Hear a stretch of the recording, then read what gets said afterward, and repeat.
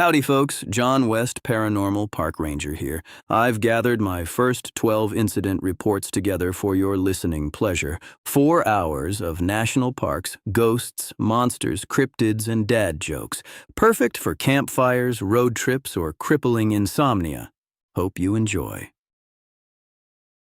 John West, Paranormal Park Ranger in Narcissus by the Waterfall. No one pays attention anymore, my grandfather used to say, or something like that. I never listened.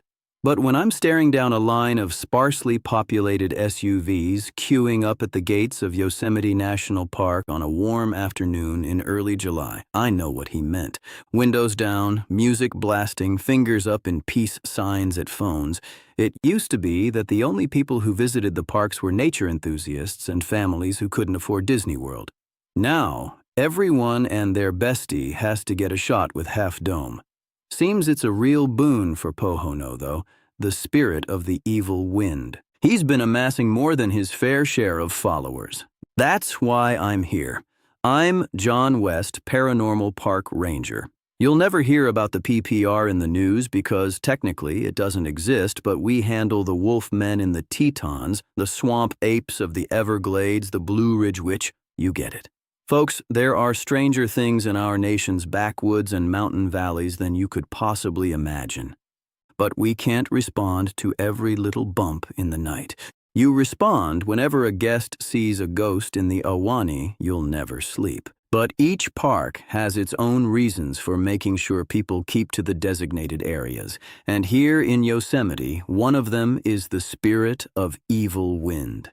Make all the jokes you want about the name, please. It's hilarious. My favorites are fart-related, but don't think for a moment evil wind is not incredibly dangerous. Hey, Barbara! I call out the window as I drive through the ranger entrance at the south gate. She shoots me a look that says, I have no right to be so cheery, and I drop the smirk. She's right. We're lawmen, not cast members. The drive from South Entrance to Yosemite Valley takes about 45 minutes to an hour. It winds through tall ponderosas, cedars, and sugar pines with the scent of resin thick in the air. Eventually, the road begins to snake along the mountainside, offering broader views of the granite peaks the area is so famous for. Soon, you are taken into the cool, dark interior of Wawona Tunnel, and then you emerge reborn. El Capitan towers on the left, Bridal Veil, Pohono Fall spills down the cliffs on the right, and far in the distance, the impossibly gargantuan half-dome pierces the sky. Most drivers lose their ability to think here, and it's kind of a mess. The road then winds down into the valley through panoramic turns offering little previews of the wide river below. But beauty has its gatekeeper. My destination, the home of evil wind, Bridal Veil Fall, waits for its captives where the road reaches the valley floor. Some roads in our parks are designed to keep you away from things, most actually, but others are designed to draw you to them. Energy centers, things like that. Let me make it clear that I have no idea what happens on the highest floors at headquarters. I'm a ranger. I deal with the facts, send them up the chain, and move on. But Bridal Veil, along with Norris Geyser Basin in Yellowstone and a few others, are classified sacrificial. To my understanding, bringing people through these places appeases, well, like I said, all of that is none of my business.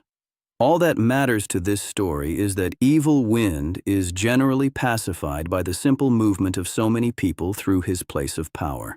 He takes a few lives, that's his job as a necessary evil, but never more than is stipulated by his contract. Something's wrong. I see my partner waiting for me in the parking lot and toot my horn. We're really not supposed to do that. Ranger Amy Robinson storms forth to meet me. You're really not supposed to do that, she says, crossing her thick arms over her broad chest. Yeah, well, I got you, I laugh. How have you been, Robinson? Oh, you know, she says. I never know. I never have any idea.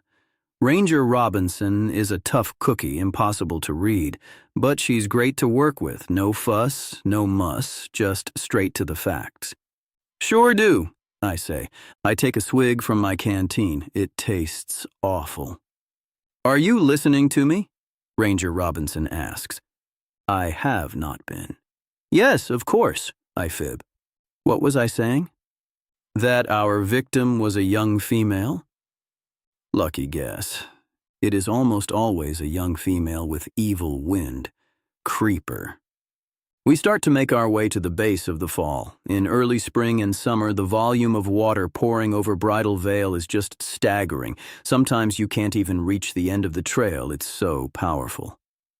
He used to stick to the fall, but lately the mist has become where Poho-No is most active. Robinson explains. Past few weeks, all sorts of people have heard him calling to them in the water's murmurings. Some have even seen the mist take human form. He can manifest corporeality on his own? I ask, surprised. That's a new trick. I haven't seen it myself, but I fear it's true, answers Robinson. Halfway down the trail are two friends of Evil Wind's latest victim. Hope wells up in their eyes when they see our badges. It happens every time, but there's usually nothing I can do for them. We're called in to stop things, not prevent them. West! A familiarly annoying voice calls out. Every park has their equivalent of a mall security guard, and Sergeant Stoke is Yosemite's. West, what are you doing here? This isn't your crime scene, he roars. His lackey, Lieutenant Boole, is sniggering behind him like that little alien that sits on Jabba the Hutt. I make eye contact with Robinson. We can't do anything more here until after sunset anyways. All right, Stoke, I say. Seems like you got this handled. Good work. Good. Thank you, sir. West, he blathers. Best to avoid eager authority, I always say. To the Spirit Stone, Robinson asks as we head back to the cars. To the stone, I cry. She tells me to calm down. We head across the valley in her Jeep. The Spirit Stone isn't really a stone. It's a device the PPR installs in some of the parks, a barometer of paranormal energy of sorts, a boorometer. In Yosemite, it's located... Well, you didn't think I was really going to tell you, did you? Robinson is often quiet, but it makes sense. She's a spirit ranger. She's seen some things.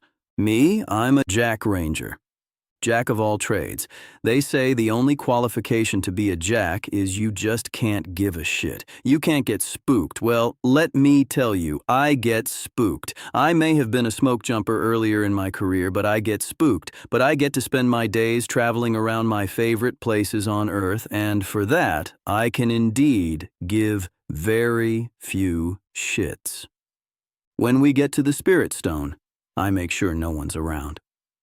No special activity back here, I call to Robinson after I read the meter. I put my hands on my hips and stare off into the distance. Park rangers love doing that. As I'm observing El Capitan in the afternoon light, I see a flicker, something like a heat mirage, a vapor materializing on a boulder half the way between Robinson and me. Hold on there, I call out. Something's rustling. In a flash, the vapor crystallizes, and there before us is the ghostly image of a native Ahwahnee chief. Chief Tenaya! Robinson calls out in her cheeriest tone. Robinson loves Tenaya. Frowning Bear, he answers warmly. Me? I'm not so lucky. Stinking rat, he grumbles. Isn't there a chupacabra you should be hunting somewhere? Chief? Is all I say, smiling as I tilt my hat. Other than Ranger Robinson, Tenaya doesn't like the PPR. He thinks spirits should have their own department. We're not monsters, he always says. Tell that to Poho-No, pal. To what do I owe your visit, Robinson? Tenaya asks, turning his back to me. Even though I can see through him, it's just plain rude. Poho-No is not honoring his soul pact, Robinson says. He's already claimed 13 more victims than usual, many more than can be attributed to guest accident. Tenaya rolls his eyes. But these guests today are so dumb, though, he says. Well, Robinson sighs. I need you to ask the Council of Elders if they have reworked the contract or know anything about the increase. Understood, Tanaya agrees. I will go at once. Of course you know I cannot promise when I will return. Roger, Robinson replies. We're going to attempt a conjure tonight after sundown. If you hear anything, you can find us at the fall. If not there, at the Ahwahnee.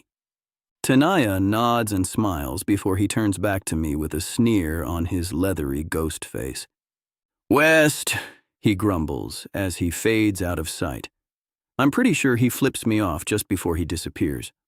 Robinson and I hop into her vehicle and head back to Bridal Veil. Thankfully, the police have left the scene. I check my watch, I made my step goal, yippee, and see that it's almost time for sundown over the western edge of the valley. The time of the blood mist. See, just as the sun's rays disappear, the mist of the falls refracts the light, causing it to turn dark crimson. The whole place is transformed, the rocks, the trees, even the sky, if you're inside it. And I swear you can hear him when the mist is blood. You can hear him calling your name. And you want to answer. I've already got the heebie-jeebies and Robinson toots her horn. I just about pooped my trousers. She got me good.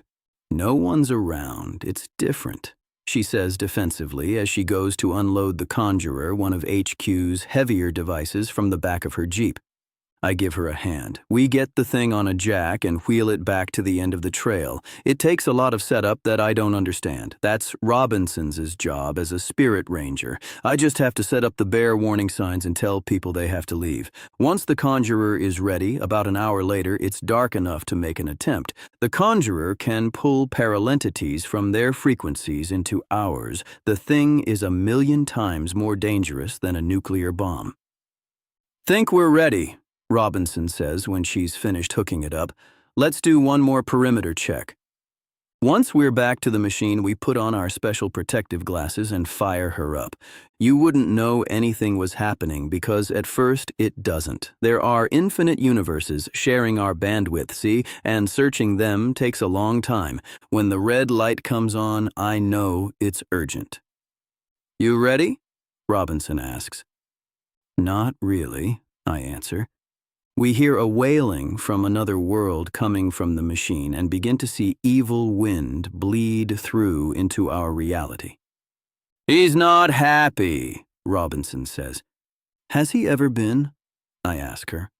Hot damn, I'm scared when he appears. Spirits as old as evil wind are ugly as hell from a time long before organic form, like a Lovecraftian monster, a presence and visage of primal evil.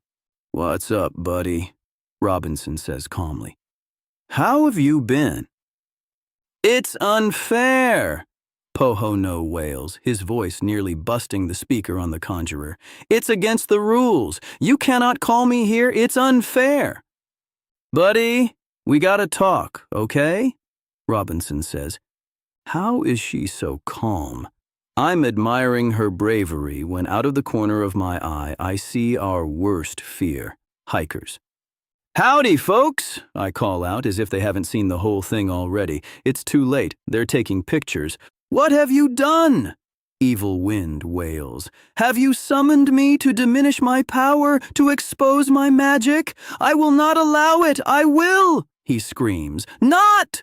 He howls, rising up to an incredible height in the forest opening. Allow it! With his horrible cry, the fall erupts, surging into a huge, choking mist that catches in my throat and turns me red in the face. The poor tourists, they can't cough it off and fall to the ground, lifeless. No! Robinson calls as the Conjurer starts to malfunction and Evil Wind's apparition begins to fade. No! Poho, no! Wait! In an instant, the fall is calm again and the valley silent. I run over to the 3 unfortunate hikers who have just died. You got any mana? I beg of Robinson. Of course she does. She's the best. Before she makes it to where I'm kneeling, she's already got the lid off. Mana is made by headquarters. Somehow. They can't make much, that's all I know. We're only authorized to use it when we're conducting business, and bystanders get involved. We can't revive just anyone. Sorry, Dan from Wisconsin. Robinson drops the manna into their eyes as I hold them open, and we soon see them start to wake up. Gotcha, I say, as the first young man comes back to our plane with a violent shudder. He blinks at me a few times, then at Robinson, then begins to scream. His friends join him as they awake, a chorus of shrieking that would probably embarrass them if they heard it. But they calm down pretty quickly. We tell them they must have imagined the whole thing, zap their phones, and send them packing. Pics, or it didn't happen, right? Sorry for the trauma, fellas, but it's better than being dead, as far as I know. As Robinson and I pack up, we discover that the speaker on the Conjurer was blown out by our chat with evil wind, not that he was looking for any more conversation. We regroup at the Ahwahnee, a beautiful old park lodge where a room has been procured for us. This is good because I want to have a conversation with our friend there, Mary Tressiter. I get an old-fashioned from the bar and take it to my room. Well, our room. Headquarters won't pay for 2 rooms, not at the Ahwahnee. Rooms go for hundreds and hundreds of dollars at the Ahwahnee, and there's no employee discounts. Got her going? I ask Robinson as I sit down on my bed, nursing my drink. Did you get me one? She asks, with a sorry look on her face. You want this one? I ask. I forgot. Sure, she says. Takes it right from my hand, the audacity. We work the Spectrola together. That's the device we use to communicate with the non-living, most important gadget in the tool set. Think of it like this. The universe is like a radio band with all different stations, realities, available, but we're only tuned into our station, our reality. But with the Spectrola, we can communicate with the other ones. Now, some entities, like Tanaya, I know he'd hate me calling him an entity, you don't need the Spectrola to talk to them because they tied themselves through magic to the land. It's all a lot of legalese involving the laws of the universe. Sorry, there's a lot to explain here in our first story, just so you understand what's what. Now, Mary Curry Tressiter was a major part of the development of the Ahwahnee Hotel and lived in her apartment on the 6th floor until her death in the 1970s. She still lives there. She even tucks guests in sometimes. She's in the know, and we've got questions. Robinson finds her quickly on the Spectrola. Hello! Comes Mary's cheery, uncanny voice through the speaker. The Spectrola looks like an old radio from the 1940s, even though I'm pretty sure it was made last year. Hipster paranormal scientists at HQ for sure. Hey, Mary, how's my girl? I ask happily. Wonderful, John, wonderful. And how is your Mary, your wife? The voice asks. Just fine, thank you, I answer. Good to hear your voice, Mrs. Tressiter, Robinson says. Amy, don't you look pretty today, my dear, says Mary. Robinson looks herself over like something might be wrong. Thanks, she says. I'm pretty sure I almost see her smile. Hey, Mary, have you heard about what's been happening with Evil Wind? I ask. Oh, what's he up to now? Mary scoffs. Always up to trouble. You know, he could have left Earth long ago. Honestly, it's so wasteful. You haven't heard from any of the girls he's killed? I ask. No, there have been none more than usual, Mary answers. There was a spirit checked in yesterday who got trampled by a horse, but that's all I've heard. Po-ho-no must be hoarding them. Why he's not punished, I'll never understand. What are you going to do, John? We tried a conjuring, but it did not go well, I answer. Not well at all. Campers stumbled onto the scene and freaked Evil Wind out. He killed them. Oh? Should I be expecting visitors? Mary asks. No, we brought them back to life, I answer. You know you shouldn't be playing around with potions, children, Mary says disappointedly. We both look up to her so much it honestly makes us feel bad. You know the rules, I start. Not my rules, Mary huffs. Anyway, you have no idea why Evil Wind is acting up? No, not yet, I answer sadly, watching Robinson finish the last sip of my drink. Relax, she laughs. I'll get you another. Just then, an uncanny buzzing starts to sound from the window. Who's there? I ask quietly. Is it the wind or a voice I'm hearing? I get to my feet slowly and pull back the curtains. It's just stupid Tenaya, laughing his leathery, floating head off. Good one, Robinson chuckles as Tenaya's blue outline floats through the wall. Who's that? Mary asks. Chief Tenaya, is that you? Mary, the chief cries. Oh, we never get to talk. How are you? What's new? Did you ever get that leak fixed? Oh, Tenaya, I tell you, it's the darndest thing, Mary begins. Sorry to interrupt, Chief, I interject. You two can gossip till the deer come home after you let us know what happened at the Council of Elders. So pushy. You wonder why I don't like you, the ghost sighs. You don't like me? I ask. He ignores this and continues. The Council of Elders reports that Evil Wind is still following the contingencies of his arrangement. No laws have been broken. How could that be? Robinson wonders. It's not possible. He's taking way more souls than he's supposed to. It does seem strange, Tenaya says, but I have a theory. Pohono, as all things in the universe, serves a purpose. His evil is not meant to cause sorrow. Sorrow is of the human heart. His purpose is to breed caution, to save, not to kill. Such is the small sacrifice he must take to maintain his power. Jerk shouldn't have any power, I grumble. I would agree with you, but the laws were written long before mankind was incorporated on this earth, Tenaya answers. Still, why is he going overboard? I ask. Tenaya answers, I believe it is because of a lack of awareness in the onslaught of new visitors to the park. Every year it's more. Less and less they see the place. Their cameras see it for them. We must somehow bring them back.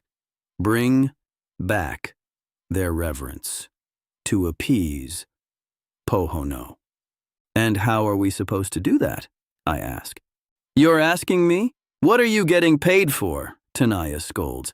West, you're a disgrace. Do your job. Anyways, Mary, are you still there? Yes, dear, the voice on the Spectrola answers. That was a lovely speech you made. You know, I hardly ever get to make them anymore, the chief laughs. Would you like to hear another?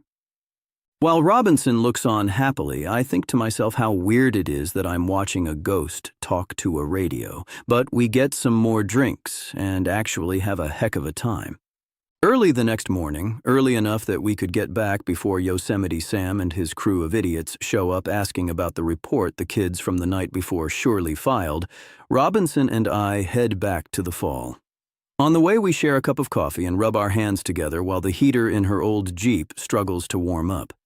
Thankfully, when we get to the trailhead, there are no other cars. It is only 4 o'clock in the morning, but hikers get up that early all the time. We lug the Conjurer back to the end of the trail, and Robinson fires her up. We run the Spectrola, too, so we can talk to the monster. I scan the woods, fingers crossed that another bunch of campers doesn't come muck things up again.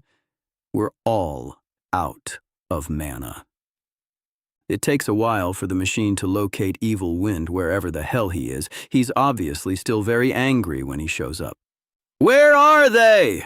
He roars, disappearing and reappearing in puffs of sparkling smoke around the clearing, scouring for his perceived persecutors. It's just us, buddy, Robinson answers. Evil Wind turns and starts to come toward us, shrinking down as he comes. It makes him even more intimidating, all his power concentrated into an even more unstable package. It's unfair, the thing says, stopping still. He appears now as a void in time and space, Vanta Black. What's unfair, Poe? You have to tell us, Robinson says. They don't care about me. They ignore my power. Robinson, the sweetheart, she asks, who doesn't care? Slowly, the void drifts across the clearing at the end of the trail and into the woods. I think we should follow it, Robinson says. Go, I whisper as I let her take the lead. We stumble over the leaf-strewn forest floor, straining to see the black void in the still dark forest. After some mild confusion, Robinson stops. He's brought us here, but why? What is it? She wonders. I look around and can't seem to find anything but trees, but one tree looks different. The one evil wind is nearest. Oh, heck. It's a cell tower, I chuckle. That tree is a cell tower. He's upset because people are distracted by their cell service. Oh, is that it? Robinson laughs. In a louder voice, she asks, You don't like cell phones, Poe? I don't think it understands cell phones, Robinson, I tell her. I just think he knows that the tower is diminishing his power. Makes sense, says Robinson. Well, let's get it shut off and see how the old boy feels. And it was really that easy. Don't get the wrong impression, it's never that easy. Usually these stories end with incredible supernatural climaxes, but this time we shut down the tower and Pohono stopped killing everyone, and visitors continue to complain about the cell phone coverage in Yosemite to this day.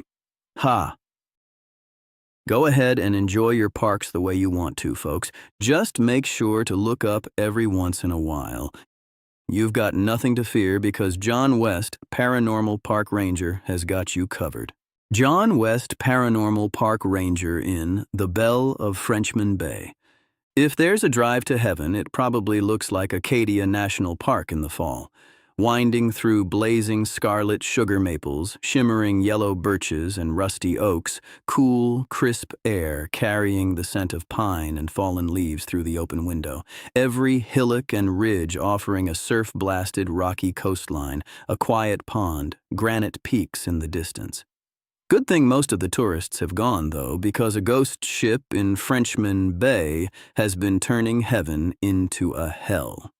Howdy, folks. John West, Paranormal Park Ranger here. I love Maine. Have ever since I came here with my brother Elias in my early 20s, and it's been far too long since I've been back. See, last time around I didn't get my lobster roll from the Travelin' Lobster. It's left a hole in me for years. Sure, I'm here on official business, but my personal side mission is that sweet, sweet buttered roll. Right on the edge of Frenchman Bay is a drinking town with a fishing problem, Bar Harbor. Acadia is unique in how it's laid out, putting this little town of historic inns with white trim and wraparound porches lining the streets under our jurisdiction. In late October, Frenchman Bay is getting a well-needed sabbatical from the summer crowds. The water is a deep steel blue, often glassy. Lobster buoys bob in the mist, lingering just above the surface. An occasional fishing boat cuts a slow path through the fog. There's the odd couple strolling the waterfront bundled in flannel, sipping hot cider or snapping photos of the blazing foliage on the nearby hills. Everyone else has already headed inside their favorite local for the winter. No wonder they call it Bar Harbor. What else would you do in Maine in January? My investigation begins, like most things in Maine, at a bar perched at the edge of the bay.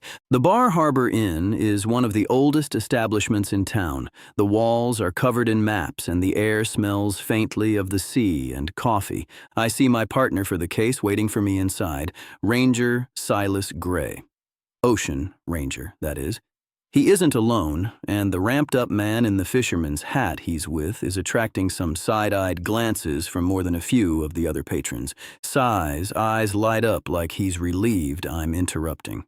"There he is," he says abruptly, jumping out of his chair. "Skip Mallory, this is Ranger West."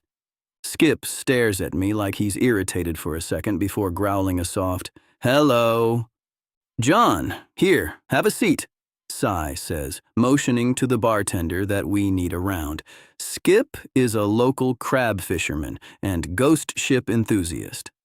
Skip waits for me to laugh at him, but when I don't, he squints a bloodshot eye and says, I've seen 'em my whole life here in Frenchman Bay. The 1 year after, the sable Belle returns every 3 years, she does. With her comes the fog, and with her go the lost.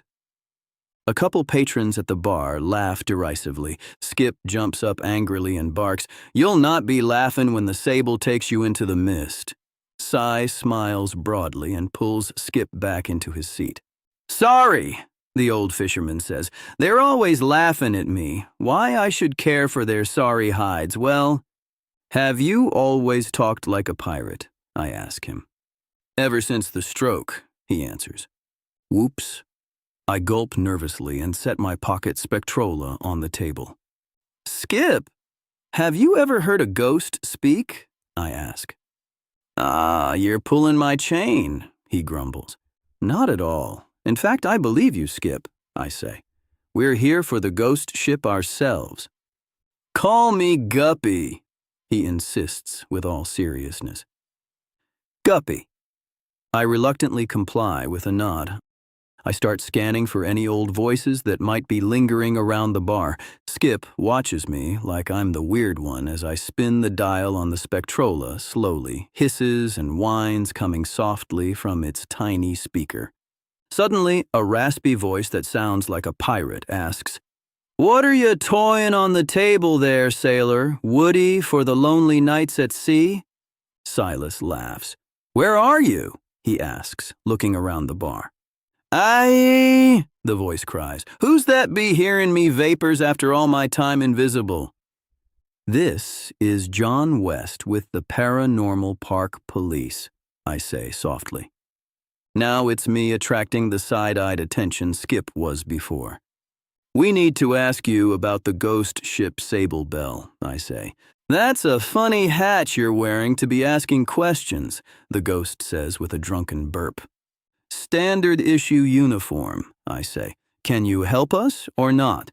"Ooh, pushy for a pansy," the voice cackles. I hear the faint noise of laughter in the background. "Yar, the Sable Belle was Mad Captain Caleb Thorne's ship," the voice continues. "Lost to the fog in 1823. He shouldn't have been out that day. Mad like we all were for the ice char. The rarest catch of them all, he was. Still, he gives chase, never free, never setting his crew free, tortured by the one prize he could never catch."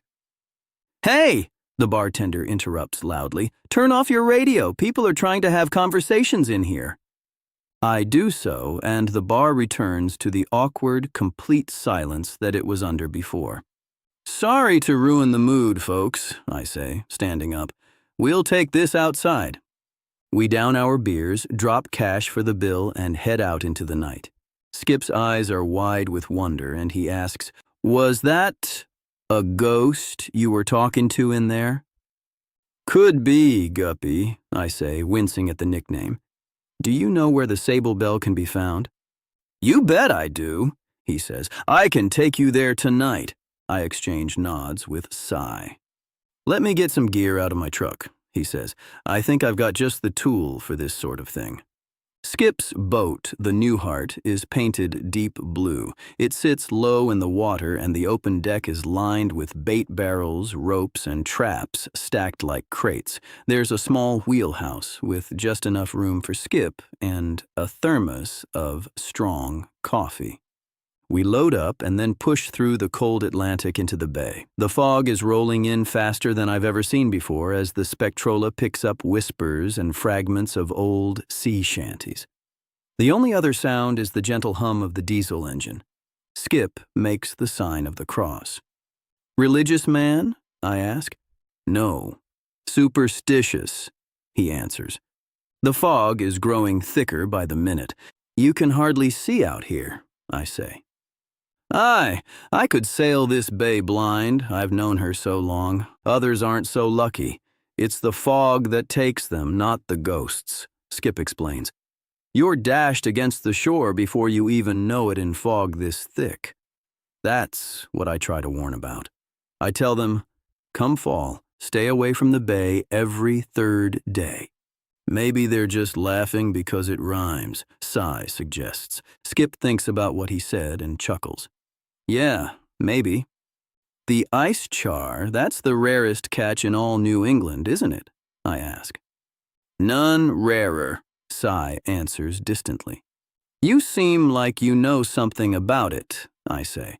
A darkness falls over Cy as he says, all men who sail the northeastern seas have been under the spell of the ice char at one point or another in their lives. Me, I was foolish enough to think I could catch one many years ago.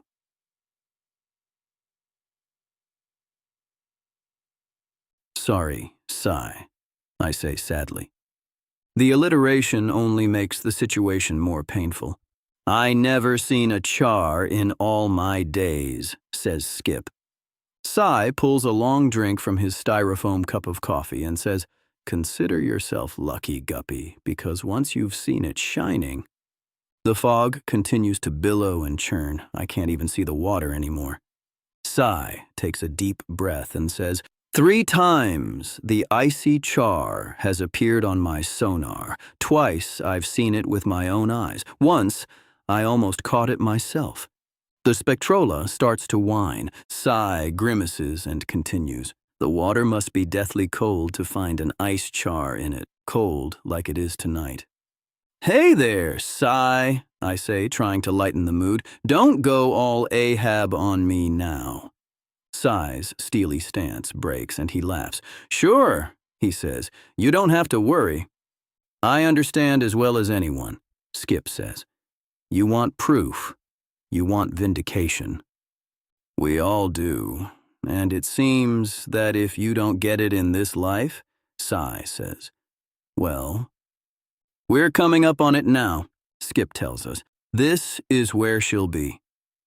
There's a sudden window in the fog, and the Sable Belle appears in a flash of heat lightning, a huge 18th century schooner, its twin masts rising against the fog, sails torn and flapping listlessly in a wind that doesn't touch the living.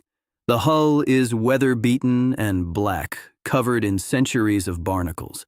Ropes dangle loose, swaying like nooses, and the figurehead, once proud, now wears an agonized frown. Her lanterns glow with a cold, bluish light. It's the Belle, Skip gasps. I see Cy turn away, trying his best to garner courage. What are you going to do, Ranger? Skip asks me. I pass the question on. What's the plan, Ocean Ranger? Cy turns back around, ready for action. We've got to board her, he says. Can you board a ghost? I ask, surprised. You have to talk to a ghost captain, he explains. Ah, I say, as if this made sense. So, you've done this before? Too many times, he says wearily. Take us to her, Guppy. Skip's mumbling prayers from every religion he knows under his breath as he positions us beside the ghost ship. It smells like rotting wood and wet canvas. Cy's taken an HQ device from his pouch, a specialized grappling hook. He presses a button at the hook's base and it starts to glow orange. The grappler can catch onto non-corporeal structures like the ship, he explains as he whips it in tight circles over his head to build momentum. The deck will hold us once we're on board. He lets the hook fly, it catches the nearby man rope, and after a lot of struggle we're standing on the deck. The Belle feels alive. I swear I can detect a movement like breathing from the planks of the deck, in and out, and voices on the wind, and the flickering shadows of her ghostly crew in the otherworldly blue light of the ship's lanterns. Suddenly, the captain himself materializes before us. His coat is tattered and dripping seawater, his tricorn hat shadowing glowing, storm-tossed eyes that seem to search through us. He raises a hand in solemn salute, and then speaks a curse, long forgotten. Find me the ice char, emanates like an echoing cave wind from his gaping jaws. Break me from this agony. And then he exhales a shriek so icy cold it cuts right through us. Before we can turn to one another, the ship is gone, and Cy and I fall into the freezing water. Skip fishes us out of the bay and offers some warm clothes for us to change into. Mine are too big and Cy's too small, but it's a lot better than freezing to death, as far as I know. Chili? Skip asks as I sip on a cold meal from a dirty thermos cup. No, soup, I answer.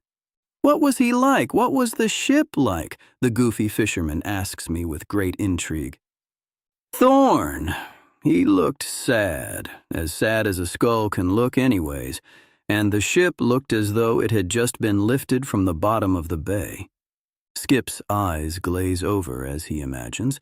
Meanwhile, Cy is setting up his sonar on a pile of lobster crates. If there's a char to be found in Frenchman's Bay, this will find it, he says, as the old WW2 issue-looking device starts to ping.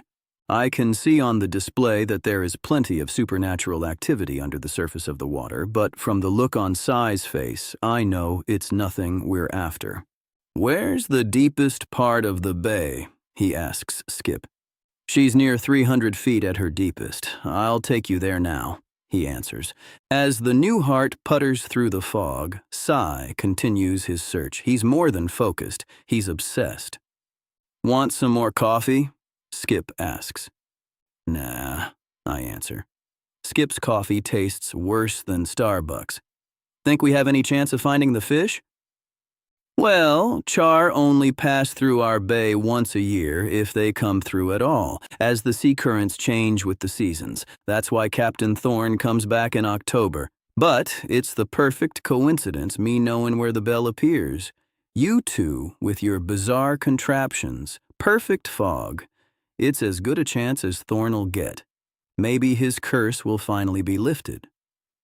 Who placed the curse, anyways? I ask. The fish? A desire curse is one you place on yourself, Cy explains. Those are always the hardest to break. Yep. A man will go mad if he can't get what he wants. Anything you never got? Skip asks me. Oh, plenty. Guess I'm lucky, because I didn't really want 'em that much to begin with, I answer. I'm blessed with mild apathy. The sonar starts to ping as its green screen casts an eerie pall across Cy's greedy gaze. Ice char, he whispers. No way! You found one, eh? Skip gasps. Cy nods, a look of resigned determination quickly replacing his fascination. Looks like we did, he says. You can dive, right, Ranger? He asks me. It's why I'm here, I answer.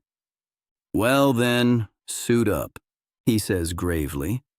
We've got a trench to explore. By the time HQ's dive gear has auto-tailored itself to our bodies, Skip's found the trench. You ever dive, Guppy? Cy asks as he prepares to go overboard. No, sir, he answers. I'm no lobster. Well, you're smarter for it, Cy says. Keep a light on for us. We can't dive for long in this cold, so we should be back up soon. The moment we're submerged, the Atlantic overtakes us, sharp and bracing, even through a wetsuit. I check with Cy after adjusting my own gauges, and he draws an O with his glow stick, signaling all is okay. It's time to go deeper. The shaft of bright light from the boat above filters down like a cathedral beam into kelp forests, swaying like slow dancers in the current.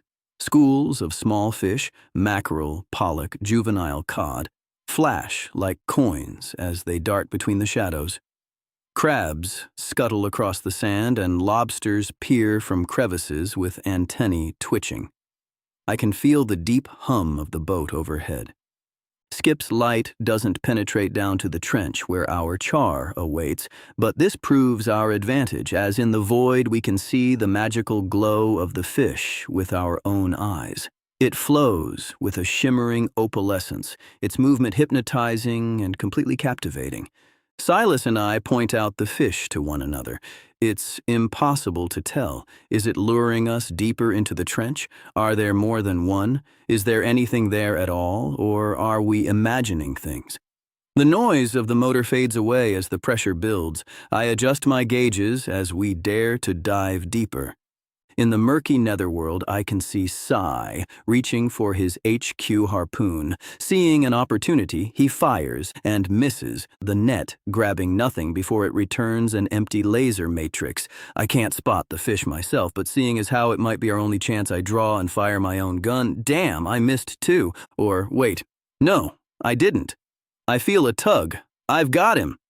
Psy fires his harpoon again, and now we've both got it snared. It's time to head back to the surface.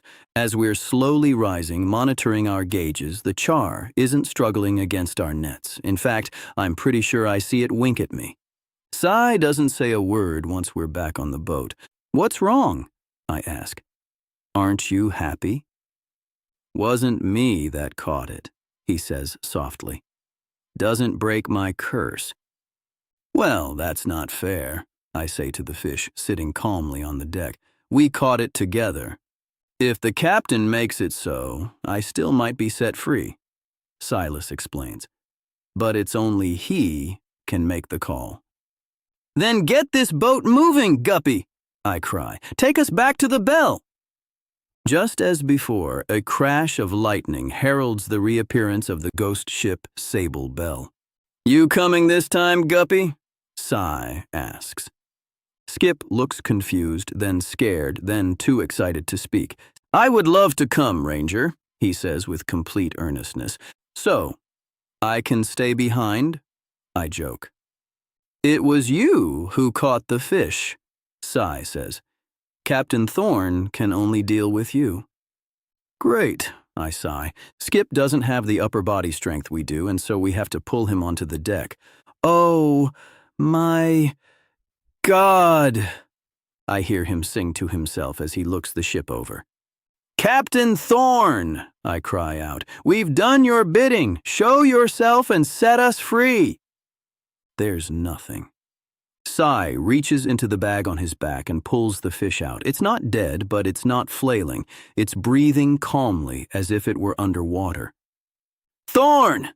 he cries, offering the fish with a thrust of his hands. A giant wave crashes onto the deck of the schooner, and when it's receded, Thorne is there. Skip grabs my shirt and squeals. "It's him! Give him the fish! Give him the fish!" "What's that you've got there, sailor?" the ghost captain asks as he floats towards us. "Could it be? No. Is it? It's your ice char, Thorne," I cry. Now, the shadows of his crew begin to materialize. With his glowing yellow eyes, Thorne looks the fish over as if he can't believe it. "You've done it," he says softly. "Boys!" he now hollers. "Boys, we're free!"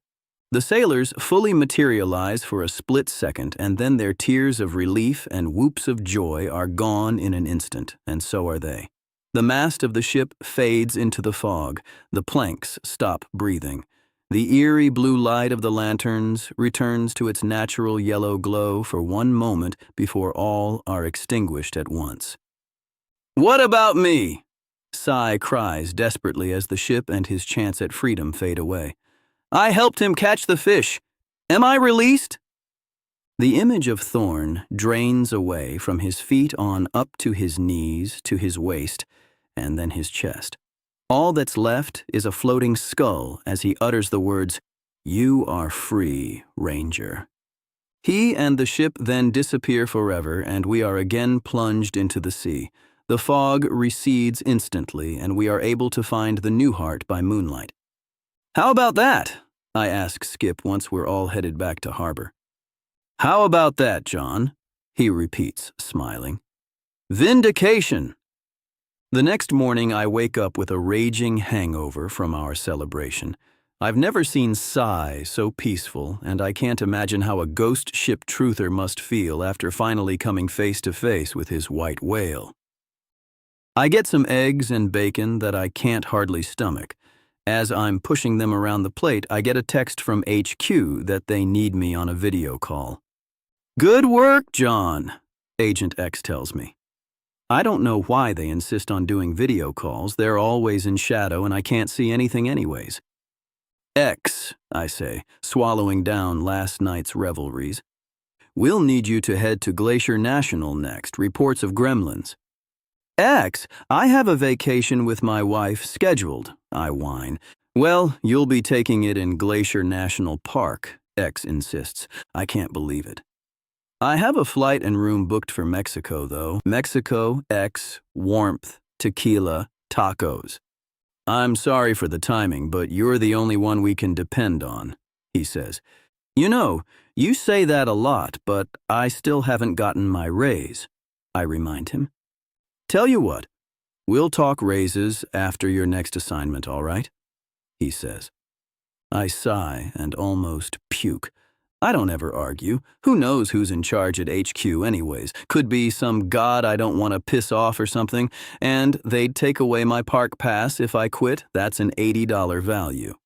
You at least going to get a nice room for Mary and me? As a government agency, John, X starts. I finish for him.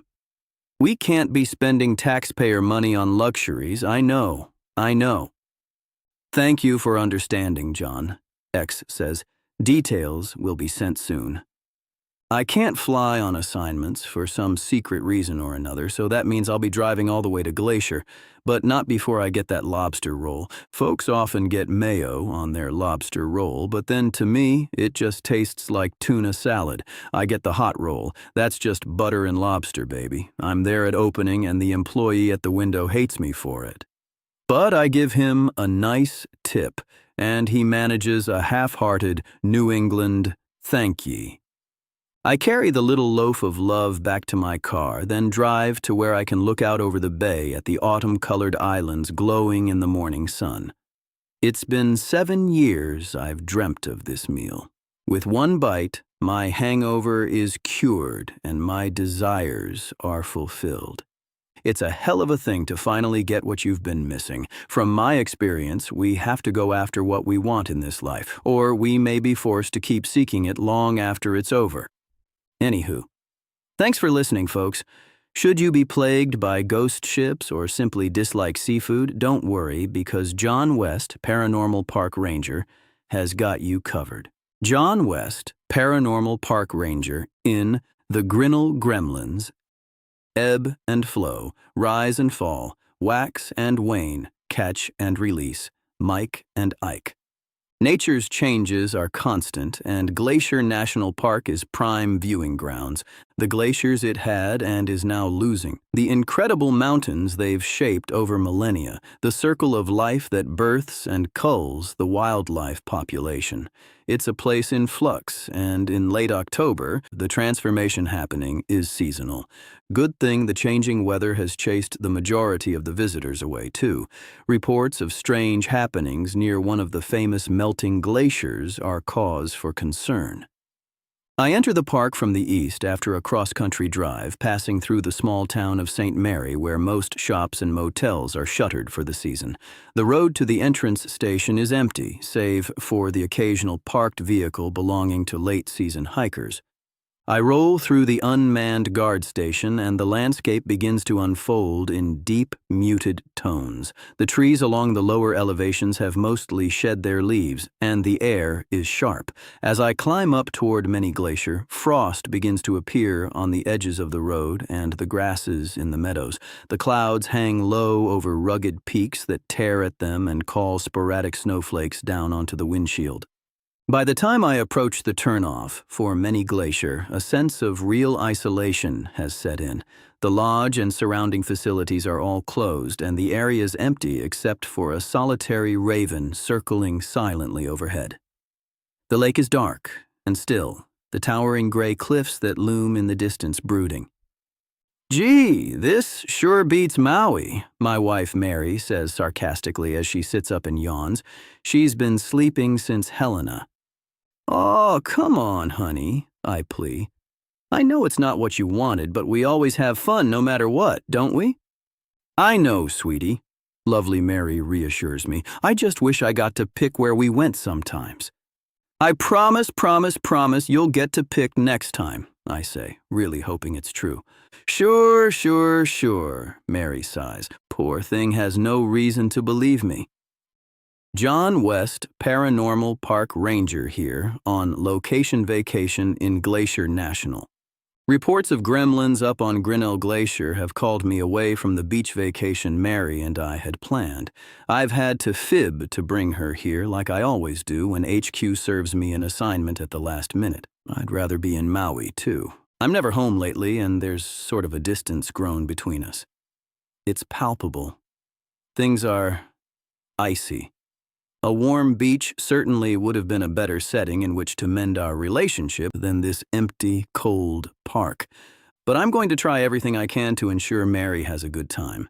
Glacier National in the summer is top 10 most wonderful places on Earth, but it's really a stupid place to bring your tropics-loving wife to visit in October. Sure, temperatures can reach the 50s during the day, but nights can dip well below freezing. Rain and fog are frequent, and icy conditions can appear out of nowhere. Low-hanging clouds and mist often shroud the mountains so you can't see them. But hey, to each their own. If you're a moose guy, if you love moose, there are lots around Glacier National in late October. In an attempt at making our trip bearable, I secured us a room in Many Glacier Hotel. The winter caretaker, Ice Ranger Mike Frennick, has agreed to let us have the place for the night. I'm pretty sure he just didn't want to help us investigate, the lazy bastard, but if it means we have the place to ourselves, I'm happy he's run off. Isn't it closed? Mary asks as we approach the beautiful old Swiss-inspired building. Let's see, I joke. I pull the door open, then act like I'm surprised. The scent of aged wood and faint traces of fireplace smoke greet us inside the vast lobby. Timber columns and balconies rise up around us, and the oversized windows frame a jaw-dropping view of Swift Current Lake and the surrounding peaks, making the landscape feel like an extension of the room itself. Surprise, I say. Are we staying here? Mary asks. Sure are, honey. I got us the whole place. Mary's eyes well up with tears. Honey, she cries joyfully, why didn't you tell me we were staying here the whole week? Well, because we aren't. We just have one night until we head out to the glacier tomorrow. Oh, okay, Mary says sweetly, trying not to let her disappointment show. Want to build a fire? I ask. She's purring again. I sure do, John. She gives me a soft kiss. Thank you so much. I love this place. I know. And I love you. She's a great gal. She deserves better than my fibs. After we have dinner, the hotel is hauntingly quiet. Even our footsteps echo. I'd love to run the Spectrola in the Great Lounge, just out of curiosity, but tonight's about Mary. Night comes early and hard. The cold bites at the windows, and we become intensely aware of every creak, groan, and gust as we sit by the grand fireplace, wrapped together in a blanket. The darkness is absolute, with no human-made lights for miles, and the stars we can see through the windows blaze with impossible clarity above the silhouetted peaks. Despite the solitude, something has me feeling like we're not alone. But this isn't a haunted hotel story, it's about gremlins, little bastards ruining my vacation. The next morning, I find that lazy bum of a ranger did his due diligence, at least, leaving a full investigation report along with the HQ gadgets we'll need on the trip. We lock up and begin our hike to the glacier. The trail starts off crisp and frosty at glassy Swift Current Lake. Is this a long hike, John? Mary asks. Evading a definite answer, I reply, not too long. Are you warm enough? Sure, she answers. Is a one-word answer from the wife ever a good sign? Now, they say there's no bad weather, only bad gear, but I disagree. That's like saying there's no bad food, only bad silverware. Sure, you won't die in a snowstorm if you're bundled up enough, but that doesn't make it good weather.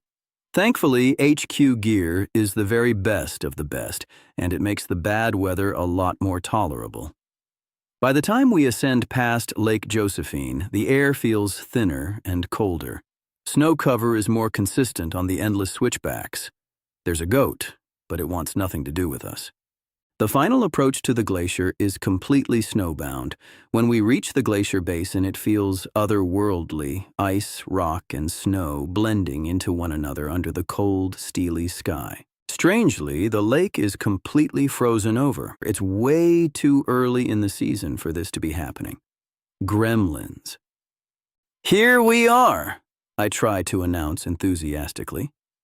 "Here we are," Mary repeats less convincingly. "Got some new gear for us to try," I offer. Mary smiles. She knows I get the best toys. "All right, well, let's see what you've got."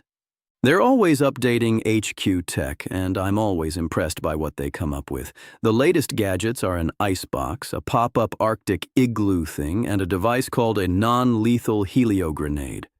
Gremlins, see, they aren't really evil. They're just stinkers, tricksters. They probably won't kill you, and you don't really want to kill them. You just want to give them a dose of their own medicine. I don't know exactly what they're doing up here, because they usually only appear to wreak havoc with technology.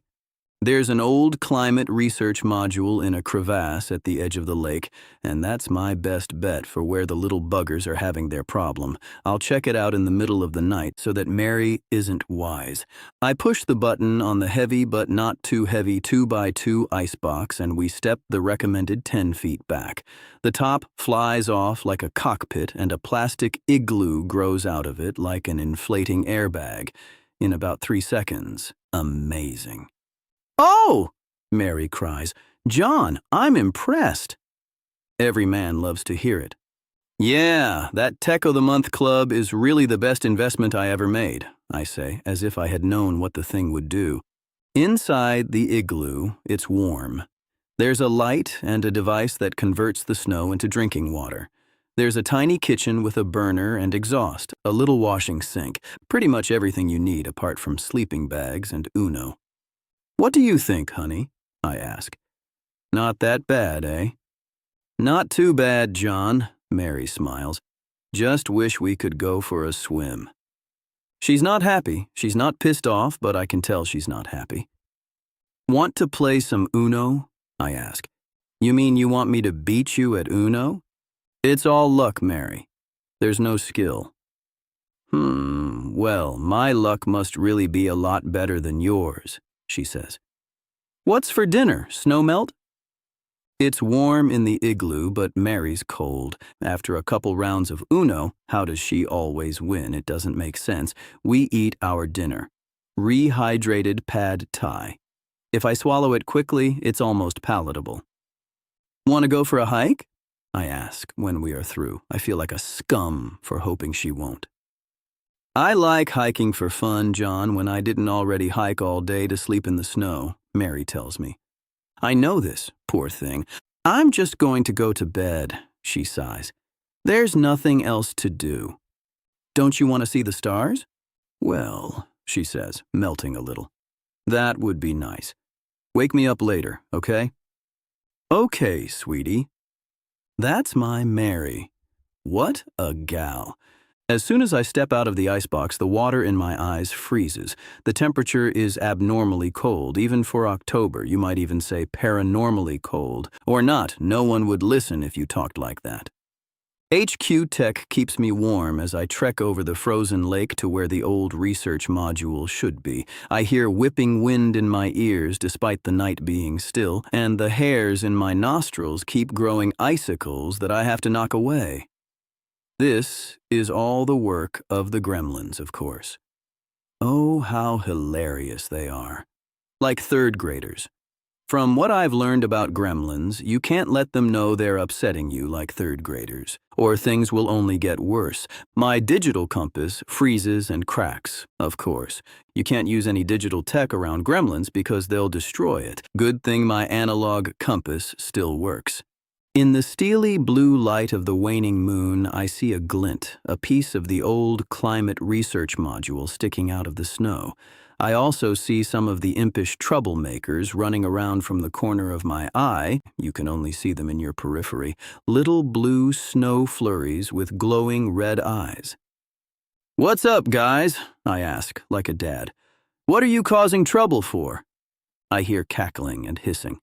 How about you show me where the missing hikers are, I say. You know you can't be killing people up here or we'll have to bring in pest control. I hear tiny squeals of protest. Well then show me where they are, I insist. A light, like an aurora, starts to glow where I'm standing, then spans across the ice field and down into an ice cave along the edge of the glacier. Thank you very much, I say, apparently channeling my inner Elvis. An ice cave in a melting glacier is a death trap. Correction, an ice cave anywhere is a death trap, but an ice cave in a melting glacier is a certain death trap. I am pretty scared to enter, but I can't let it show, or, like I said, the Gremlins will gain power. There's a gushing waterfall pouring over the entrance, which I step around. I shine my light as deep as it will go. There's a body. Is it real, though? Or is it an illusion? Are the Gremlins luring me deeper? My flashlight freezes, cracks, and breaks in two. It's completely dark. I can't breathe. I hear something moving in the snow. John! Mary suddenly calls out from the cave entrance. My heart jumps out of my chest for a second, and I struggle to recatch my breath in the frigid air as I stumble toward her. Sorry, honey, she laughs. Thought I'd join you and not be a party pooper. Oh, great, I lie. Aren't you freezing, though? It's not that bad, she says. Why aren't the Gremlins affecting her? Well, that's good for you. Are you mad at me? She asks. No, not at all, I answer through gritted teeth. Do you want to build a snowman? She asks. Sweet Mary, the Anna to my Elsa. If only I could tell her why I have to be so cold. Sure, I fib. Strangely, this makes me feel warmer. We build a Snow John and Snow Mary, then two little babies, Snow Teddy and Snow Lily. If we ever have kids, we've got those names picked out for them, though I wouldn't want them to grow up with me gone all the time. This job sure has its drawbacks. After some cocoa and kisses, Mary is ready to sleep. I've got another surprise for you tomorrow, I tell her. That's nice, John, she coos as she rolls over. No, Mary, it's you. Always so kind, even when everything stinks. I want to tell her the truth. I know she'd never tell anyone. But I've sworn secrecy. Damn moral code. As I'm running the hot water to make some tea, the water freezes. The small mirror above it ices over, and a creeping frost grows up from the floor and over the walls of the igloo. It has to be the Gremlins. I suit up quickly and head outside, trying not to wake Mary. She's got her sleeping machine on, so she might not have heard me. It's a blizzard, localized solely to our icebox. Up above, there are no clouds. I can see the stars. We are under attack. What do you want? I whisper angrily. I'm here to do whatever you need, but you have to let me know what it is. I get hit in the face with a snowball. More of an ice ball, really. My nose starts to bleed. That's it. I'm pissed. I start to kick. You can't always see Gremlins, but they're there, and you can kick them. So I'm kicking around like an idiot in the snow as tiny squeals of pain sound all around me. Before you know it, I'm knocked over onto my back, and the things are carrying me like I'm a stage diver up the walls and onto the roof of the igloo. And then a tiny hailstorm breaks out over my face, which is more annoying than painful. I struggle to stay calm, but the little invisible bastards have got me pinned. There's no other option. I activate my helio grenade, and a flash of white light sends the critters screaming for the shadows. Mary throws the igloo door open. What's going on out here? She demands. John? Where are you? Up here, honey. I scramble to think of a reason I'd be on the roof. There was a bear. What happened to our igloo? Mary screams. There are thousands of tiny claw marks covering its surface. It was bears. Thousands of tiny bears, I insist. It was crazy. They were everywhere. Thousands of tiny bears, she repeats in a deadpan. John, thousands of tiny bears. Craziest thing I've ever seen in my life, I say. Uh-huh, she sighs. I'm trying to sleep. Whatever you're doing, please be quiet. Golden slumbers, I call as the door slams. I'm pretty upset, but trying to ignore it. I can't let the gremlins see. I've got to find a way to disperse the little bastards so Mary and I can go home. Back inside the igloo, I can't sleep. Gremlins on the brain, cold shoulder from Mary. What a vacation. I can't tell if she's asleep or if she's ignoring me, but in any case, I strap on my boots and determine to head back to the climate change device to try to put an end to the situation. Mary's unhappiness is looming large in my mind, but I'm trying not to let it. The more upset I am, the more the gremlins are drawn to it. I stuff my feelings down as I stagger out into the freezing cold. They start to attack before I make the forgotten climate device. They bite my toes through my boots and give me shivers so violent they almost throw me off balance. I can't catch my breath. Just don't feel anything, I tell myself. Breathe in, breathe out. Serenity now. By the time I reach the device, I'm half frozen, or so I feel, paralyzed almost, feelings subsumed and nerves shot. I can hardly bring myself to do anything. I look back over to the igloo, then up at the moon. I consider that I might just freeze over then and there, like one of those poor creatures from Narnia. Just don't think, I think.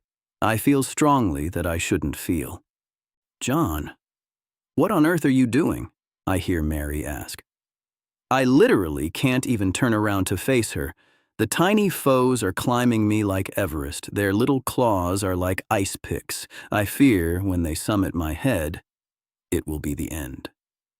What aren't you telling me? She demands. Something's going on, and I want to know what. Right now. At the end of my rope, I blurt out, Well, Mary, to be honest, we had to come up here because I'm actually a Paranormal Park Ranger and I have to investigate reports of ice gremlins. Mary stares at me for a few seconds, then laughs. Is that all? I know, John, she says. I've always known. Always known? She's always known?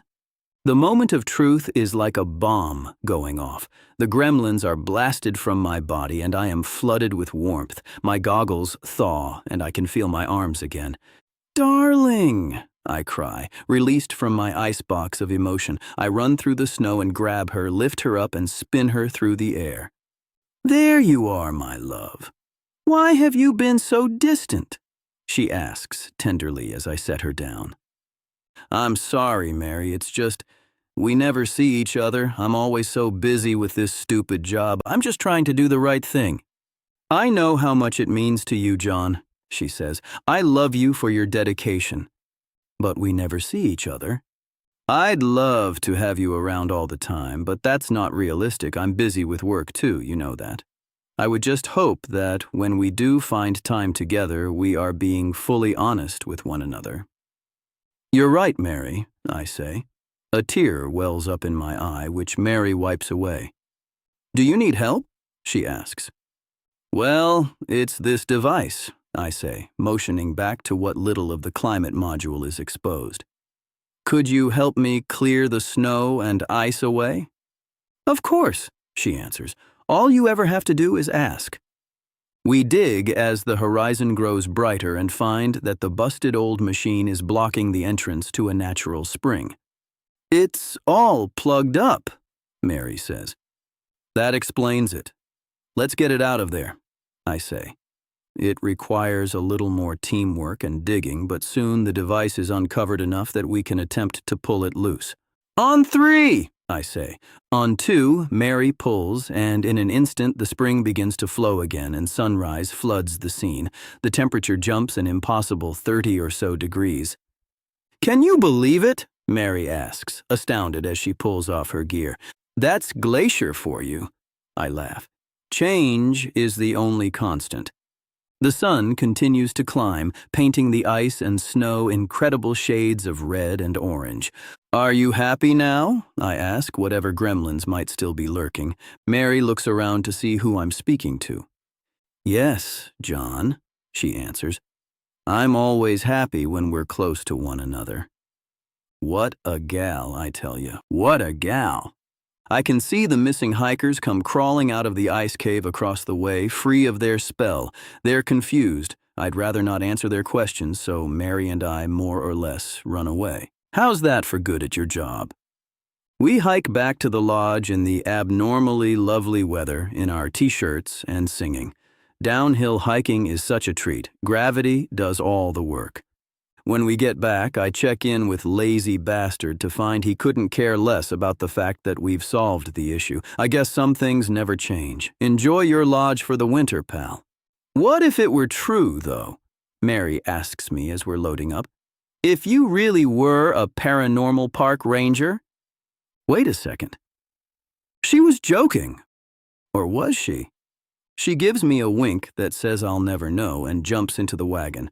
Come on, partner, she says, smacking the side panel as she leans out the window. Let's get some breakfast. Some couples find themselves in an ebb or wane and forget that everything's always in flux. Surely it's doom and gloom when that's all you can see. But love springs eternal. Freezes melt and the sun will rise again. Anywho, thanks for listening, folks. We'll see you next time. Until then, John West, Paranormal Park Ranger, has got you covered. John West, Paranormal Park Ranger in The Maw Man. HQ Incident File Number 5, The Maw Man, Everglades National Park. Airboats reported missing in restricted wetland zone. Recovered subject found deceased with no physical trauma observed. Local reports describe intense emotional distress within vicinity, requesting immediate investigation. I hate the swamp. It's hot and miserable, and I hate it. I don't usually get so upset. That's why I'm a Jack Ranger, all-purpose, but that certainly doesn't mean I don't get affected. No, sirree, Bob. The swamp doesn't let you be. It weighs. It sits on your chest like a nightmare, and you can't ever find a minute's rest, no breath of cool air, not a second's relief from the torment. Howdy, folks! John West, Paranormal Park Ranger, here on assignment in Everglades National Park, sweating my balls off. Usually by early November the park has cooled down, but as I head southward from the homestead entrance through endless sawgrass, the air is still uncomfortably warm and sticky. Royal palms and gumbo limbo trees stand motionless along the shoulder, like even they can't be bothered to move in the heat, and the flocks of ibis, usually stalking the wet roadside ditches, are still. It's so static it feels like a primeval diorama. The water level is high from recent rains, and reflections of the sky shimmer across the flooded prairies. As I drive deeper, the flat expanses of freshwater marl give way to tree islands, dense tangles of cypress and willow. Eventually, I reach a gravel turnout near Pa-Hi-Oke Overlook. Here's where my partner for this assignment, Swamp Ranger Mel Alvarez, lives. Mel's shack sits on stilts and leans slightly to one side. It's patched in places with rusting sheet metal and mismatched planks, and the screen door hangs on one hinge. You might think it was a dump, and you wouldn't be far off. "Johnny!" I hear Mel call out the bathroom awning window. "Come on in. I'll be finished in a second." I've worked with Mel 3 times before because the Everglades' most famous spook, the skunk ape, is a real stinker. That's not why I'm here this time, though. This time it's something even stranger. Inside the shack, it's tight and utilitarian. Just Mel's cot, a battered desk covered in field notes and coffee mugs, a 2-burner stove, and a moldy dresser. The air smells like wet wood and citronella. "Best in the West!" Mel shouts as she comes barreling out of the bathroom in a cloud of steam. She's got way too much energy for how hot it is. "How's my favorite Jack?" she asks. Mel looks like she could be 10 or 80, the wisest eyes set into the most naive-looking face. "A hot shower, Alvarez?" I groan, loosening my tie to combat the swelter. "What's the big idea?" "I like a hot shower," she answers. "You could just go outside if you wanted a sauna," I joke. "No way, that's where I cool down," Mel retorts. Nordic therapy? Mel is unflappable, the coolest thing in the swamp, immune to upsettedness and completely aloof. You might think she was an idiot if she weren't so brilliant. Pretty gnarly goings-on, don't you think? I ask about our assignment. Super gnarly. Here, she says, tossing me an ice-cold water from her cooler. 3 airboats have vanished near a place called Maunder's Cut deep in the swamp the past 2 weeks, a total of 5 park visitors between them. Maunder's Cut had been inaccessible for years, but a recent storm opened her up again. Sort of a Pandora's box. Local legend says the place has a pretty horrible history. How horrible are we talking? I ask. Depends on who's telling the story. The rumors vary wildly, but recently I've been pointed to a guy who will supposedly know the facts. You ready to go talk to Stilts Calhoun? I grit my teeth and answer, I was born ready to talk to Stilts Calhoun. We take Mel's airboat to a hidden cut near Alligator Alley where our contact lives alone on a small houseboat. Stilts Calhoun is exactly what you want someone with that name to be, an old-timer with skin like a dried-out orange, a floppy straw hat that's more hole than hat, and a pet raccoon named Sugarbush who sits on his shoulder. Running all his words together, he emphatically responds, Listen now, you can't come inside my property, man. Now I know my rights, okay? Listen now. Hey, Stilts, Mel calls out with a happy wave. Are you too close? I whisper to her. Never met him, she answers under her breath. Are we friends? Stilts asks confusedly. Sure are, Mel answers. Say, you're a man in the know, a man who knows things, someone you want to ask when you've got a question, a man who's been around? Stilts flashes a toothless smile that says he appreciates her approach.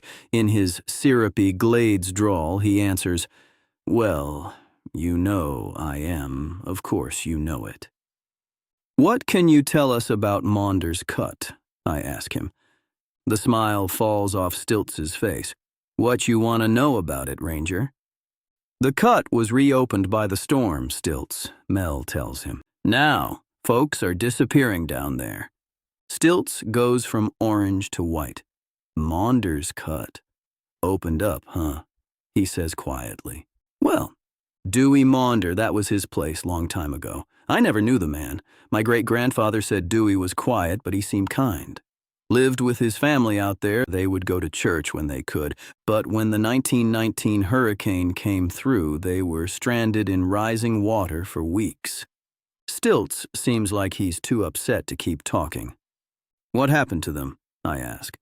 Unless you don't want to talk about it. He pets Sugarbush slowly as he says softly, Rumor says he ate them. His family? I gasp. Stilts gives a sad nod. What happened to Dewey? Mel asks. Stilts answers.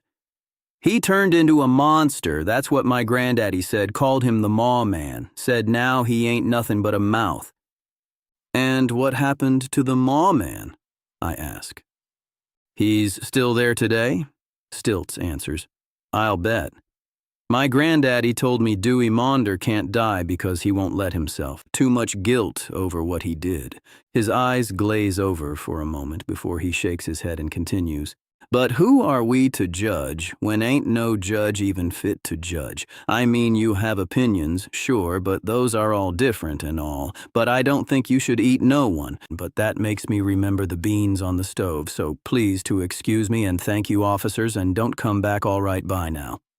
As we troll slowly away from the Calhoun residence, I ask Mel, isn't that the most awful thing you've ever heard? Eating your own family. No, she answers, but it's close. Are you hungry? In the Everglades, decomposition happens shockingly fast due to the heat, humidity, and bacteria. A body here could be unrecognizable in a week and mostly gone in a month, especially if submerged and scavenged. It makes looking for victims really gross. Mel and I speed our way to Maunder's Cut on the lookout for the missing airboaters. The fan is too loud for conversation. Almost there! Mel calls jubilantly from the steering wheel. She's having the time of her life, all the time. Me, I'm being eaten by mosquitoes, I'm dehydrated, and I hate it. I try to clear my mind, but my thoughts wander to when I first came to this park as a young Jack fresh off my HQ exams. I was so relieved to not be a smoke jumper anymore. Dealing with fire was honestly a lot scarier than maw men. So much more deadly. Every single death from my smoke jumping days still haunts me sometimes, even though I've gotten better at handling it. I wasn't ready at all for that first time, though. It's the only one I just can't forget. Mel slows the boat down as we come upon an airboat that has crashed into a tree. Its blade creaks slowly in the wind. Surely it's one of the missing three. As we near it, I see a body curled comfortably into the fetal position. No injury, no trauma, no decomposition, just an incredibly sad look on her face and the overall impression that she just, well, gave up. What do you think happened to her? I ask Mel. I don't know, Mel says. Who knows what happens or why? I've got 3 mana that are going to expire soon, though. We're going to attempt to revive. I never know if Mel's joking, and she's the type who would never let on, and so I just follow her lead and hold the dead woman's eye open as Mel drops the mana onto her pupil.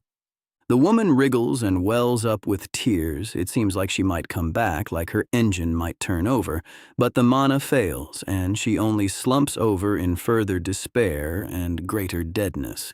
It's like she just doesn't even care enough to live, I say. Her loss, Mel sighs, which is glib even for Mel. She'll be back again, whether she likes it or not. We all will, until we learn to move on.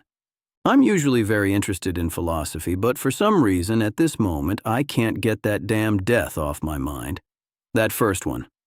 The woman I got too late because I thought I knew where I was going without a map. When I found her, she looked just like the poor woman in the airboat, curled up. It just keeps replaying on a loop in my head. It's driving me crazy. You all right, Johnny Cakes? Mel asks. Need a Coke? The heat feels suffocating. My head swims and my vision tunnels. I don't feel right, Mel, I say.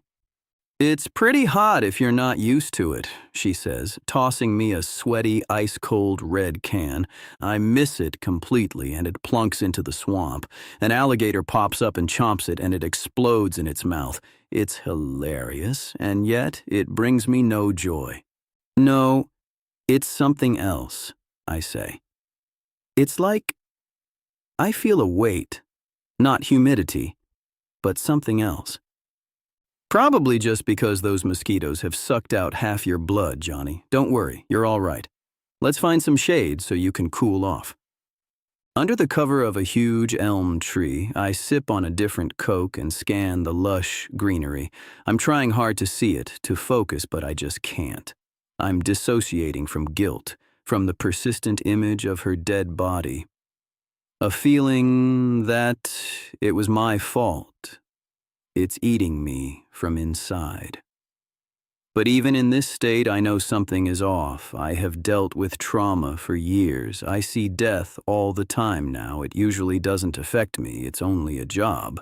But still, for some reason, all I can see is that woman. John! Mel calls out, interrupting the awful memory. John, stay with me. Mel, I'm losing it, I tell her.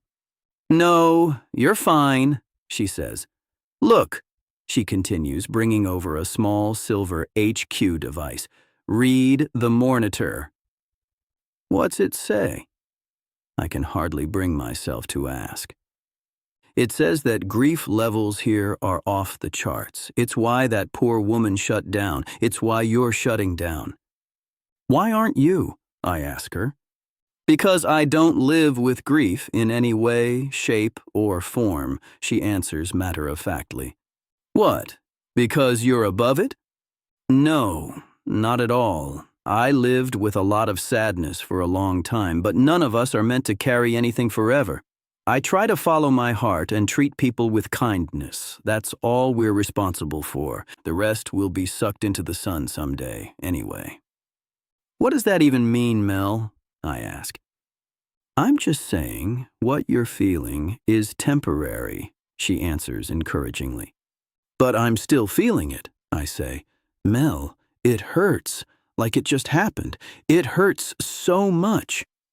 Mel smiles and opens her hand to reveal a radiant yellow relief cube in her palm. Cheer up, Charlie, she says as the cube activates and calm relaxation floods my body. I feel immediately better. Color returns to the world. I can breathe and my mosquito bites itch again.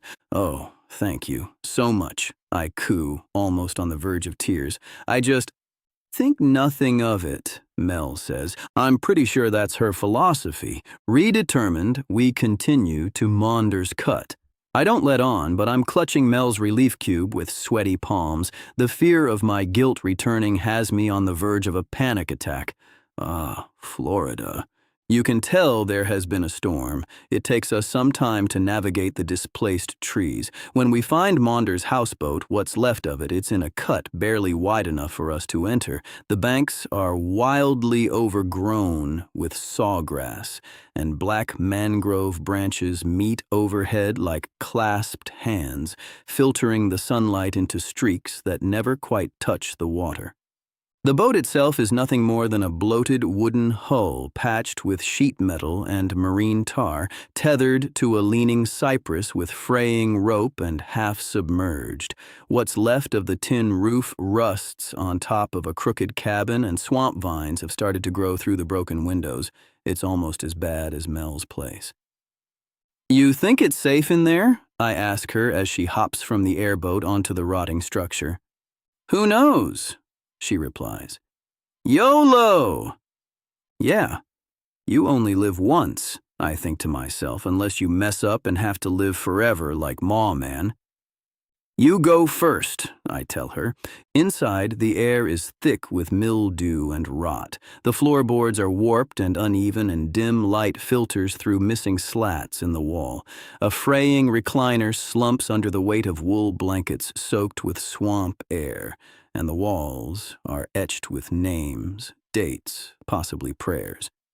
At the far end of the boat, just submerged, is a hatch leading to the lower bilge. You all right, John? Mel asks me. For now, I answer. This is so silly. You know I'm not usually affected by anything. No judgments here, pal, Mel says warmly and sincerely. Remember when Skunk Ape farted? She adds out of nowhere, laughing like she only just remembered it herself. It warms me up a little. I'm lucky you're here, I say to her. Just then, my Spectrola begins to pick up static and then a voice. It sounds horrific.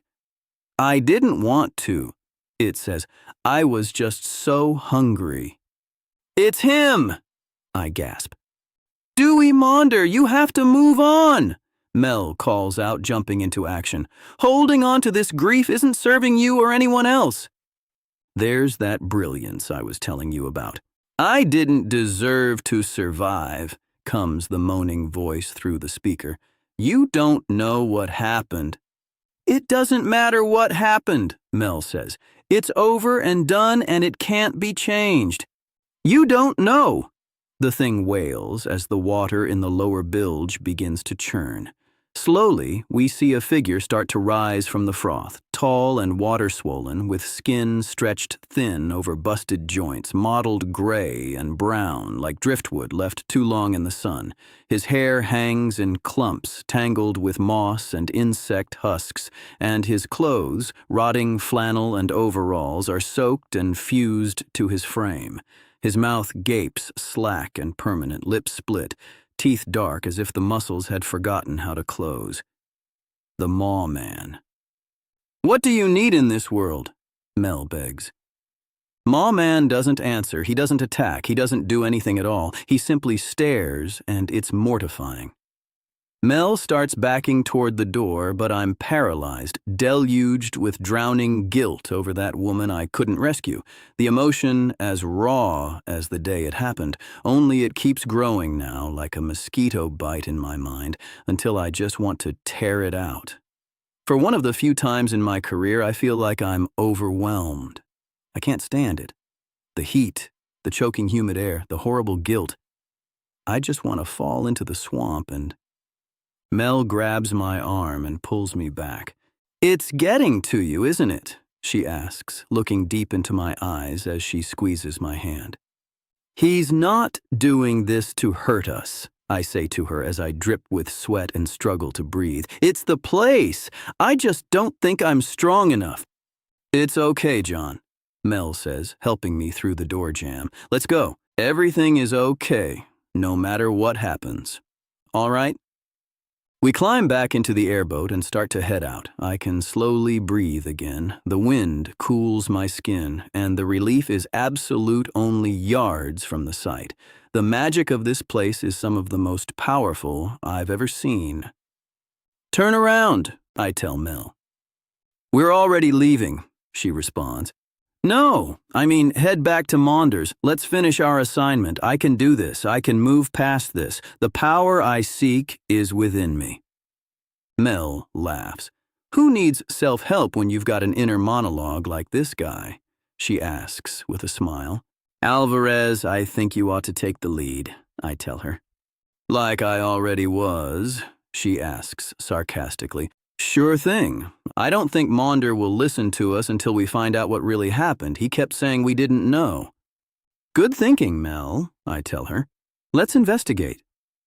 The sky is pink with twilight when we make it back to the houseboat. As soon as I re-enter, the choke starts to take hold, but I try to remind myself it's not real. I clear my mind and fight the sluggish apathy setting into my muscles with all the focus I can muster. Thankfully, it's not long before we find a journal in a watertight box. The entries are desperate. "Maunder tried to save his family," Mel says, paging through the journal rapidly. "But he couldn't. They died one by one." "How horrific," I say. It's an automated response. I can't think at all. I know it would devastate me. "His wife told the family if any of them had to, if they were the last ones left, they had to do whatever it took to survive. Then the youngest child died, and Dewey was the last standing." I shake my head, not so much as a reaction to the horror as to distract myself. Mel continues, unaffected. "The final entry reads, 'No God could ever forgive me, and no devil would even claim me. I'll never know peace again.'" I'm barely holding on. "Maunder!" I call out desperately. "Maunder! You had your wife's blessing. They were dead, your poor family. They were dead. There was nothing more you could do for them." I realize I'm shouting at myself too. "There was nothing we could do. We have to let go." Again, the Maw Man rises slowly from the swamp, pooled in the far corner of the rotting cabin. Only now, his black mouth is growing larger and larger, swelling with teeth until it stretches from floor to ceiling. "You're forgiven!" Mel cries. I think she might even be worried. "You don't have to stay here, Dewey." "He's still not listening," I say. "Not to us." At the end of my rope, nearly broken with despair, suddenly I have an idea. But with how charged this place is, I bet his family is still here too. Let me search the spectrola. Immediately, the voice of one of his children comes through. "We still love you, Daddy," the little voice says. The Maw Man's eyes open now, for the first time. They are red and bleeding. "You did your best, Dad," another older voice says. Maunder weeps confusedly. "No, I was your father. I never should have." "He's softening, but still won't let go," I say. "Let's give him a push," Mel says, rolling a relief cube across the room. It comes to rest, blinking in the brackish water at the Maw Man's feet. I wasn't thinking. I couldn't. I was so hungry. I only wish I had died before you, children. Daddy, we would have been so much more scared. The cube pulses faster and faster with light. Let go, Dewey, an older woman's voice urges, Maunder's wife. Let yourself die. Come with us. Let us leave this place together. We forgive you. And then, with a burst of white light, the relief cube activates. The monster starts slowly sucking up all the air in the room, his mouth opening wider and wider as he draws out every last vapor. He holds it for a brief second and then yawns. The biggest yawn imaginable. One starting so deep in the swamp that the horrid stench of his steamy exhale makes us gag. When he's finished, he finally closes his mouth, and immediately his rotten insides start to pour out of huge holes that open all over his body. His form slackens, not melting but resting finally, all his years of suffering. You're free, Dewey Maunder, Mel says to him tenderly. You can go to sleep. He gives us a final look, thankful and tired, before disappearing with a small splash. What grief is left in the cabin vanishes in an instant. The air cools, the bugs go quiet. I wipe my brow and find my hands dry. More importantly, my mind is at peace. Hey, I think that did the trick, Mel says happily. Think so, Mel, I say, as relieved as Dewey. Think so. Suddenly, the whole houseboat starts to groan and shift. Mel and I flee, jumping back onto our airboat and pulling away just as the old structure sinks completely into the swamp. I see the light go on inside the cabin, and I can see the whole Maunder family together again just before the boat disappears. And when it does, I swear a little family of fireflies buzz off into the night together. Mel and I go back to her shack and have popsicles while we listen to NPR Prairie Home Companion, the chamomile of radio shows. I'm so far from upset right now, I'm placid. Going through this whole ordeal kinda makes me feel grateful. It's reminded me I'm not hardened, that I've done a lot of work to get to a place where things don't affect me, not because they shouldn't, but because I've got monsters to stop and people to save, more important things to do, you know? Anyhow, thanks for listening to my therapy session. Freak-outs happen to everyone, except maybe Mel, and it's not a big deal so long as you freak back in. And hey, don't worry, John West, Paranormal Park Ranger, has got you covered. John West, Paranormal Park Ranger, in Echo Canyon. HQ Incident File Number 4, Echo Canyon, Grand Canyon National Park. Archaeological team partially missing. Recovered members report hearing thoughts that do not belong to them. Possible reptoid cryptid involvement. Requesting immediate investigation. Eternity. That's hard to even conceive of. One's entire existence is statistically non-existent to eternity, and that freaks most people out. It's why Alexander wanted to be great, for to be famous is to never die. But even the memory of Alexander will fade. Better to be a rock if you're going for real longevity, eras over epochs. The arches of arches, the reef of Capitol Reef, the Badlands of the Badlands, these stones have an incredibly long story to tell. Memories resound in the rock somehow, and I've been called in because a bad one has just woken up. Howdy, folks. John West, Paranormal Park Ranger, here on assignment at the North Rim. It's early November, and my wagon is humming down State Route 67, long, lonely, and golden with dying aspen leaves. I pass the shuttered visitor center and keep driving south, not to the Overlook, but out the East Service Gate. I'm headed towards Lee's Ferry, where I'll meet up with my partner for the assignment. He and I have known each other for years, because I'm here more than any other park. As I descend into Marble Canyon, the Vermilion Cliffs to the west blaze in the morning sun. It's a desolate road for 6 or so miles, and then the river appears, wide and green. Lee's Ferry is situated at the confluence of the Colorado and Pariah rivers, and it's there where most rafting trips through the canyon embark. I drive slowly past the small campground, I'm pretty sure it's empty, but you never know, and see my destination, a gravel boat ramp hugging the shoreline. A well-worn whitewater raft waits on the ramp, and standing beside it, arms crossed, is a lean figure in a river-worn ranger vest, my old friend, Canyon Ranger Jesse Redclay. His skin is sun-cracked, his long black braid tucked beneath a battered Stetson. Canyon rangers are as experienced as they get, having to deal with ghosts, aliens, cryptids, you name it. The Grand Canyon's got it. Jesse nods without smiling. "Morning," I say groggily as I exit my wagon. "John," he says, "you look terrible." "I'm tired, Jesse," I tell him. "I just drove all the way from Glacier." "You'll have time to sleep in the raft," Jesse says. "We won't reach our target until tomorrow morning." "River closed?" I ask. "Shut her down yesterday," he says. "Algae blooms." "And it's 3 teams of archaeologists gone missing?" I ask. "That's right," he says. "Their guides were very experienced. I knew them all by name. It doesn't make sense they'd get lost like this. There's definitely something more at play. Here, come and look." I follow Jesse to his truck. In the passenger seat is a terrified young man struck with what looks like living rigor mortis. He's breathing, but frozen stiff. "Petrified, huh?" A lot of people think that's just an expression, but it really happens if people are scared enough. "Rock solid," Jesse confirms. "Found him bobbing in the river like a plank.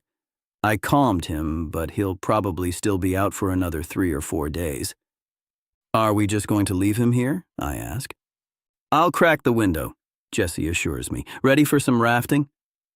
"Ready as I will be. Let's go." The raft is borne by the cold, deliberate force of the Colorado as the clouds drift slowly over the red cliffs rising on either side of the river. The low angle of the sun makes the canyon especially beautiful this time of year. I try to scan a battered topo map marked with faded ink coordinates from old Army surveys and ghost stories, but the light is so dreamy and I'm so exhausted I can barely focus. Up ahead, I watch Jesse steer with quiet precision, eyes always on the next bend. I must have fallen asleep because I wake up.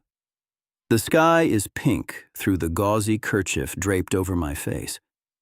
"How far have we gone?" I ask Jesse. "You've been asleep for nearly 9 hours," he answers. "Slept right through Badger Rapid." I sit up and look around. The eastern wall of the canyon is shining orange with the light of the setting sun. The western wall is dark blue. Cool shadow is creeping across the river. "Sorry, Jesse," I say. I must really have needed the sleep. "Looks like you woke up just in time," Jesse says. "For what?" I wonder. Up ahead, standing at a sandy bend in the river, the faint glow of a Navajo spirit wearing the trappings of a guide is waving us down. "Ya at eh!" he calls out, his voice strong. "Ya at eh!" I answer. I know a little Navajo. He's my neighbor back home, and he taught me a few words. "Ahote, my friend, it's been a while," Jesse says, steering the raft into a small backwater abutting the river. "How have you been?" "To be honest, I am worried," Ahote answers. "Who is your companion?" "John West, Paranormal Park Ranger," I say. "Nice to meet you, Alote."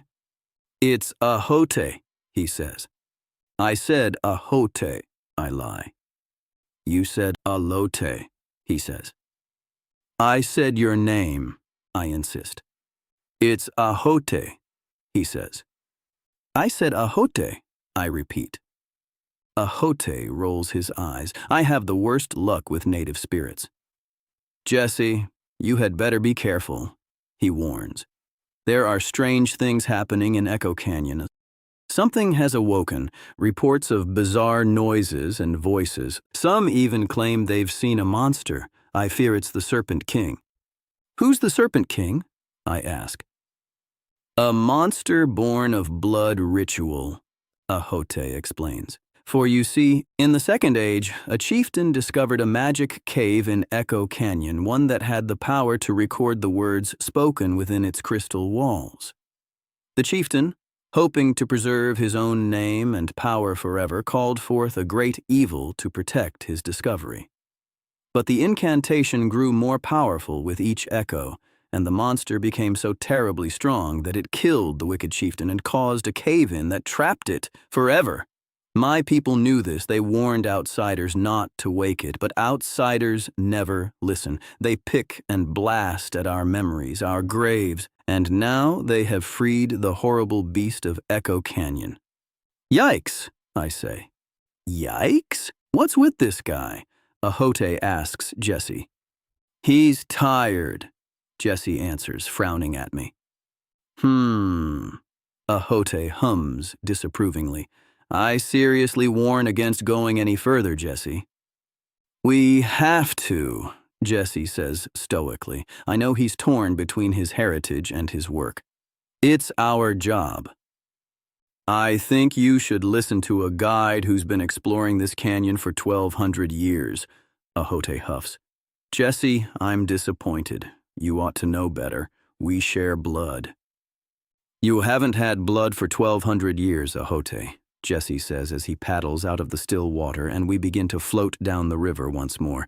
I've got to protect everyone, not just my tribe. You're a fool, Jesse, Ahote calls, gesturing angrily.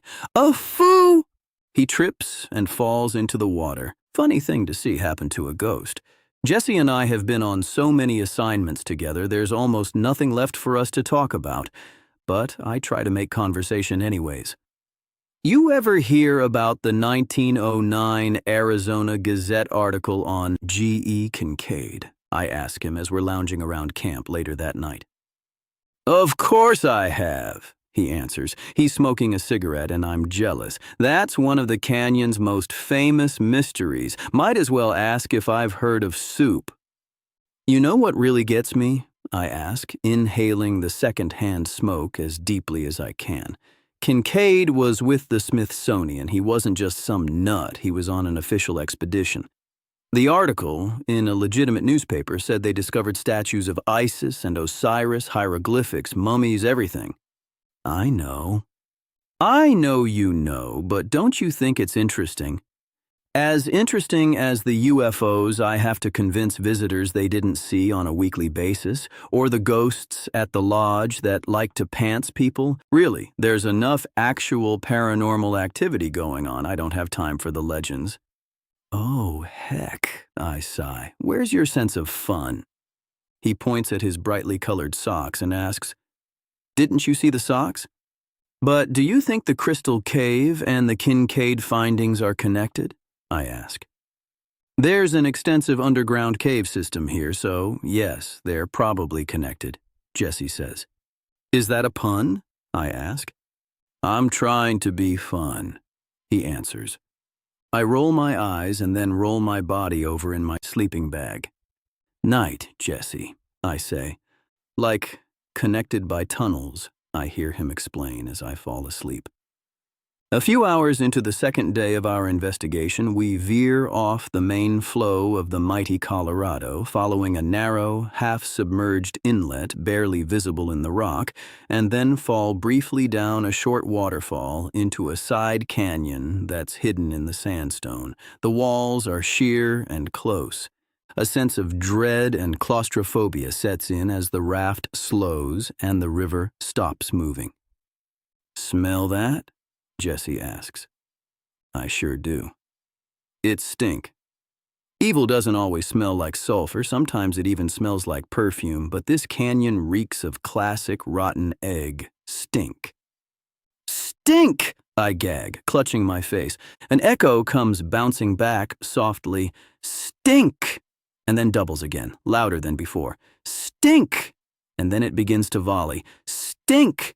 Stink! stink, stink, over and over and over, and so loudly and unceasingly that it feels like an assault, albeit a silly one. I want to scream, but fear it will echo just the same. "Ah, say!" Jesse calls at the top of his lungs. The canyon falls silent. "It heard you?" I mouth, my ears ringing. "I don't know," he mouths back with a shrug. "Maybe," I start to whisper. Suddenly, the tributary's snaking waters transform, solidifying into a giant, slithering serpent. It rises up from the riverbanks, and our raft is lifted on its back, high above the canyon floor. The river-green serpent turns its terrible head around to face us. A grotesque humanoid visage, horrible and twisted, with eye caps and slits where its nose should be. I look at Jesse, begging to scream, and he concedes it's time. We grab one another and holler as loud as we can. In that instant, the snake bursts into water and splashes back down into the riverbed. We're thrown from our raft, down a dark chasm where we tumble over one another until we come to rest in a dusty chamber. It takes a minute for our eyes to adjust to the dimness. "See any quick way out?" I ask Jesse. "Not right away, no," he answers. "You all right?" I check myself over. I ripped my shirt sleeve, but otherwise got lucky. "I'm fine," I say. "You?" I see a flame go up from his lighter, and he puts it to a cigarette. He's fine. "You think it's a good idea to smoke down here?" I ask. "It's never a good idea to smoke," he answers. "Look, what's that?" I turn to where his flashlight hits the wall. Incredible, the wall is covered in petroglyphs, but not just any petroglyphs, ones depicting a crowned, snake-headed figure, the same baddie that just threw us off his river, the Serpent King himself. "You know petroglyphs better than I do. Is this art honoring the thing or warning of it?" I ask Jesse. "It's a warning," he says. "People came and went from this place purposefully at some time in the past to remember the evil here. There must be an exit." "Well, if we follow your smoke," I say, pointing to where the stream from his cigarette was disappearing into a dark crevice, "we might just find it." "Smoking saves," Jesse deadpans. I'm the first into the tiny passageway that might be our way out. I hate spelunking. It gives me vertigo. "Hurry up," I hear Jesse say. "Geez, Jesse, don't need to be rude about it," I shoot back. "You're going to die in there," I hear him say, but it's not his voice, it's mine. "What the hell did you just say?" I ask, but I hear Jesse's voice coming out of my mouth. I shine my light in his face and his eyes are bulging. He knows something's not right. The thing about an old friend is you don't have to talk too much. We both understand the cave's playing tricks on us and that we need to get out as fast as possible. Where the passage is tightest, where I have to wiggle across a space maybe half an inch wider than my body, I hear Jesse's voice in my head, speaking my inner monologue. He wasn't saying anything crazy, just my thoughts were in Jesse's voice. This type of thing would drive weaker men mad, and I'm no Superman. I try to meditate, to think about nothing until we make it to a large, watery chamber where my thoughts are again my own. "You okay, buddy?" I holler at Jesse over the noise of the waterfall pouring down the far wall of the cave. My voice is my voice. Phew. He nods. I don't blame him for not wanting to talk. He shines his flashlight up a wash of slippery scree. Our journey out continues. We reach another chamber, one that sunlight is penetrating from above. We can't reach the sunny opening, it's way too high above us, but it's warmer here, and so we decide to rest and have something to eat.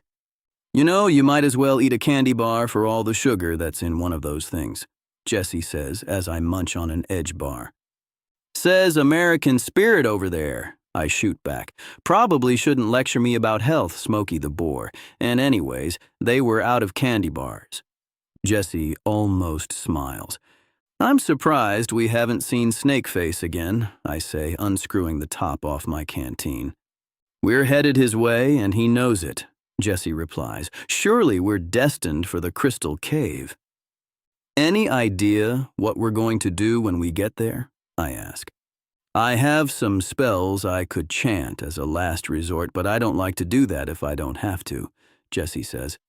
I feel like using magic is what got us into this mess in the first place. Not one for magic, Jesse? Not in this life, no. It's like toying with the coding of our universe, to use a modern analogy. I've seen all the trouble magic can bring, and what good there is in this world. It doesn't need magic at all. So, how are we going to beat this thing? I ask.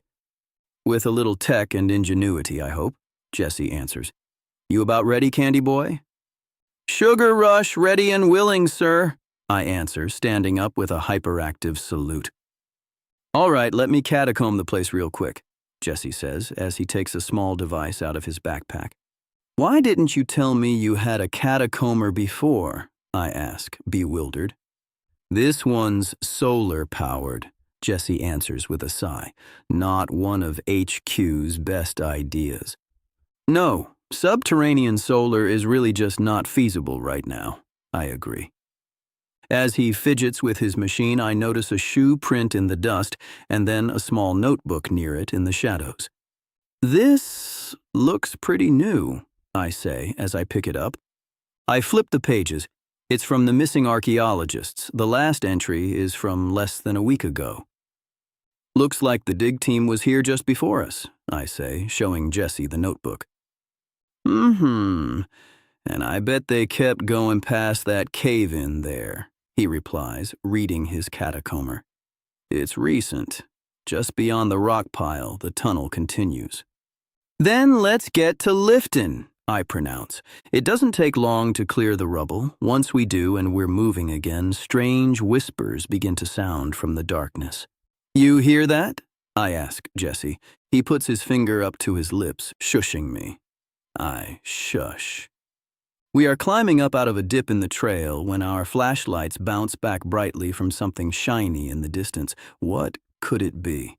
The whispers become louder, clearer, more defined as we approach the Cave of Echoes, surely, but why is it shining? It all makes sense when we enter into the cave, a massive chamber covered top to bottom in giant quartz crystals, the largest I've ever seen by far. Crystals so huge they jut up around us like Roman ruins. Of course! Jesse exclaims. I have no idea what he's talking about. Yeah, of course, I repeat anyways. Quartz is a piezoelectric crystal, he says, snapping his fingers. Of quartz it is. I play along, no idea where he's going. Meaning it naturally vibrates in response to sound and electric signals, Jesse says. Yeah-huh? I squawk.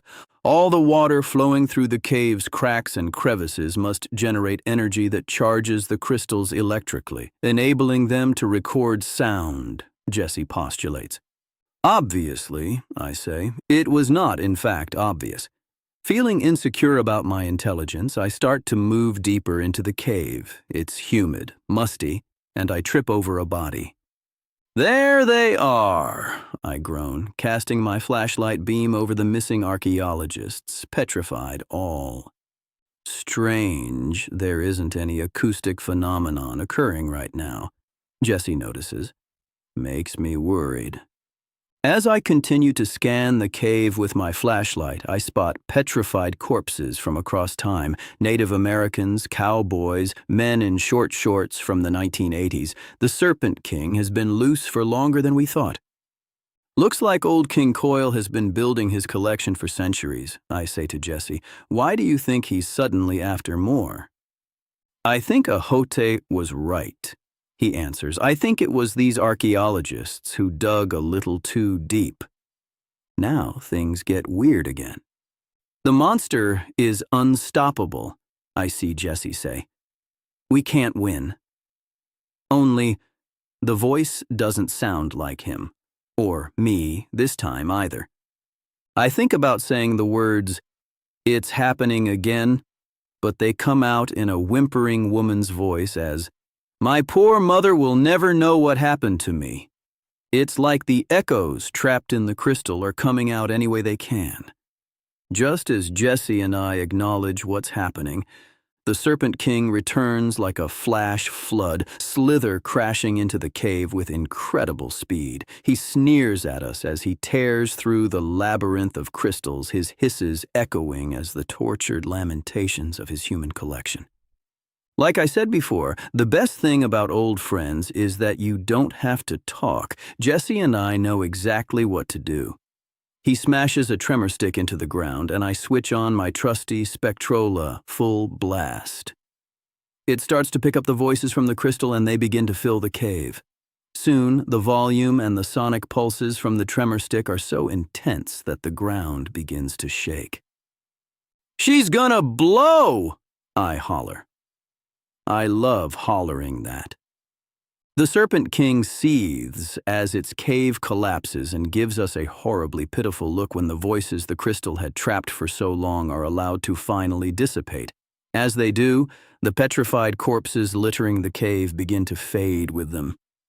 When the very incantations that called forth the beast and amplified his power long ago are finally freed from the crystal memory, the poor monster knows its time is through. In a last stab at revenge, it thrashes against the huge columns of crystal buttressing the chamber, causing the ceiling to start crashing to the floor. "They're waking up!" Jesse shouts, calling my attention to the reawakening archaeologists. "This way!" I beckon. One by one, the men and women, most of them, make it out of the collapsing chamber alive. Just as Jesse brings up the rear, the ceiling gives way completely, smashing the Serpent King flat, or at least trapping it again, until the next fools come along to set it free. The seismic activity has opened up a new exit, thank goodness, and we all escape Echo Canyon at last. Back along the banks of the Colorado, we plant the idea in the archaeologists' heads that it was all a hallucination caused by algae bloom, radio in a rescue, and then give the poor buggers an Irish goodbye. Our job ends at paranormal case closed. Jesse and I hike out of the canyon in silence. When we make it to the top, I look back over the world's most famous nothing, where I've had some of the wildest encounters of my career, knowing it won't be long until some other layer of eternity gives us trouble and I'll return. I pat Jesse on the back. He coughs. The Grand Canyon. What a hole. Until next time, don't go digging where you shouldn't, and John West, Paranormal Park Ranger, has got you covered. John West, Paranormal Park Ranger in the Sentient Grove. HQ Incident File Number 6, Redwood National Park. Multiple missing persons reported. Witnesses describe trails literally changing before them. Possible parallentity, Sentient Grove. Immediate investigation requested. Everything is connected, they say. Roots, soil, pathways, everything leading somewhere. But what happens when that connection falls apart? And nothing leads where it's supposed to anymore. Howdy, folks. John West here. Listen, I miss my wife Mary so much sometimes it's silly. I can take it. I can take anything. But being apart from her is the hardest thing about my job. Sure, all humans are connected, we're symbiotic, connection nodes are everywhere, sure. But I just don't feel right when I'm away from Mary. Thank goodness for cell phones. The two of us are back and forth from morning to night, and oftentimes in between. The cell network, my lifeline to love. Sad emoji. Coverage is spotty as I head up the California coast to Redwood National Forest. I feel like I've been here a million times. Something about the place is deeply nostalgic. Truth is, it's only my second time. On this visit, I'm coming in through the little town of Orick. Orick's got one blinking streetlight, a shuttered burger joint, and a fuel station run by a man who looks like he remembers when Woodrow Wilson came through town. I buy some coffee from him that tastes like it was brewed for the occasion. Soon after entering the park, I slip off onto the old scenic parkway. From there, the road coils east, rising and falling with the undulations of the land. Moss-draped branches form a living tunnel overhead that lets in only fractured light, less and less by the mile. It rained last night, and the fog hasn't gone anywhere. It hangs low, clinging to the redwoods like they were protecting it. The air is so damp it feels like I'm breathing through a wet bandana. My cell signal dies just after I let Mary know where I'll be for the next few days. That's Lost Man Creek, the belly of the park. The narrow road curves around redwood trees, rising like ancient monuments. It's wondrous. Eventually, I reach the last marker HQ gave me, an old ranger gate half subsumed by the tree growing alongside it.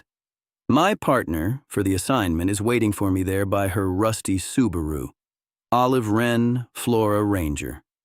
She is tall and wispy like a fern, and when the light hits just right, appears to have a very thin layer of moss covering her whole body. "Ranger Wren," I say, sticking out my hand for a shake. "John West, Jack Ranger, nice to meet you." "She's wounded," Wren answers mournfully, clasping my outstretched hand briefly with both of hers as she makes deep eye contact. Immediately, I feel like she's an old friend. "Who's that, Olive?" I ask, surprised at how familiar the situation now feels. "The mother tree, John," she says urgently. "Who's that, Olive?" I repeat, mesmerized.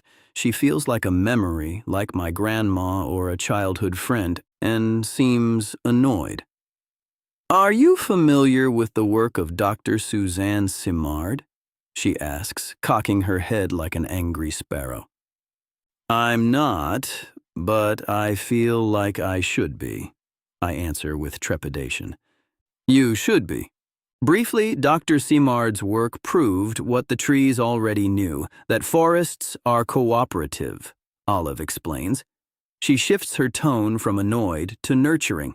"These redwoods, when one is in distress, others sense it through the fungal network underground. They remember damage, they adapt as a collective." "And they have mothers?" I ask. "A mother tree is the central elder in a forest that connects to younger trees through the fungal networks, sharing water, nutrients, even warnings, like a heartbeat rippling through the soil," Olive explains. "The branch manager, eh?" I quip. "Good one, but the mother tree is essential, unlike most managers," Olive says. "The one in Verdant Grove has been struck by lightning, and now it seems the whole network around her has gone into crisis mode. Trails are disappearing. The whole place is off kilter." "Well, that's why HQ sent me here to investigate the trails," I say. "Though any summer volunteer can maintain trails."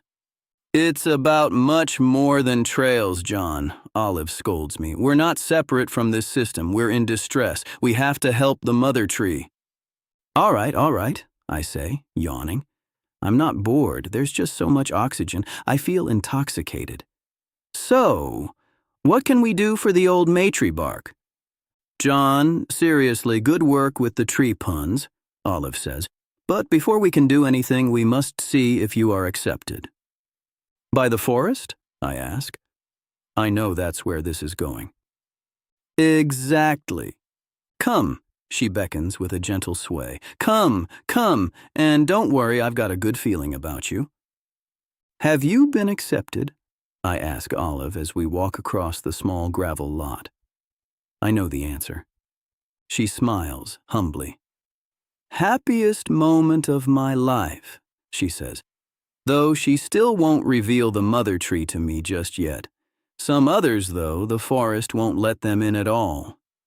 The edge of the lot is a wall of green, but the tangle looks almost intentional, like the forest has put up a barricade. Fallen redwoods form the ribs draped in moss and sprouting saplings straight from their bark. Ferns burst from every crevice, and vine maples weave through salal and thimbleberry in a thick green snarl. The trail used to start right here, Olive tells me. Doesn't seem to anymore, I observe. What am I supposed to do? Declare your intention and try to enter, Olive says. Enter where? This seems impossible. Walking into the forest isn't supposed to be this literal, I sigh as I adjust my intention and pony up to the bushes. Here goes nothing. I close my eyes and step forward, prepared to be poked, but no! I open my eyes and take another step forward. The vines and branches are reverse growing with every step, not moving out of the way but running backward in time, shrinking back to seed to create a passageway. Whoa! I cry like some idiot. Ever seen anything like it? Olive marvels. Once, at college when I took too many edibles, I answer. As I step back, the growth quickly returns. How's that fair? An angry voice hollers from across the lot. Oh, goddess, he's back, Olive sighs. John West, I say, offering my hand out to the well-coiffed man storming toward me. Dr. Julian Trask, independent ecologist, he responds angrily. He doesn't shake my hand, he frowns. So you just show up and the place loves you, huh? Julian, don't, Olive says. They obviously have a past together. It's bullshit! Julian rages. Why is the forest excluding me? This guy walks in blind and it welcomes him with open limbs. I devote my life to the place and it shuts me out? I'm just a ranger, stranger, I tell him. You're barking up the wrong tree. The doctor looks like he's going to lose it. He makes a very pointed effort to regain control of himself, then walks quickly away without another word. You two have a history? I ask Olive drolly after he's gone. Yes, she answers. We used to work together, but we didn't work together. You know, Julian sees nature as something to unlock. He doesn't want symbiosis. He wants control. People like that are the worst, I say, offering sympathy. Well, it takes a whole system to thrive, she says. All the bests and worsts. Anyways, we don't have to worry about Julian right now. He's excluded from this. Let's get our supplies and focus on what's important. We grab our gear and head straight for the bramble, and the forest responds with breathtaking grace. Limbs encourage us to enter, and spores swirl around us like ambassadors as twice-distilled sunlight bathes us in amber. This is incredible, I rave. It's like Avatar, but without the headache. Olive nods knowingly. We'll visit my friend Ray first. He's been here as long as anyone remembers. He'll know where to go, she says.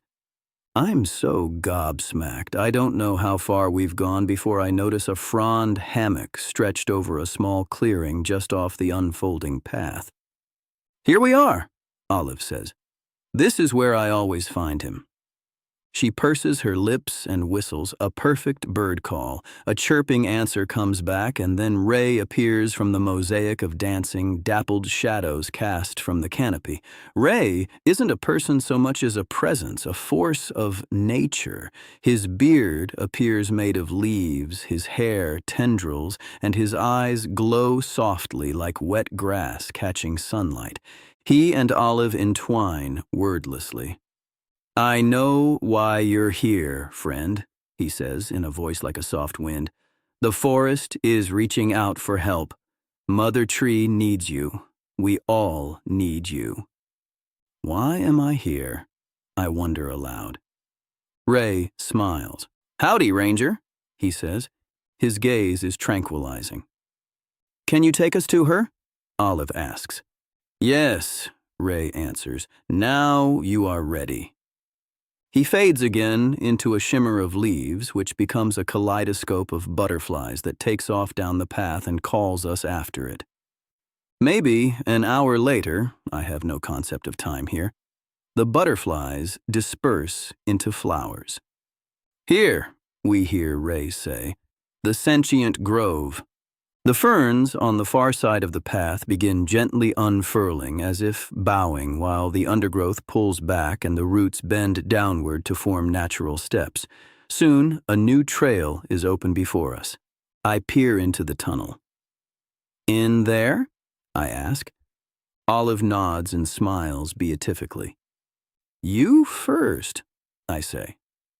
I head into the flowery tunnel after her, squeezed down to crawling on my hands and knees before it opens back up and I'm staggered. The tree trunks here are so wide they seem to anchor the sky itself. The dewy air is illuminated with shafts of light so dense they seem structural, and pollen and spores glowing like embers drift in slow, intelligent currents through them. At the center of the grove stands the mother tree, her bark veined with a soft, barely detectable glow.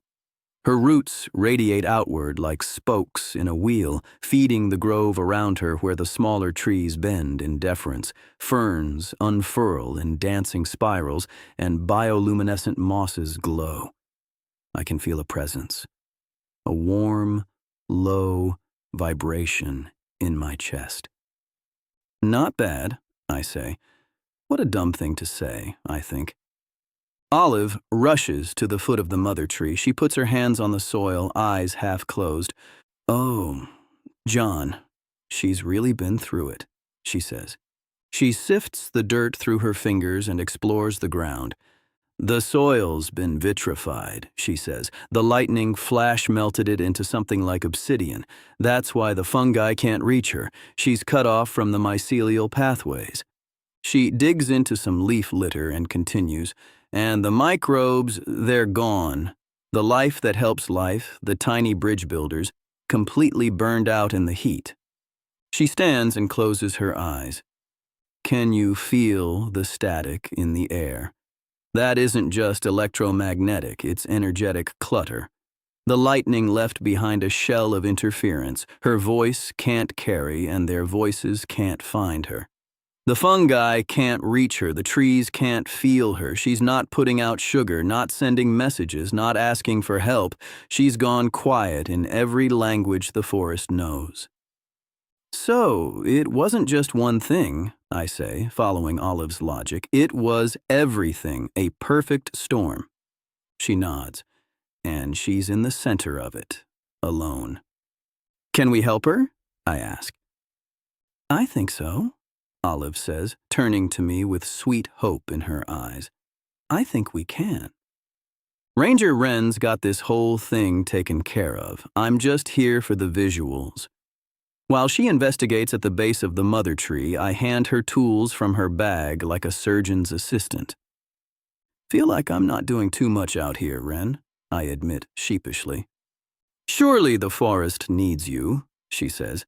You know, the grove didn't let me enter when I was by myself. Really? I say. I'm surprised. I mean, you're basically a plant. She beams and chirps. Gosh, thanks. Wonder what it wants with me, though, I say. I don't know much about mulch. A system works because every piece of it plays an integral part, Olive says. You have a purpose, even if it's not obvious. Well, I say with a shrug, I'm glad I'm here anyways. It's super groovy. We work quietly for some time. The place is like a Zen garden, so incredibly peaceful, harmonious, and meditative. It's almost like there's nothing to say because it's all just understood. You ever lose someone, John? Olive asks out of nowhere, breaking the silence. Like, gone? Not just physically, but like, it ripped a hole in your root system and now nothing holds the same? Yeah, I answer, surprised by the question but receptive. I have. For me, it was my twin sister, Olive says sadly. April. She died in a car accident. It was instantaneous. One day she was always there, the next day a whole half of me, gone, forever. You know what I mean? I nod. She goes on. I didn't want to pull away from the world. I just couldn't hear it anymore. Julian wanted to fix me, figure out what was wrong with my chemicals. He didn't understand that he couldn't force it. That the most important part of healing is time. Olive closes her eyes and takes a breath. I swear she shimmers like Ray for a brief second. Thank you, she says. I never talked to anyone about that before. I feel a lot better. Thank you. What did I do? I ask. She smiles and answers, You were here.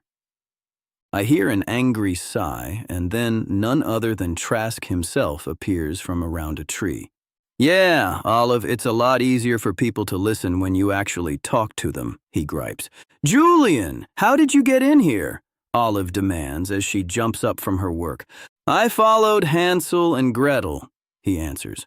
I don't get it, Olive. You just meet this clown and you're already spilling your guts. You would never talk to me about anything. Geez, what is it about me that's so repulsive?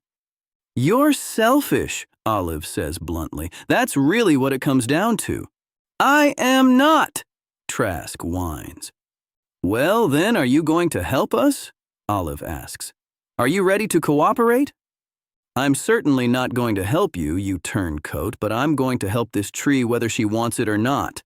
Trask roars. He holds up 2 charging cables with a demented sneer, snapping them open and closed like a mad scientist. You don't fix systems by feeling at them, Olive. It takes science. The grove doesn't need to be biohacked right now, Julian, Olive shoots back. It needs to be understood. Understand this. I have every license and permit I need to conduct experiments here, Trask tells her. And you can't stop me. Olive rolls her eyes. Fine, Julian. You do you. It's what you're best at. As I help Olive continue to assess the tree, Trask is across the grove setting up his equipment. He looks over at us every now and again and mumbles to himself. Poor guy's really making things hard on himself. Should we do something? I ask Olive. He's harmless, she answers. He really thinks it's all just chemical. He means well, but he doesn't think holistically. About 20 minutes later, Trask calls out, Okay, guys, if either of you want to witness ecological history, now's your chance. Olive and I head over out of morbid curiosity to find he's got himself wired up to a machine with all kinds of electrical monitors and gauges. You're going to be real sorry you gave up on our partnership, Olive, he says. I'm going to be the first human being to merge with a mycelium network. He waits for Olive to answer this, which she doesn't. This further enrages him, and he growls and throws the switch on his machine like Dr. Frankenstein. Careful there, I try to tell him, but it's too late. He seizes the 2 metal stakes that are wired to his contraption and stabs them into one of the mother tree's roots.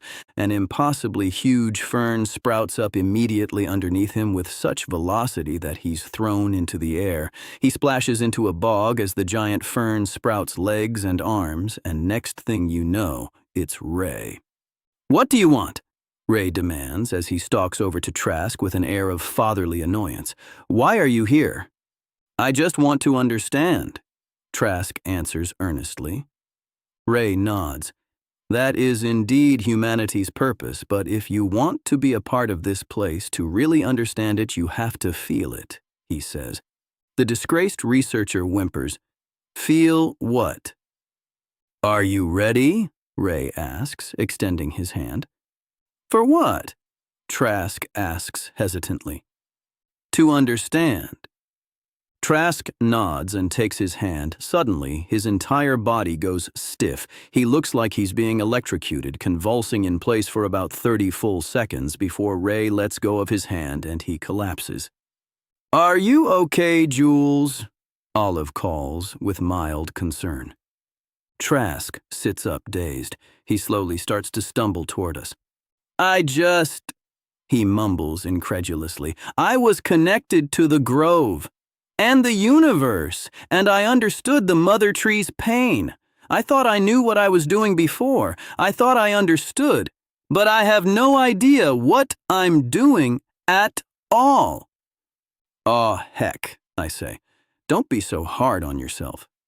Olive, he pleads as he reaches us at the base of the mother tree. Please let me help her. Teach me how. All right, Julian. she says cautiously, if you think you're ready. I am. I've never been very good at cooperation, Trask admits. Imagine, though, if we could tap into a fungal network to communicate. I hear Ray laughing and turn to see him merge with the mist as the spores floating around us begin to glow prismatically. I can see Olive and Trask breathing in the little rainbow sparkles and somehow feel myself doing the same. Before any of us can make mention of it, the spores return to their regular color and motion. Did you all see that? That was weird, I say. My lips feel so funny saying weird. Waboo weird. Wow. Wow, wow. Wait. Something's up. Are you guys feeling funny too? Trask asks. I think so, I say. I don't know about funny, but I do feel really, really good. I feel like I'm on something, Trask says. I realize that I do too when I see him start to morph into a cuddly teddy bear. Oh man, me too, I giggle. Ren? She shrugs. Nothing, she says. I'm not surprised. Suddenly, Trask starts crying. What's wrong now? Olive asks. Trask, weeping, answers, Olive, I'm so sorry. The way I treated you when we were together. I'm sorry I was so pushy. That's not what you needed. I just wanted us to work. I thought we could make something special together. I wanted to merge science and intuition. You wanted to force it, Olive says. But it wasn't just you. I'm sorry I was so distant. It was losing my twin, the funding. It was all too much. It broke me for a long time. I never opened up the way I should have. We both made mistakes, Julian. I don't hold them against you. He coos like a happy baby and asks, So, how do we fix this thing? Together? Right. First, we need to assess the extent of the damage, not just to the mother tree, but to its mycorrhizal communication system, Olive says. Its roots are woven into the forest's nervous system. We need to determine if the whole web is disrupted. Trask and I follow her directions, collecting soil samples around the base, while she examines whether the fungal threads are still alive and connecting to neighboring trees. It's only partially damaged, she announces after inspection. We can transplant living spores to jumpstart new symbiotic connections. She demonstrates by applying a spore-rich slurry she makes from healthy samples into small incisions in the soil around the mother tree's roots. I am full-on flying at this point, and I know Trask is too. The forest is moving in a giant fractal pattern, a dance like an animated Native American blanket. All right, while I'm doing this, Olive continues, the two of you need to move those saplings into the areas most affected by the disruption in the electric field. The idea is to create nurse circles by enriching the soil with companion plants and trees that are more resilient. The young ones can donate carbon and water. They just need to know she's still here. If you think it might help, Trask offers, I can amplify the electric field gradient just slightly, enough to encourage fungal propagation without interference. Learned that one the hard way. Beautiful, Julian, Olive says. Working together, can you believe it? We work all afternoon, Trask and I giggling like children from our fungal intoxication, and Olive vibing with the forest and all things as she just naturally does. The work is easy and over almost exactly when our trips are. Finally, Olive explains, she needs a period of non-intervention, time and healing. The sun is setting somewhere in the sky. It's hard to know where in the grove eternal, but as the amber light of the place fades, it's replaced with the greens, blues, and purples of buzzy bioluminescence. There's a deep thump in the earth, and a pulse of electricity ripples slowly outward from the mother tree across the grove. Did you feel that? Olive asks. The place is humming, I answer. Vibrating, Trask adds. Olive is momentarily taken by bliss. "She's back!" she gushes. "She's back!" Seems like the mother tree is going to be okay. She's opened up the trails in her grove again.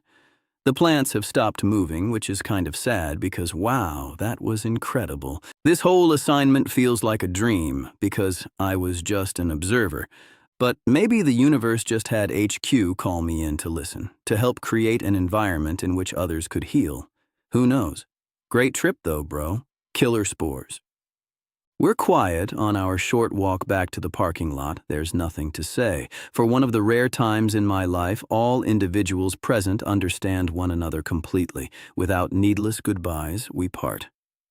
On the way out of the park, my cell reconnects and I'm flooded with messages from Mary, links to nonsense, recipes she wants to cook me, in-jokes, selfies.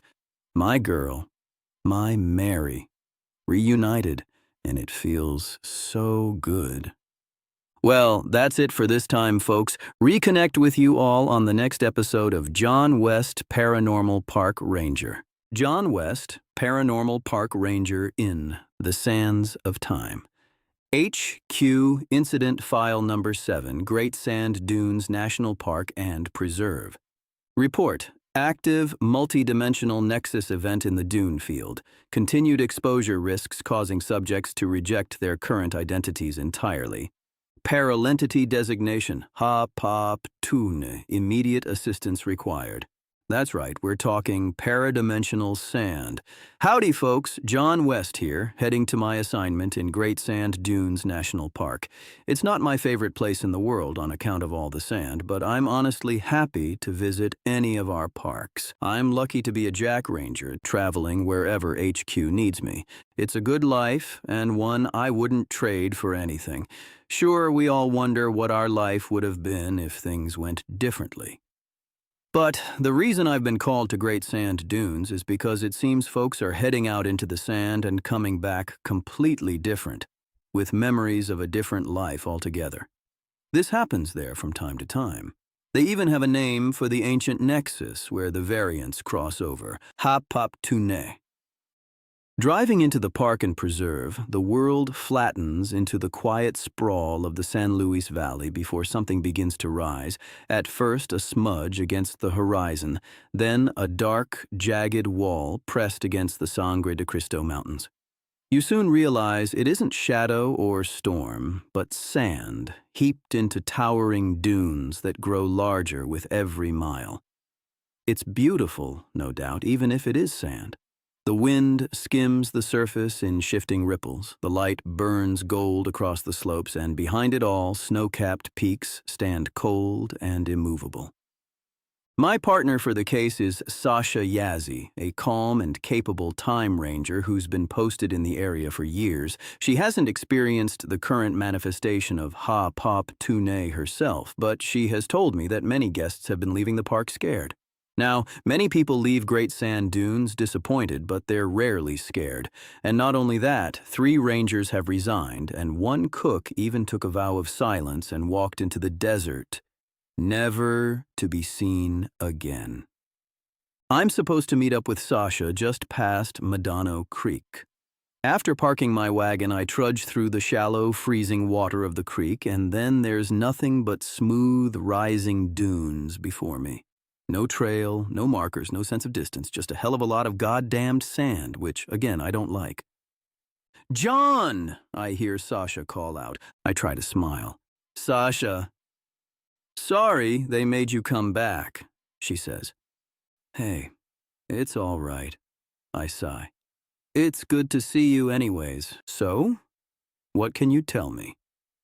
"John, things have been getting really crazy around here lately. Apparently this is the worst flare-up of the Nexus anyone's ever seen," Sasha tells me. "People coming out of the dunes confused, right?" I ask. "That's nothing new, honestly. Most of them are confused after being baked all day and getting dehydrated," Sasha says. "But lately it's been different. They seem shocked.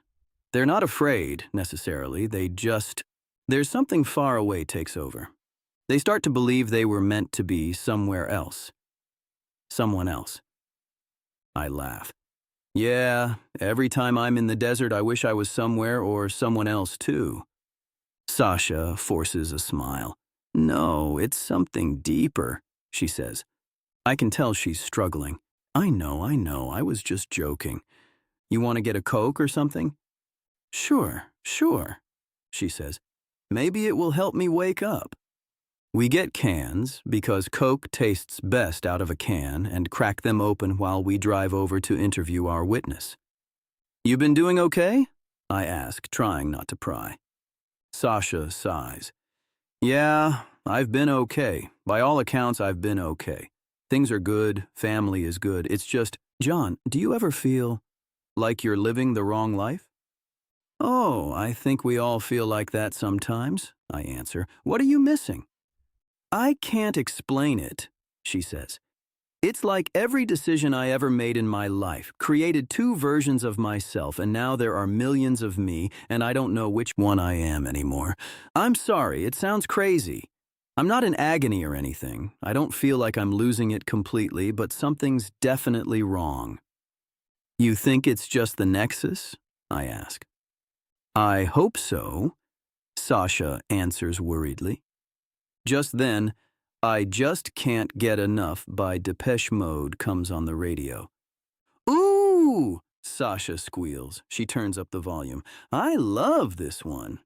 There she is, good old Sasha. It's nice to see her happy.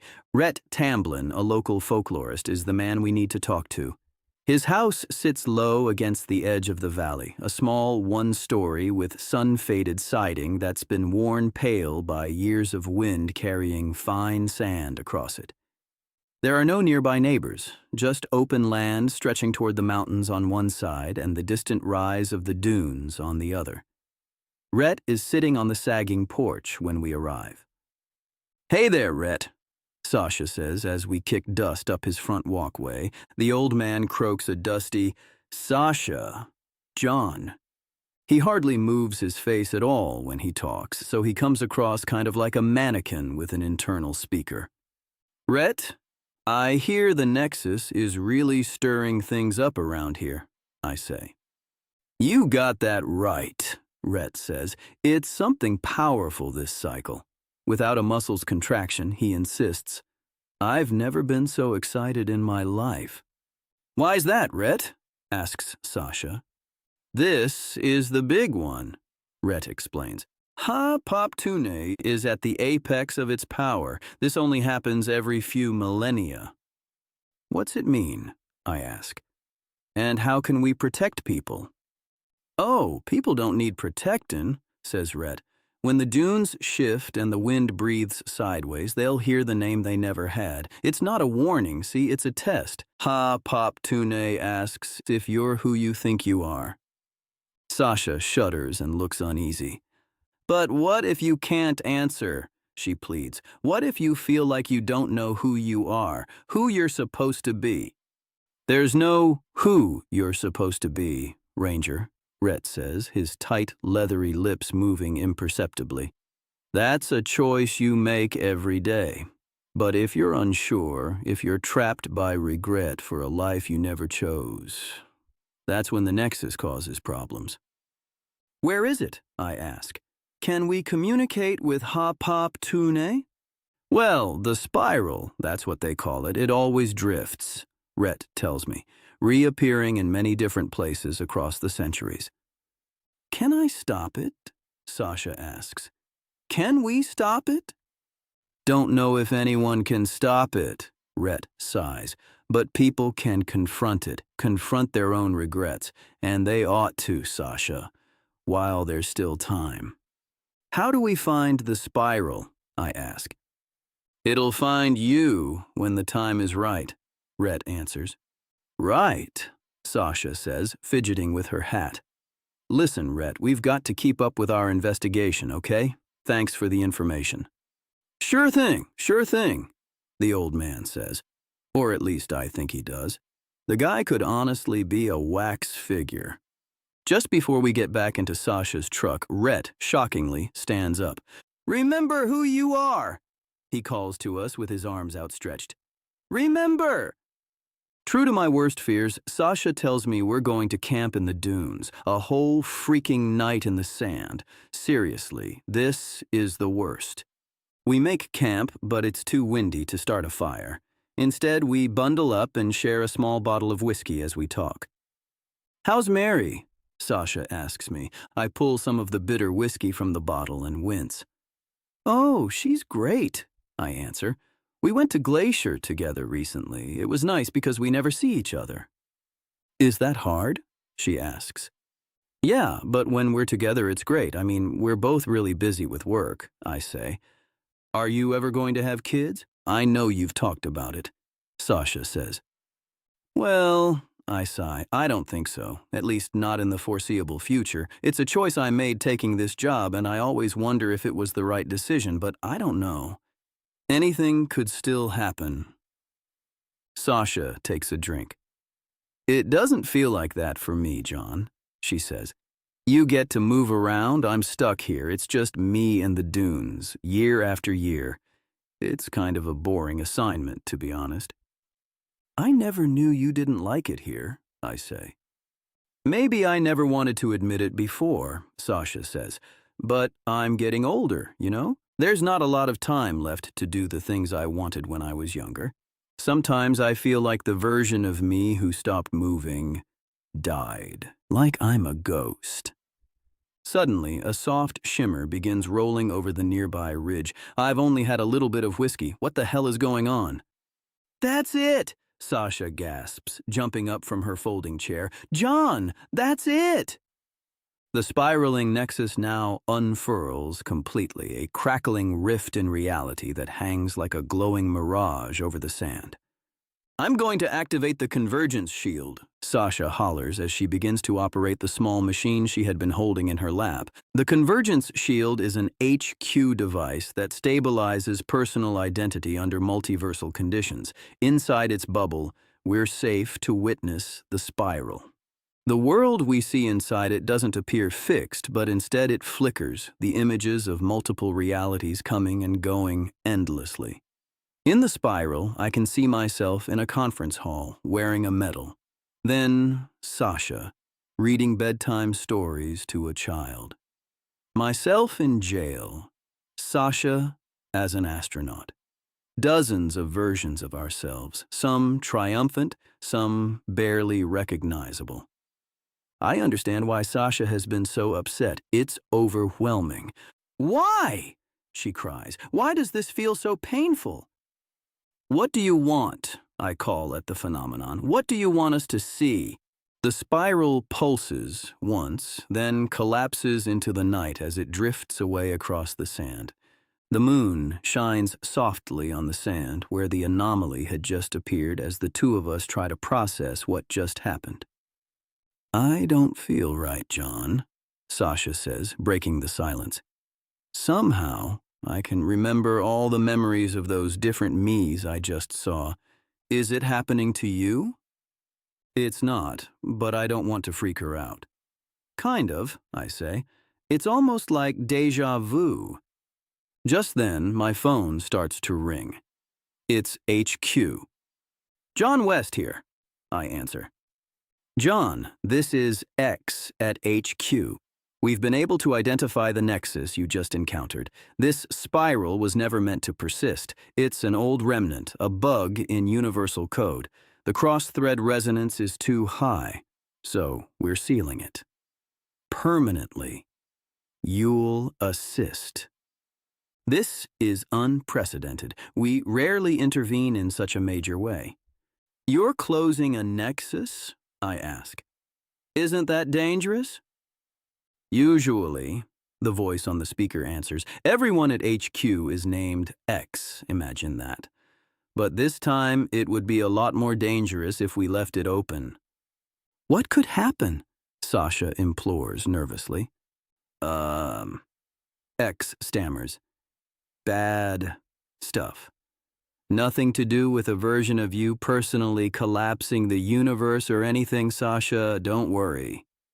"X, when you say it like that, I can't help but think you're lying," Sasha says. "Oops, you guys are cutting out," X pretends. I'm... can't... Here, just follow your rift tracker to where we'll sew up the rend and I'll talk to you soon, Rangers. Why didn't he call you? I asked Sasha after my phone goes quiet. She lowers her head and says, They can't trust me, John. That's why they needed you. I've been falling apart lately and they know it. I give her a warm smile. It's all right, Sasha. We all fall apart sometimes. Don't worry, we'll beat this thing together. Following the rift tracker under the light of the waning moon, we come upon a lost park guest, shoeless and muttering softly. Sir?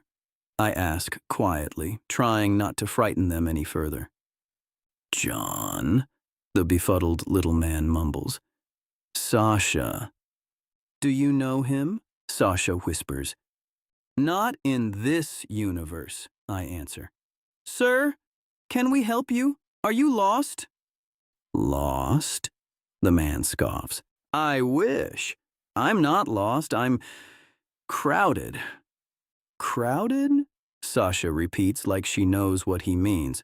Yes, Sasha, you know what I mean, the man says. You're the one who plays the cello and went to space and wrote that poem and a million other things. You know what I mean. I look at my partner, hoping she's still holding it together. Sasha? I ask. Do you know what this guy is talking about? She stammers, obviously conflicted. It's hard, the man says. Isn't it? So many versions of us all at once. It gets loud, doesn't it? I don't know what he's talking about, Sasha says to me, but I can tell she does. It's all right, Ranger, I say. Why don't you see that this guest makes it back to their campsite? Do you think you could do that? Sasha says, trembling. I'm sorry, John. You've got nothing to apologize for, Sasha, I tell her. You go on ahead. I'll get this thing taken care of. She leads the confused old man off with her flashlight, guiding the way, and then I'm alone. At night, the dunes are no longer golden hills, but vast, black shapes cut out against a sky crowded with stars. The ridges glow pale silver, while the troughs drop into deep shadow, making the landscape look steeper and more unfamiliar than it did in daylight. The wind doesn't stop, but it softens into a steady whisper, sliding grains across the surface with a faint, constant hiss that never settles into silence. Standing in it, with no lights and no clear horizon, it's easy to lose any sense of direction. Good thing I've got my rift tracker pinging me the right way. After walking for a half hour or so, my tracker starts sounding wildly, and then the spiral blooms right in front of me, huge and flickering like a mirage on fire. Inside it, without the protection of the convergent shield, I can experience every version of myself. The threads snarling, the identities overlapping. Right on cue, my phone starts ringing again. All right, X from HQ yells when I answer. John, we're going to need you to enter the spiral. Is he serious? There's no way. X, I say. I have a wife in this universe that I really don't want to leave behind. Don't worry, you'll be fine, X insists. You've just got to position yourself right at the nexus opening so that we can coordinate the convergence pulse that's going to shut this thing down. HQ asks me to do a lot of crazy shit, but this seems suicidal. You're sure I'll be okay? I ask as I try to keep my grip. It's entirely possible, X answers without a trace of sarcasm. All right, he says. Hurry up now, the spiral's gonna reposition very soon. Great. I zip up my coat like that will somehow make me safer or something and stalk towards the rift. The edges of the thing, where the different realities are bleeding into ours, is searing with white-hot energy. It crackles and hums and occasionally shoots out bolts of lightning that make glass where they impact the sand. But while it's scary enough to contend with the energy discharges, the infinite versions of my own life I'm confronting as I get as close to the spiral as possible without falling in are a hell of a lot weirder. I watch versions of myself die, Others suffer, others smiling broadly. Some versions of me are disfigured, some limbless, some fat, some starving. And when I'm right at the entrance, I understand what Sasha was talking about.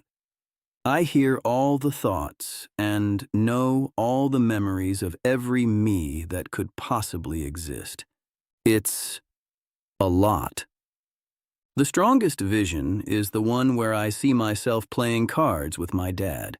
I haven't seen him alive since he disappeared in Washington when I was little, but here, now, he's back. He's aged. In some life, he got to grow up, got to see his kids grow up. He's smiling. I want so badly to talk to him.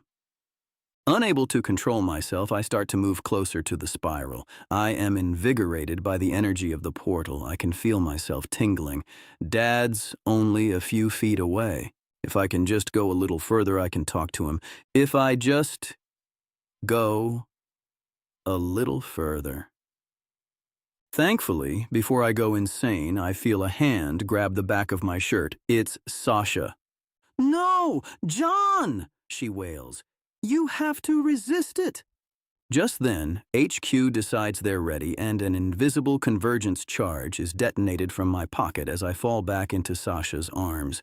The spiral doesn't explode. It recedes into itself, a slow unravel in which the various me's are recombined over and again down through infinite layers into one remaining me, and I stare at that me like I'm staring into a mirror for a brief second before the whipping electricity swallows itself and the nexus is gone.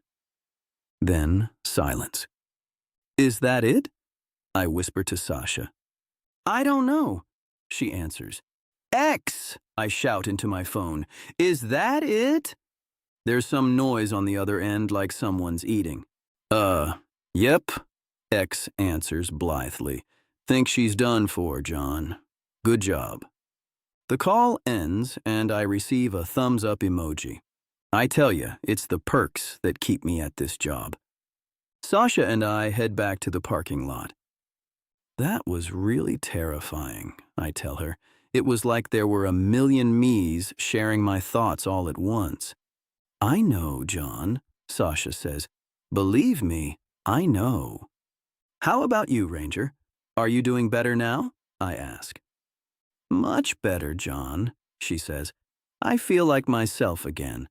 But I think I'm ready for reassignment. Time to shake things up. We only get one life, right? Might as well do what you want with it." It's tempting to wonder how our lives would be if we'd made different choices, but we're not supposed to linger too long on it, and we're definitely not supposed to actually see the other versions of ourselves. Not because it's dangerous, necessarily, but because it's distracting. Too many lives bleed into one thread, you forget which one you chose, and start wishing it was different.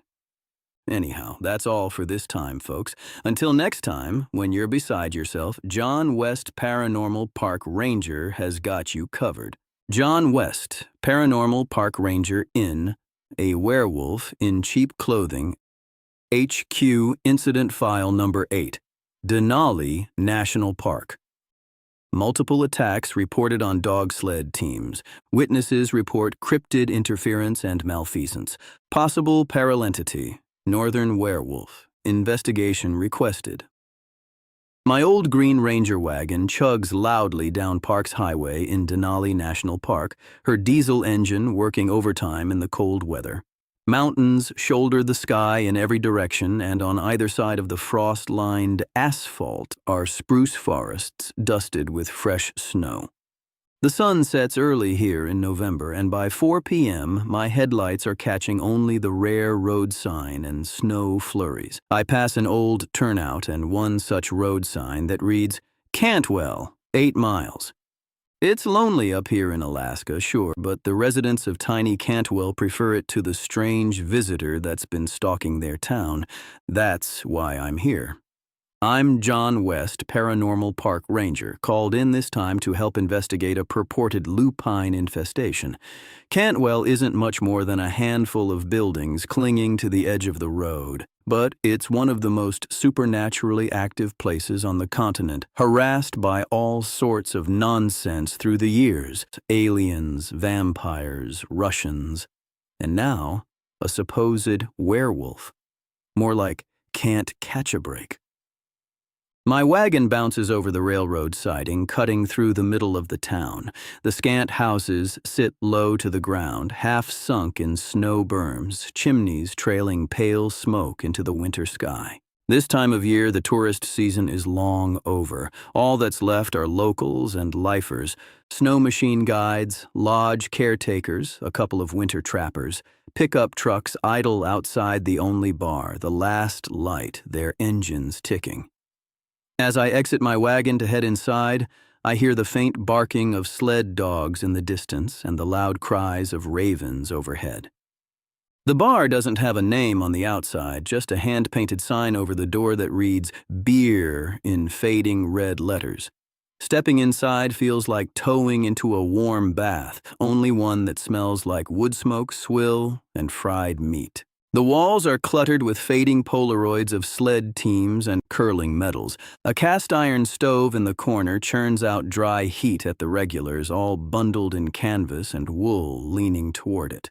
There's no music, just the hiss of the stove and the clink of mugs over mumbled conversation.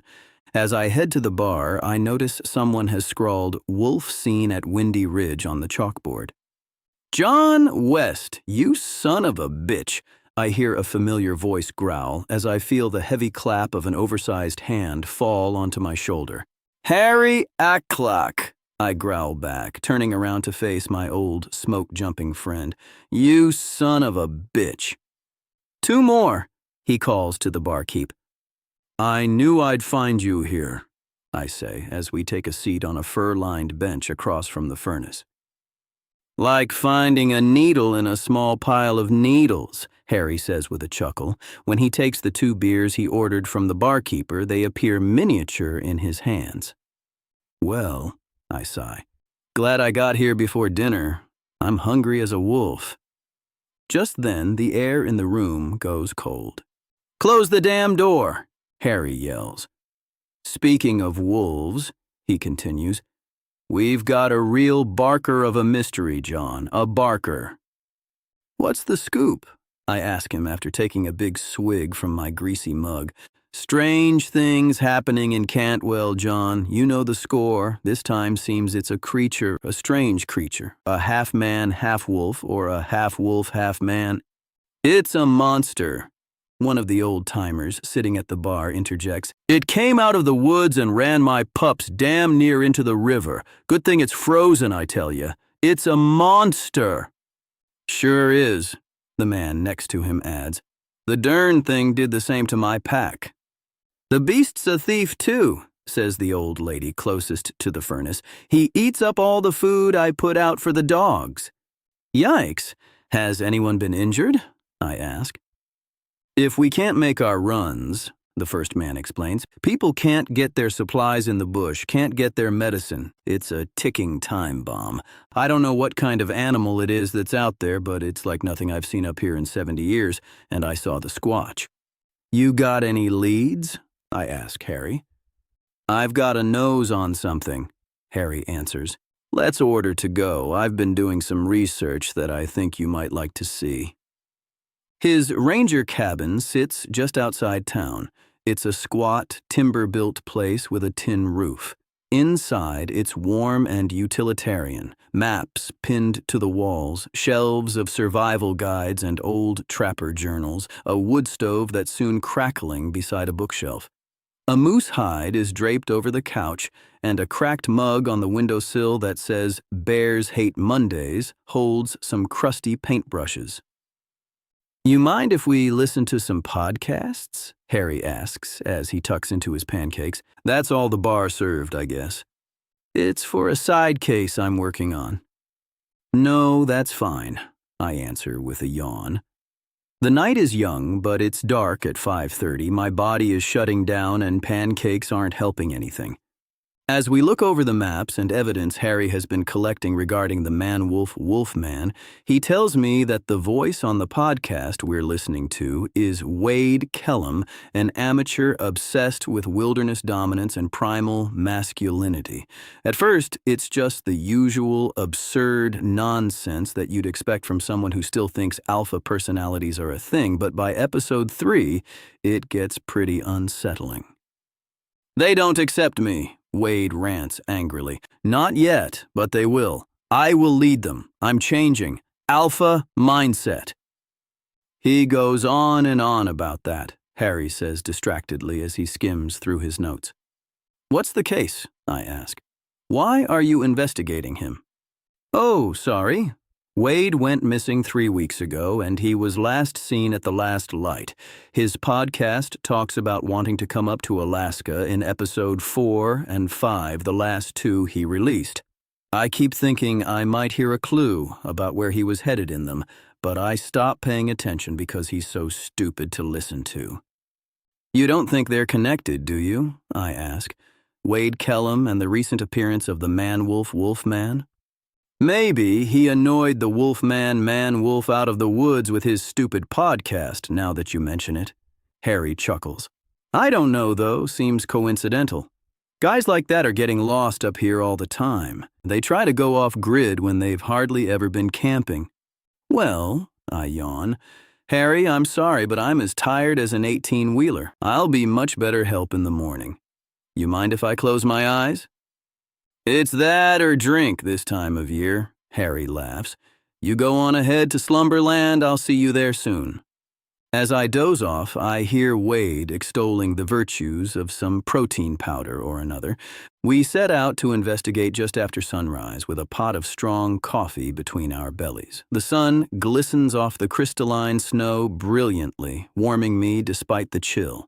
The engines of our snow machines, not snowmobiles, mind you, this is Alaska, growl to life in the icy stillness, and soon we're slicing across the hardened crust of the snowmat, kicking up the powdery top layer behind us. Leaving Cantwell, we follow an old mining access route, a barely marked corridor known locally as part of the Stampede Trail, though the real trail is buried under 6 feet of drift. The wilderness swallows us quickly.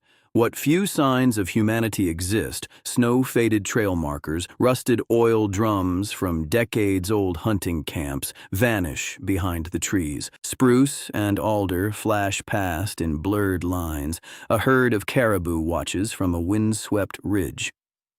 As we crest a ridge above the Teclanica River, Harry pauses to scan the wide white basin beyond. Over my headset, I hear him say, "Down there's where the dogs were attacked, or herded, whatever it was that happened." We descend into the low valley where the Riley Creek corridor twists through black spruce. It's quieter here as the wind dies. "See 'em?" Harry asks. I scan the ground for what he's seen and soon find it. Tracks, too large for wolf, too loping for bear. Harry cuts his engine. "We'll walk from here." I follow him a short while to Riley Creek Campground, snowed over and empty. As we cross a frozen clearing, something massive moves through the nearby trees. "Harry!" I cry. "It sure is," Harry responds. I can't tell if he's joking. Breaking a fallen tree in half as it crawls out of the woods, the monster reveals itself. Lupine, man-like, hunched, walking, wild-eyed and furrowed. It's unlike any cryptid I've ever seen. "What the hell is it?" I gasp as it bares its teeth at us in a sickening grin. "Not long for this world, that's what," Harry answers as he draws the shotgun hanging from his back. The monster rises up on its hind legs to a terrifying height as a punishing surge of wind like a held breath comes screaming across the barren hellscape. This makes the beast lose its footing, and it starts to slip around, back and forth, tripping over itself in a manner that can only be described as plain goofy, before sliding headfirst into a snowbank. "That's no werewolf, Harry," I say, motioning for him to stay his weapon. "That's Wade Kellum." You think? Harry calls, cocking his head at the possibility. Wade? Wade? Is that you? The monster recoils at the name and bumbles like Scooby-Doo, trying to flee the ice for a few moments before it finds traction and disappears back into the woods. What happened to him, I wonder? What makes a normal moron like Wade Kellum turn into a werewolf? The same thing that makes anyone else, Harry sighs. Bad decisions. We decide to wait and see if the Wolfman Man-Wolf reappears to terrorize the mushers' routes later in the afternoon. Wade! Harry sings at the edge of the woods as he jangles his keys. Wade! Where are you? He's not going to answer, I tell him. He's running from himself as much as from us. I hear Harry's phone ding. You get a signal all the way out here? I ask him. Have to. Government business, he answers. Weird. What is it? I got a notification that there's a new Kellum Kills 'Em episode that just came out. How's he posting if he's a wolf? Probably pre-recorded so he could take his vacation, I answer. Uploaded before he left. We don't have to listen to it, do we? Sorry, partner, Harry says as the stupid theme music starts to play. Now you're the monster, Harry, I tell him. Now it's you. Wade sounds even angrier than usual, like he's foaming at the mouth. He's talking about how he's not getting enough followers, how he wants to be a leader but feels like he isn't being heard. And then he starts sounding like he's lost it completely, raving about a man who can sell him a wolf pelt and a magic cave he discovered in an old army survey. Uh-oh. Harry gulps. What's wrong? I ask him. I think I know what he's talking about. Speak crazy, do ya? I yuck. Harry flaps his lips with his index finger and blabbers, playing along. Anyone who lives up here long enough goes a bit sidewise, he says. Speaking of which, we have to go talk to my friend Charlie Tacklin. I'll bet he knows exactly what happened. Follow me. The snow machines can't make it up the ridgeline on the far edge of the valley, so we strap on snowshoes and climb single file through thigh-deep powder, following an old trap line barely visible under wind-blown snow. The forest is dense here, spruce, birch, and alder pressing in tight, and the light has that high alpine quality, silver bright but dim beneath the canopy. Each step creaks in the silence. Charlie is a trader, Harry explains as we plod along. He lives in a little nook where the land levels off into a sheltered grove in a cabin older than the whole town of Cantwell. How's he get any business? I ask. Because there's nowhere else you can find what he's offering, Harry answers. It's not long before I see the tanned hides hanging from a drying rack out front of Charlie's cabin. A smoke hole puffs out the smell of spruce pitch and something cooking low and slow. Santa Claus? I ask as we unstrap our snowshoes. If Santa were a lot smaller, smellier, and meaner, Harry answers, and he skinned the reindeer. Inside the cabin, it's dim and warm. Bundles of herbs hang from the rafters. Antler tools and fossilized bones line the shelves. I don't notice Charlie at first, watching us from beneath a fur-lined hat like a spiteful gnome, but he already knows why we've come. He asked for a wolf pelt, he starts, without introduction, in a voice like a basso Yoda. He lied and said it was spiritual, then backtracked and said it was a prank with a wolf pelt. Well, I gave him a prank. He likes pranks so much, I gave him a dog pelt. Where'd you get a dog pelt, Charlie? Harry asks queasily. Don't worry about it, sweetheart, he answers. That walking muscle wanted to be in charge, but wolves don't work that way. I know he found the sage's cave. I know what he was trying to do. So you turn him into a dog? I ask. What's wrong with being a dog? Charlie barks. You should be lucky to be a dog. How long were you going to let this go on? He's been messing with other teams, Charlie, Harry says with a tinge of disappointment in his voice, trying to run them into the river. Charlie sniggers and says, "Ain't I a stinker?" "The stinkiest," Harry sighs. "So, he's up on Mystic Ridge?" "Unless he's in the pound," Charlie chuckles. "You really shouldn't encourage these people, Charlie," says Harry. Charlie shrugs and sighs. "What else am I doing out here?" "Well, you take care, old friend," Harry says as he pushes me towards the exit. Outside, I turn to him and ask, "You're just going to let him get away with that, knowingly participating in magical misdirection?" "Yeah," Harry answers. "Charlie's a good guy and an ally. You have to have people up here, John, and you don't have the luxury of being too choosy about who they are." We set back out under a pale afternoon sky, snow crunching beneath our snowshoes in that steady, hypnotic rhythm. The air is knife-sharp, and our breaths hang on it like ghosts. We move through a corridor of ancient black spruce, limbs warped and huddled, the kind that grow near places best left undisturbed. It's unmarked country, terrain that resists being known. We cross a frozen creek veined with animal tracks, then ascend a slope where rock outcroppings break the snow like jagged teeth. The wind begins to whisper. Suddenly, the magic cave reveals itself, half swallowed by the hill, a dark mouth in the wall of ice-laced granite. Above the entrance, a tangle of carved glyphs, weathered but unmistakably intentional, glow with a faint green light. "Magic caves," I sigh, shaking my head. "Harry, is there anything that gives the PPR more trouble?" "Maybe headquarters," he sniggers. I also snigger. Inside the cave, the air is still, and at the center, an ancient ritual circle, its lines etched into the stone floor, and the dog pelt from Charlie laid reverently in the middle. "He's over there," Harry whispers. I can see the mangy outline and hear Wade snoring. He's human, but still smells like a dirty mop doused with Axe body spray. Just then, the beam of moonlight moving across the floor creeps over his exposed foot. Lousy timing. Instantly, a most dreadful transformation takes place.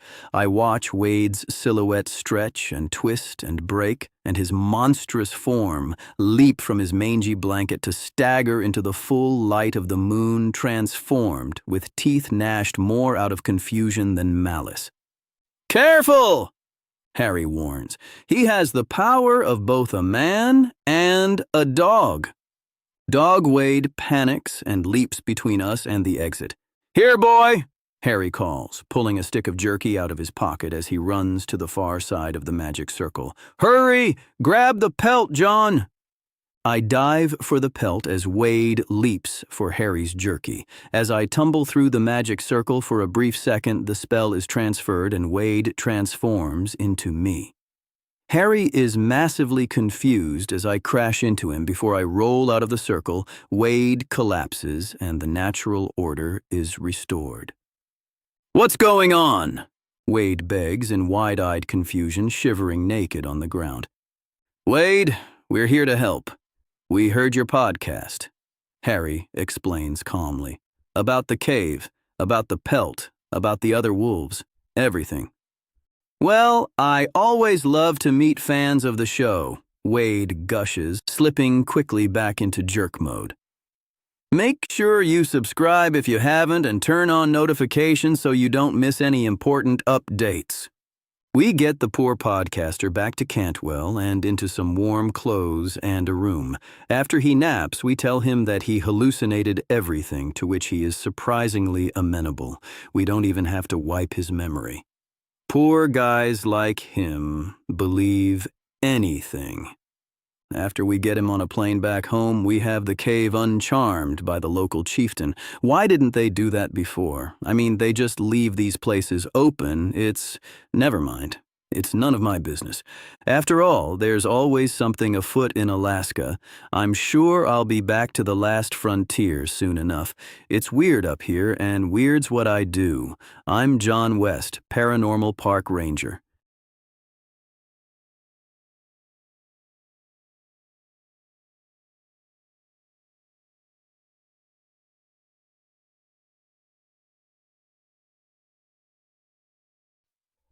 John West, Paranormal Park Ranger in The Rainbow Below. HQ Incident File Number 10, Channel Islands National Park. All vessels within 1 mile of Santa Cruz Island have lost propulsion simultaneously. No mechanical failure detected. Marine life actively preventing departure. Possible peril entity? Unknown. Immediate investigation required. Some people think humans are a disease, separate from Earth systems. But we're not. We're integral. And when we forget, that is when things fall apart. Howdy, folks. John West here on assignment in Channel Islands National Park.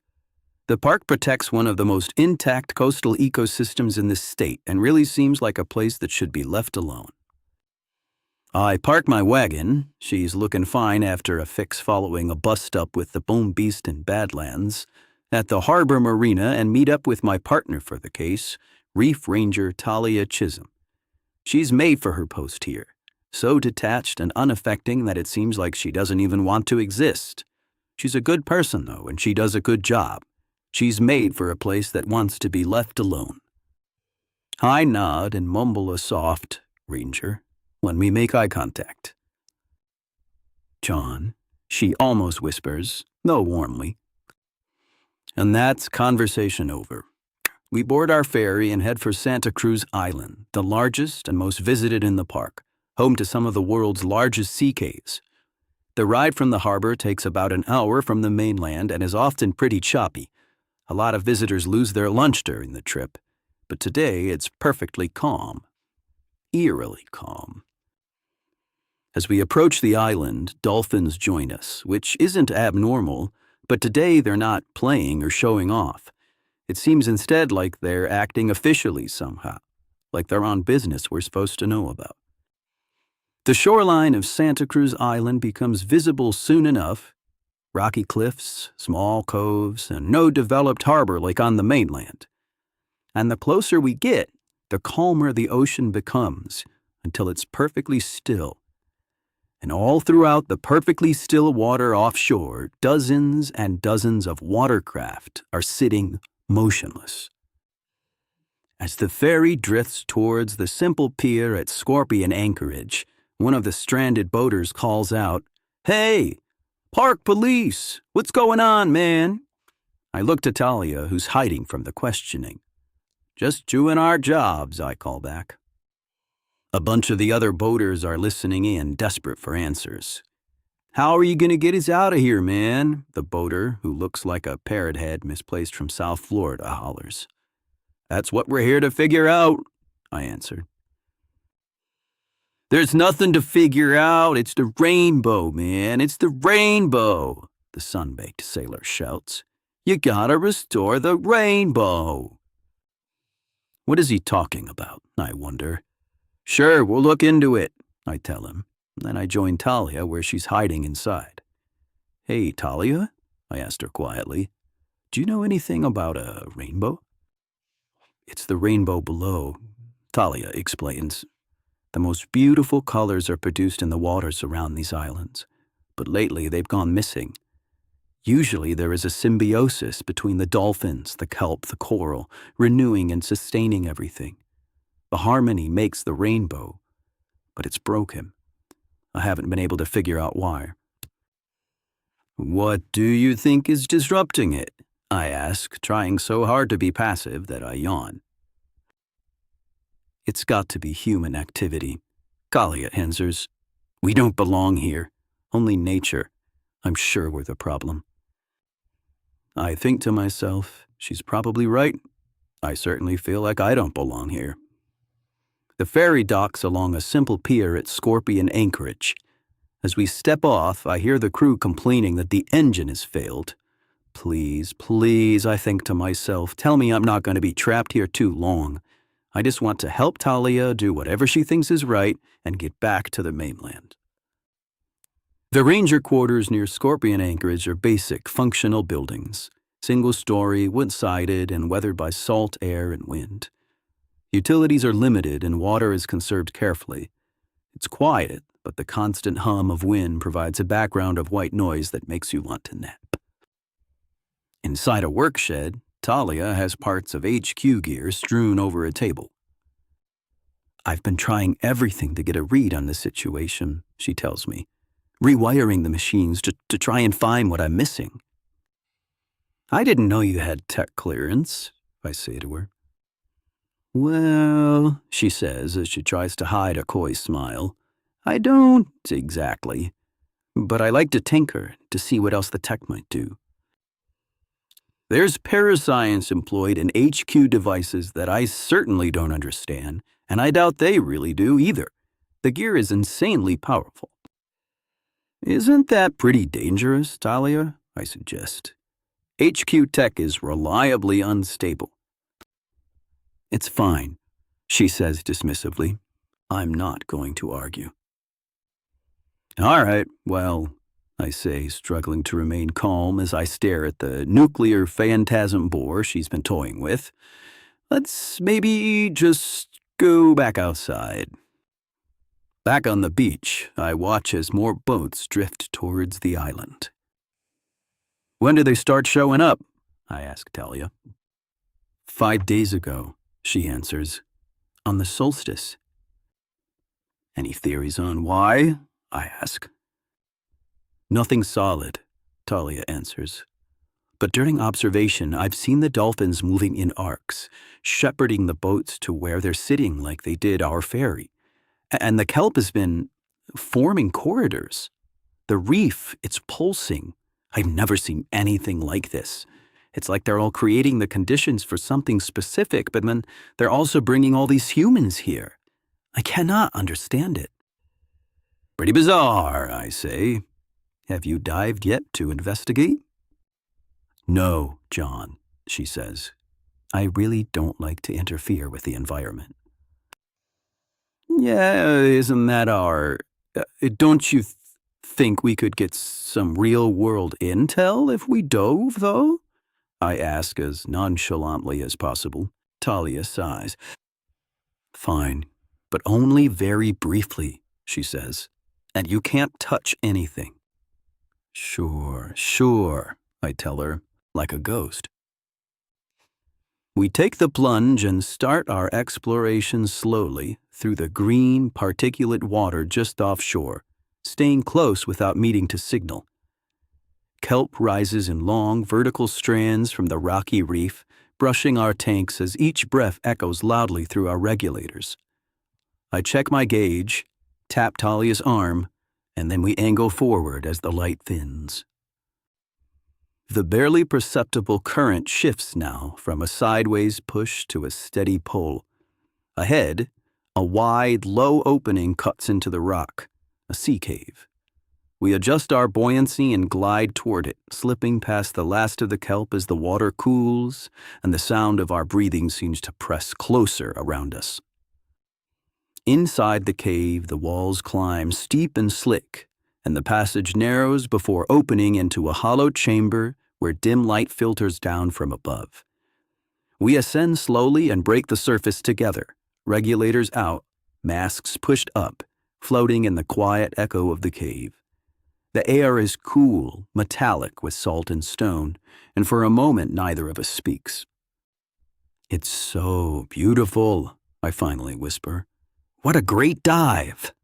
We shouldn't be here, Talia counters. All right, Talia. I'm sure this is an alignment issue, she continues. I'm going to run a fractal charter. The cave could enhance the results. She works her HQ device as I warm my wetsuit. Strange, she tells me after the device is finished. What's that? I ask. The model the charter produced contains nested environmental cycles and repeating convergence. Incredible. The ecosystem must exist as a separate entity. The system itself is an entity? I repeat, struggling to understand. Up and down the fractals of existence, there are patterns that repeat with such regularity that they can be said to operate as individuals, Talia explains, with agency. My brain struggles to string those words together. Oh, I say. And this system is sick, Talia continues. For some reason, it's broken. So how does that all tie into the boats being stranded? I ask. Can we try and talk to the system? Of course. This is where I hate when HQ brings in outsiders. You want to wrench the system into alignment, don't you? Talia huffs. It's the height of ego. I just want to solve the case, Talia, I tell her. It's our job. You can go ahead and try, John, but I don't think it'll work, Talia says as she pulls her mask back over her face. Well, it's better than doing nothing, I insist. Upset, we slip back beneath the surface, but something's changed. I can't put my finger on what at first. The water looks the same, green, particulate, softly lit, but the kelp is leaning, all of it, in the same direction. I slow instinctively and feel the current pushing again, steering us. Talia must notice it too. She turns in place and her posture tightens. A pair of dolphins appear out of the haze, gliding in from our flank. They aren't playful, they aren't even curious. They just hold position off our shoulders and match our speed exactly. Makes me nervous, like Sheriff Patrol is following me or something. I try to angle away, kicking toward open water, but one of the dolphins slips ahead, cutting me off. The nerve. And the other one drifts closer, staring me down like I did something I should feel bad about. I give them the, "What is it?" with my hands, but they scoff. Meanwhile, the kelp is thickening, the long strands weaving into a loose wall that narrows the space we just came through. The light dims as the canopy tightens overhead. I feel my breathing start to climb. Talia looks at me as if to say, "Don't fight it," but I'm not sure passivity is the answer. We're being funneled now, pushed along a corridor of living green. Fish move in synchronized lines along the edges, flashing and turning in perfect unison, reinforcing the boundary. I struggle to break out of the constricting pattern, but the water won't let me. What does it want? I wonder desperately. What are we not seeing? The dolphins close in now, demanding an answer to the question I don't understand, and the kelp tightens, trying to wring something from us we just don't have or know how to give. It's dark, and I'm seriously worried we might not escape. Before anguish steals my reason, for some reason, the choke is released. A clear path to the surface is revealed, and I take it. "What the hell was that?" I gasp as I struggle to catch my breath above water. "They were trying to tell us something," Talia answers. "No shit," I scoff. "How would that work exactly without words?" "You don't get it, John," Talia sighs. "I sure don't," I think to myself. I can't wait to leave. We head back to the ranger station with nary a word between us. Since we've been gone, at least 100 more boats have shown up. There's now a defined ring of stalled craft around the whole island, and tempers are flaring. No one's in any real peril, but the stranded boaters are hungry and confused and just want to move on. Sane. Talia and I head to the privacy of Smuggler's Cove to try my solution, to attempt to talk to whatever is collecting the boats. Though I don't think I've ever communicated with the system before, I'm not sure it's possible. As I fire up my Spectrola and a mini conjurer, Talia fumes. She's very mad at me, but refuses to say anything. "Talking isn't invasive, Talia," I tell her. Her silence speaks multitudes. After a few minutes spinning my knobs alone, I get a response from the other side. "Out of sync. Must." And then the signal collapses. Talia frowns as if to say, I could have told you so. I try again, boosting my signal, and there's a second response. Late. Wrong. Matt. And then it collapses again. Dang it, I exclaim. Why isn't it working? I'm sorry, John, Talia says. I can tell she means it. She's not mean. I just wish I could leave her alone. I can't figure it out either. I've been going over and over the fractal report, she says, opening up a bit. There's something that doesn't make sense, a hole in the pattern, but I don't know how it could be mended.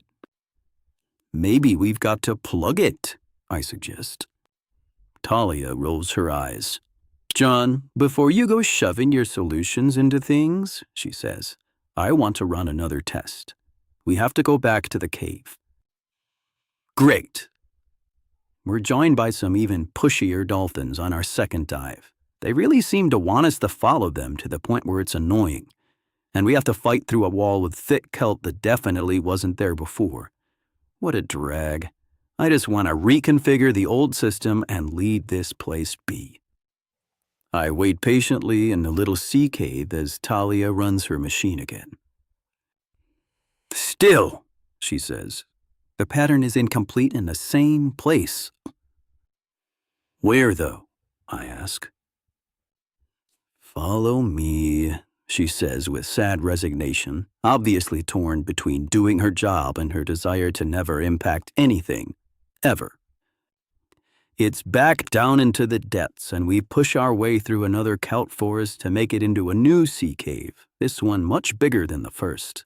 We climb up onto its small, gravelly beach and take off our masks. What's here? I ask. The chamber echoes. I don't know, Talia answers. Nothing, it would seem. The hole in the system. I can't see anything, I say. You can't see what's missing, John, Talia tells me. But I have an idea. She starts unscrewing the back panel on her fractal charter. What are you doing? I ask. Like I said, we're never supposed to mess with HQ gear. It's unstable, and the results could be disastrous. I think, she hums as she fingers the wires inside, if this were crossed to here... Talia, I warn her, we're really not supposed to do that. She ignores me, working nimbly until... I feel it in my heart, something electrifying, and then... Zap! We're transported. Now the world has changed. We're back underwater, but the water appears fabric-like. And the coral is stitched, unmoving. The kelp is simplified too, with delayed motion, and the dolphins appear cartoonishly soft, like they're made of felt, and overly expressive. It's a puppet show. All right, just what the hell is going on, I demand. Made for you, one of the dolphins says in a squeaky approximation of a human voice. Are you seeing this? I ask Talia, doubting my sanity. Aren't we Muppets? She asks. So you can understand, the dolphin tells us. Oh, okay, I've experienced something like this before. They created this space in a way we'd understand so that they can communicate with us. I look around at the childish display and ask, is this really what you think of our intelligence? Yes, the dolphins answer. I guess I'm not surprised. Now the corals and kelp join in with the dolphins, like some sort of Robert Altman movie, all talking at the same time. Missed the sync. Not listening. Humans missing. Out of sync. I am at a loss for words. Thankfully, Talia finally speaks up, asking, is it that all of this is already connected, except for us? The dolphins eek excitedly and clap their fins. Humans think too much. No space to hear. We're What's missing? Talia gasps. Need to sink. Humans important, the ocean tells us. What do we need to do? Talia asks. To rejoin the conversation. You need tech now to hear. This is your evolution. This is your way, Grinnell tells us. I get it. Humanity grew up but forgot the first language we ever learned. We vibe for a few seconds as the realization settles, flowing together, and then we're told, sync complete, system restored, next sync 7,000 years. You lead now. I feel another pulse in my heart, and then we're booted from the weird puppet council and find ourselves back in the sea cave. Holy cannoli, I cry. Did it work? Talia quickly runs a new scan. The hole is gone, she confirms. The pattern is complete. Humans were what was missing, not interfering. I can tell this is a hard revelation for Talia. It's never easy when our understanding is upended. So I just keep quiet and let her process things. When we leave the cave and head back to the island, I see the rainbow below for the first time. Its vibrant color moves like a fantasia through the water, not reflecting but passing through everything and threading between the stranded boats, the kelp, the reef. It's so beautiful. By the time we make it back to the beach, the currents have resumed, the dolphins have dispersed, the kelp has relaxed, and the stranded edges have come back to life. Amazing! I can't help but exclaim. Oops, I think. I hope I didn't upset Talia. But she actually takes my hand. Really? It is amazing, John, she agrees. We aren't the problem, separate like a disease, no. We're the solution. She smiles and I smile back, and it feels wonderful. Maybe the systems here on Earth used to operate without humans, but we've grown way too big for that now. We're not a flaw, we're integral. We have to take our seat at the table. But I've got to get back to the mainland, folks.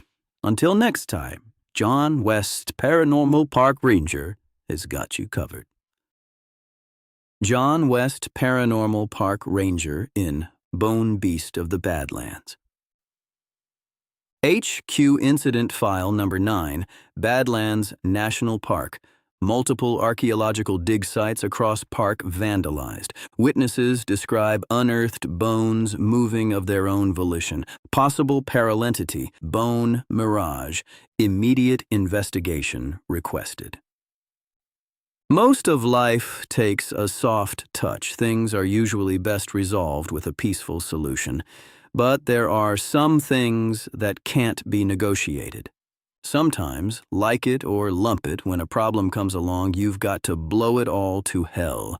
Howdy, folks. John West, Paranormal Park Ranger here, on assignment in Badlands National Park. This place is truly strange. My drive-in starts normal enough, miles of flat Midwestern prairie stretching under a huge open sky. But the land suddenly gives way and drops into a chaotic maze of jagged ridges, striped rock, and eroded spires painted in bands of red, gold, and chalky white. There are almost no trees and little cover, and it's too quiet. It seems dead. Usually, anyways. Lately, though, something has been causing a big commotion. My partner for the assignment is Bone Ranger Nita Braddock, a gruff, practical gal like a wolverine with little patience for subtlety or much of anything else. I pull my wagon up to the ranger office, and she's already waiting out front. Nita, how are you? I ask her as I look over the lot of strange-looking tools she's compiled. Terrible, John, she answers. I haven't slept for days. What's going on? I ask. HQ says there's something wrong at the dig sites. Wrong? Nita huffs. It's a hell of a lot worse than wrong, John. We're looking at a Category 6 bone mirage. I didn't know they went above Category 3, I yuck. They don't. Never have before on record anyways. This is something new, she says. Or old, I guess. Anyways, I haven't seen it myself, despite staying up all night for the last week trying, but the damage it's been causing at dig sites is real. Leaves them looking like a herd of tyrannosaurs were having a wrestling match. So, what's the plan? I ask her. Well, we're going to blow it up, John. Nita answers with a gleam in her eye. We're going to blow it the hell up. She checks her watch. All right, it's just about time for our interview, she tells me. Let's take your wagon. Mine smells like feet. I'll have to warn you, I tell her as we load it up. My wagon's been acting up. The mechanic in Wall rigged her so she could get me here, but it's a hack job. Bunch of random parts. I can't promise she'll hold up all that well. When this case is over, she needs some tender love and care. We all do, John, Nita growls. She spits, and it evaporates instantly. We leave the ranger station, and whatever sense of structure the park seemed to have falls away almost immediately. The neat gravel lot gives way to a narrower service road that winds between low ridges and dry washes, as the packed dirt surface becomes rutted tracks that tug at my steering wheel. Occasional survey flags or tire marks hint that we're still on a path, but mostly it feels like guesswork until we round a bend and spot the ruined dig site tucked into a shallow basin, broken canopies staked against the wind, equipment scattered, its tenders distraught. Our interviewee is waiting for us there, a terrified field tech named Sue Wu. Sue Wu? Nita asks without pomp as she slams the wagon door. The fragile-looking archaeologist lets out a small whimper. Pull yourself together, Nita tells her. You're Sue Wu, aren't you? The poor thing whispers, yes. She looks shell-shocked. Sue, we understand you've had an encounter with what you believe to have been a paranormal entity here last night, Nita says. Yes, that's right, Wu sobs as she takes her phone from her pocket. It destroyed the whole camp. It was I don't know how to explain it. It's like the bones we were collecting just came to life. She shows us a video on her phone. It's blurry, but we can see the strange amalgamation of bones lumbering around, just like Wu said. It's like a Rolling Stones concert, but without the makeup. Nita discreetly copies, then wipes the video from Sue's phone as she says, I'm not seeing anything. You hate to lie, but we have to sometimes. Sue grabs her phone back and starts searching frantically through it for the now missing video. It was just here, she says. I swear. It's pretty hot out here, Sue Wu, Nita tells her. You're probably just dehydrated. Why don't you get something cold to drink and take the day off? But, Sue protests. But I know what I saw. Half the bones from our dig are missing. So just play with the ones you've got, Nita says. And you get some rest, okay? As we leave the poor thing confused and weeping, I feel awful. Yeah, it's what I feared, Nita says, unaffected. A bone mirage, Category 6. I've seen a Class 2 was an oversized perambulatory squirrel skeleton, but this thing is huge, John. We're going to need some big guns for this one. What's a bone mirage, Nita? I ask. It's a big old bunch of bones, John, she answers. Unrelenting, unreasonable, unreachable, ugly-ass bungle of bones we're gonna explode. Back in my wagon, Nita fires up her HQ seismograph. Have you ever tried to reason with a bone mirage? I ask her as she works. John, that'd be like playing the trombone for an umbrella, Nita says dismissively. Now, there's been seismic activity prior to many of his recent appearances, she says. But there's always seismic activity around these parts, so it's hard to know what's what. Let's see if we can't... The machine starts to buzz. There's a big one, she says. Follow the coordinates. Let's go. Our destination is just down the road, one of the dig sites abandoned in the past few days on account of the monster, and we got here right on time. Just as we skid to a dusty stop, it arrives. The bone beast doesn't show up all at once. It assembles. At first, it's just a scattering of fossils drifting across the sand, a rib cage twitching, a kneecap dragging itself through the grit with dry, scraping patience. Then the pieces begin to find each other. Vertebrae snap into a spine in neat sequence, femurs rise and stride upright before the body is ready for them. As we watch, the monster grows into something mismatched, ancient parts from different geological eras fusing into a grotesque, headless amalgamation. There's a mammoth tusk curving from one shoulder, and a jaw hangs where a hand should be.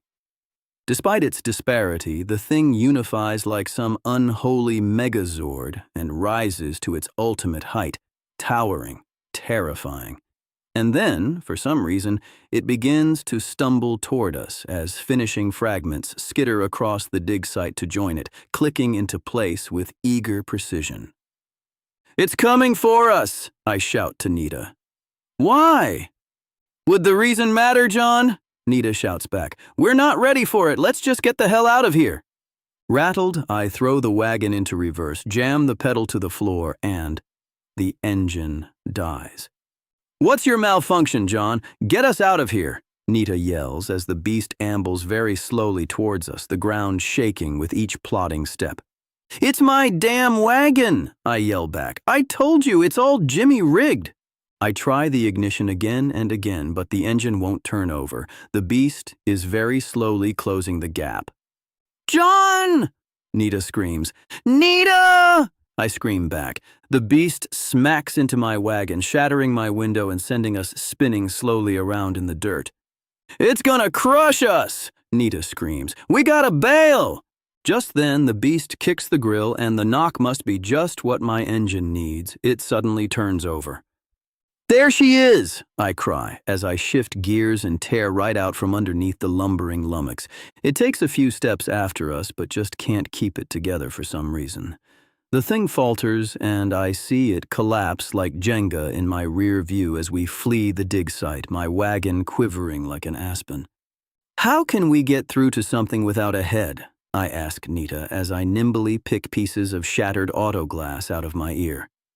"We can't, John. I told you, it's got no mind to reach. This ain't a therapy session, it's an extermination," she answers.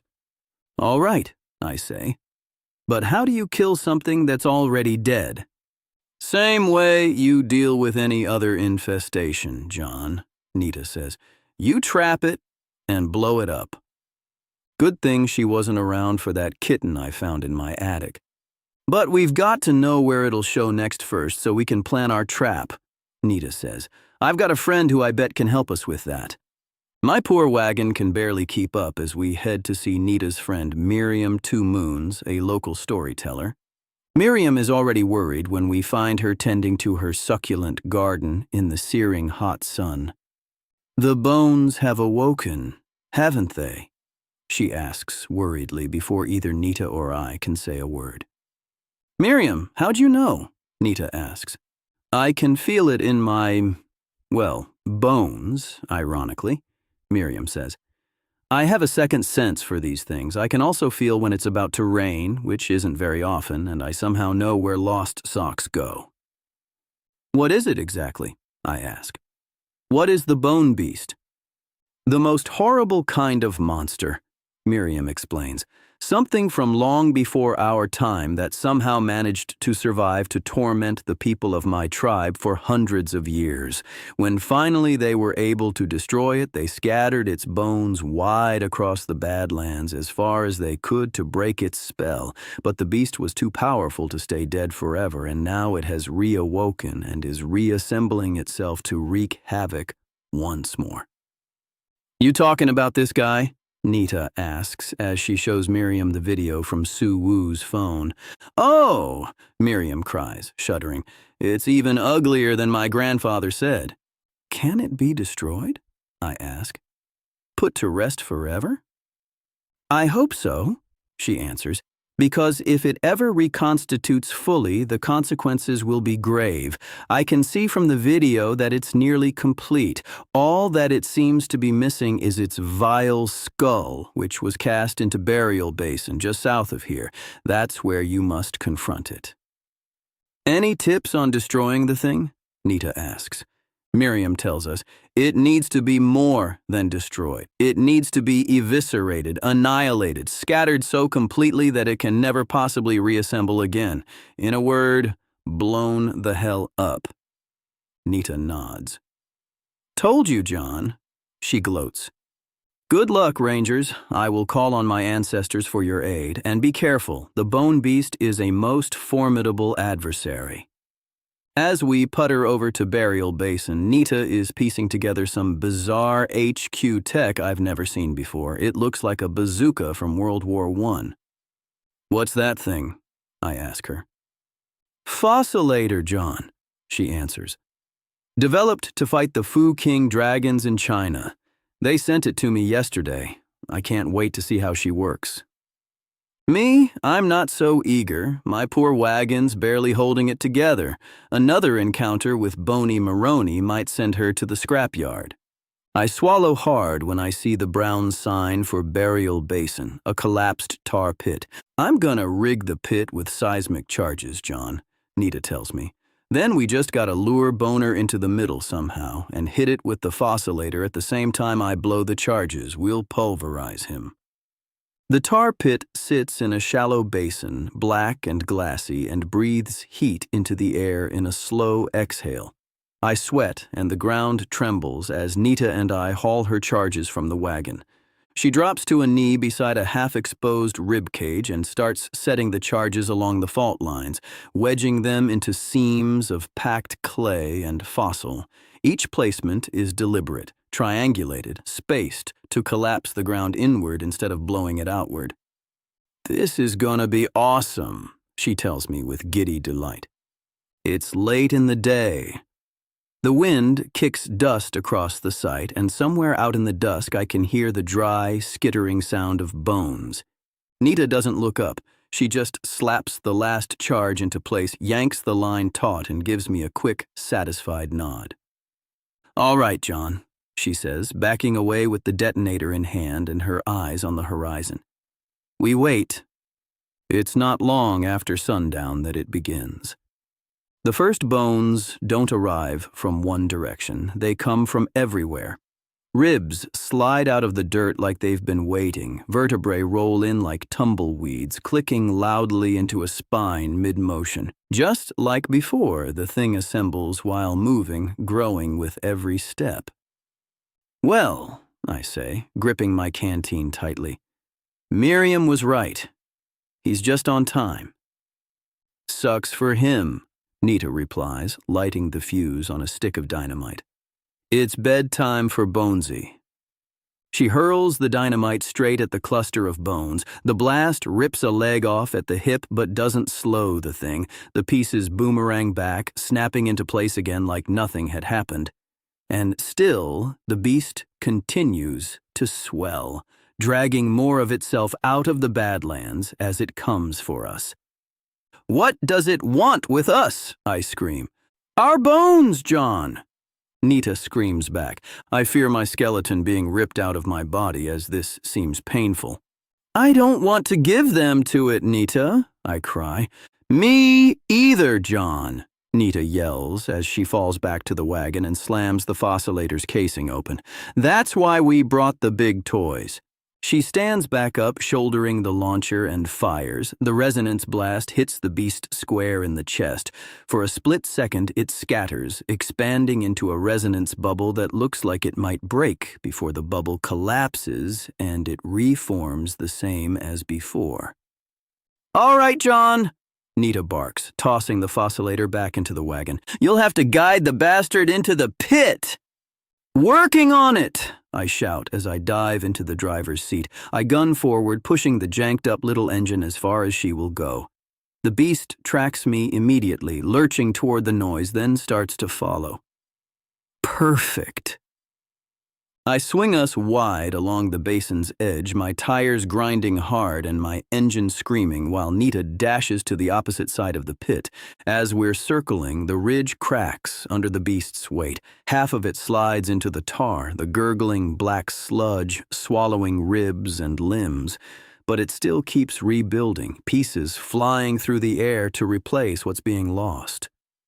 "The pit's not deep enough," I shout. "Then we're gonna make it deeper."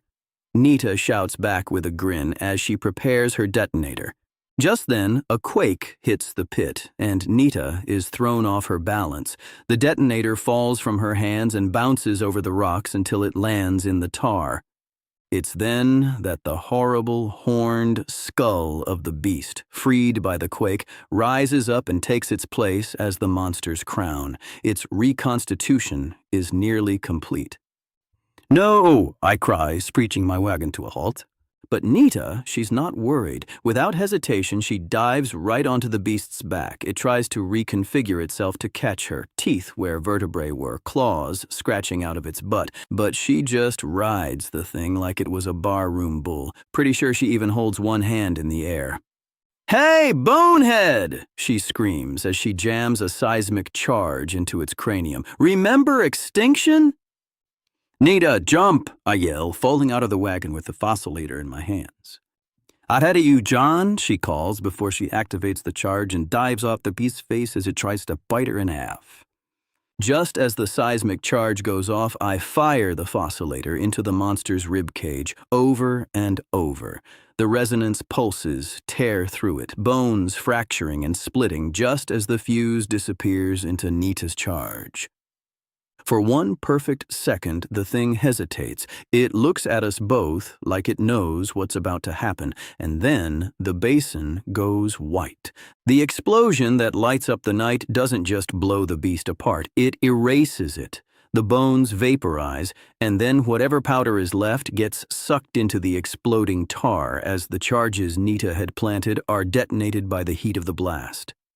An enormous fireball rises as Nita and I are blown off our feet and the ground collapses inward, swallowing the scene completely. When the dust clears, the basin is quiet again, just a black, bubbling scar in the Badlands. Across the smoldering pit, I hear Nita exhale like she just finished a light jog.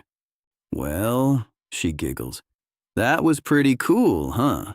And that's pretty much it for the Bone Beast and my trip to the Badlands. Usually my cases are resolved with empathy and understanding, but every once in a while, well, you come upon an immovable object and you've got to just destroy it. It's not ideal, it's not pretty, but it sure is exciting. Anyways, until next time, keep it together because John West, Paranormal Park Ranger, has got you covered. John West, Paranormal Park Ranger in The Phantom Hitchhiker of Prairie Route 12.